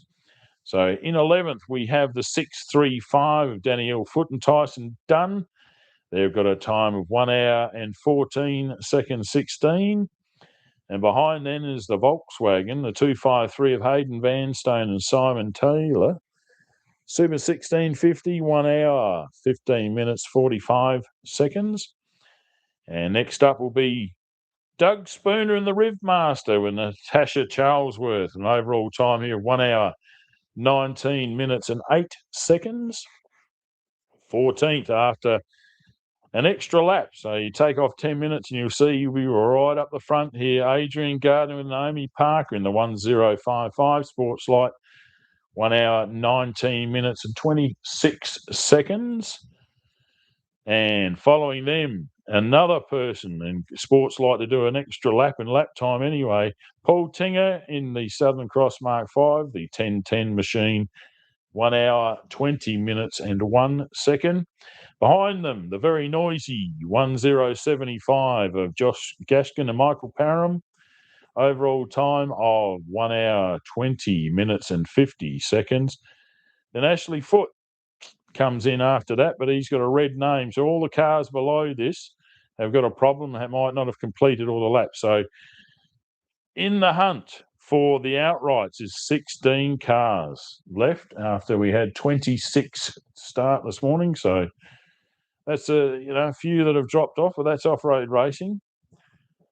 So after, let's have a look here. So in the order still, if they announced it right now, you had Ashley Foote is in 17th, Tim Lally in the 663 is 18, place 19th, Dennis De Brenny, 20th, James Budd, 21, Michael Shipton, 22nd, Adam McCurley, 23rd, Stephen Baker, 24th, Richard Cowan, 25th, Clinton Shunky, 26th, David Hall. So that's who's left. So, and that just has a count of laps there. So unfortunately, we've got 5, 5 and 5. So missed out one lap. That's 4 laps for James Budd, 3 for Michael Shipton and Adam McCurley, 2 for Stephen Baker, 2 for Richard Cowan. Clinton Shunky has done 2 for the weekend. And David Hall, Matt Hall, only got one lap in, unfortunately, for the Sinister Sand Sports buggy. Let's hope that they haven't hurt it too much. I believe they put it on its roof there just to test how strong the roll cage is or something like that. So good luck to all of our competitors. So tomorrow we'll be back here bright and early. So have a look for us after 7:30 a.m. tomorrow morning. And we shall complete the 2026 MiniPave run here. We're so happy that you've been able to do this and look after any of our sponsors that you know are out there.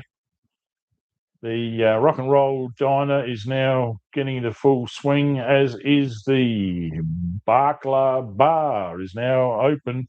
Has been all day, but is fully licensed. So everything's cool. So come on down, a huge campfire. It's worth it just to get into a party here. We do have a curfew, so if you are wanting to camp here for the weekend, more than welcome. But just distance yourself a little bit from the competitors if you want to party on. And but otherwise than that, more than happy to see everybody here today. So we hope very much that you can spend a bit of time there as we sign off there from the live broadcast with the last spin through, thanking all of our sponsors here, of course, MiniPave Bitumen, MiniPave Concrete.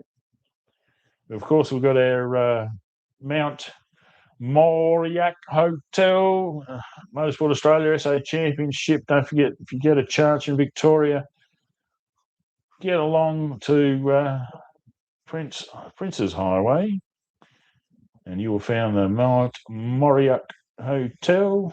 Moriac. We're going to go around in circles doing that. Anyway, and also I'd like to thank out there at 1464 Old Sturt Highway, Berry, is Total Tools crew, who have thrown a lot of very useful equipment at competitors this season and will continue to. Don't forget the raffle. The raffle is still on. And you get your tickets down there at the Barkla Bar or the stuff, but don't forget to thank Loveday 4x4 Park for their contribution. Jetworks. Corey Hayworth, always doing a great job out there. Move Yourself Trailers, the Cowie clan, so to speak. Perry's Fuel Distributors, thanks very much for being part of this event for so long. MiniPave Bitumen, MiniPave Concrete. A&B Mechanical Port Perry. Get them onto your vehicle. Clover Hills Farm, Saddleworth, thank you very much for your support. Of course, Bridge Campers 4x4, the Burts at their Murray Bridge. RGC Haulage, and they got some beautiful looking trucks there. SBH Engineering, been building Can-Am's dot here. Wendy Bookkeeper and Tax Accounting, thank you very much, Wendy. TKW Farming, of course, that's the Whateleys, Toby Whateleys still. Leading Edge Retaining Walls, thank you very much to the Richters there. 5 PM Motorsports, hard to find, contact him via Loveday 4x4 Park. And Thrive Mobility, thank you very much for their contribution to the sport. There's the MiniPave advertising to get in here tomorrow. They'd like to thank City Rural Insurance Brokers. They've really looked after us here, as well as come out and get some video and photos of the previous events. Augusta Quarries, all of the beautiful surface you're walking in the pits here, kindly donated by Augusta Quarries. Of course, in Port Pirie, Whaler, you can't help but notice Gadalita steel fabrication buildings. They can help you with all sorts of fabrication for your things. Now, if you're getting down to Port Broughton, drop in and say g'day to the team down there, the Gerritys. Doing a great job. Don't forget MiniPave bitumen, MiniPave concrete. Just happened to be their backyard we're playing in. A nice strip of bitumen in front of me right now. Thanks very much to Wilson Car Sales. With a name like that, you've got to trust it. Wendy Bookkeeper and Accounting again for being just a MiniPave 250 sponsor. A&B Mechanical and Port Pirie again. Thank you very much for being a local supporter, just like the local guys. Test and Tag. Give them a go. Goodyear Auto Care at Port Pirie. Drop in for any tyre solutions. And, of course, Sam Fire Creations. Brenda Barkler. Doing a great job. Don't forget raffle tickets available at the Rock and Roll Diner right now. $5 to go. Buy yourself a heap of merch, stickers to take with you again. Plenty of food, plenty of drink available at the canteen, as they call it. So cheers to the Barclays again. We raise our glasses, and if you're going to bring your dogs, welcome. Just keep them on a leash, please. So thanks once again, MiniPave bitumen, MiniPave concrete, and we're championship. And thanks very much, of course, to Mount. We're going to sign off now. We shall end this, and we shall see you in the morning, same place, same time. Thanks for being with us.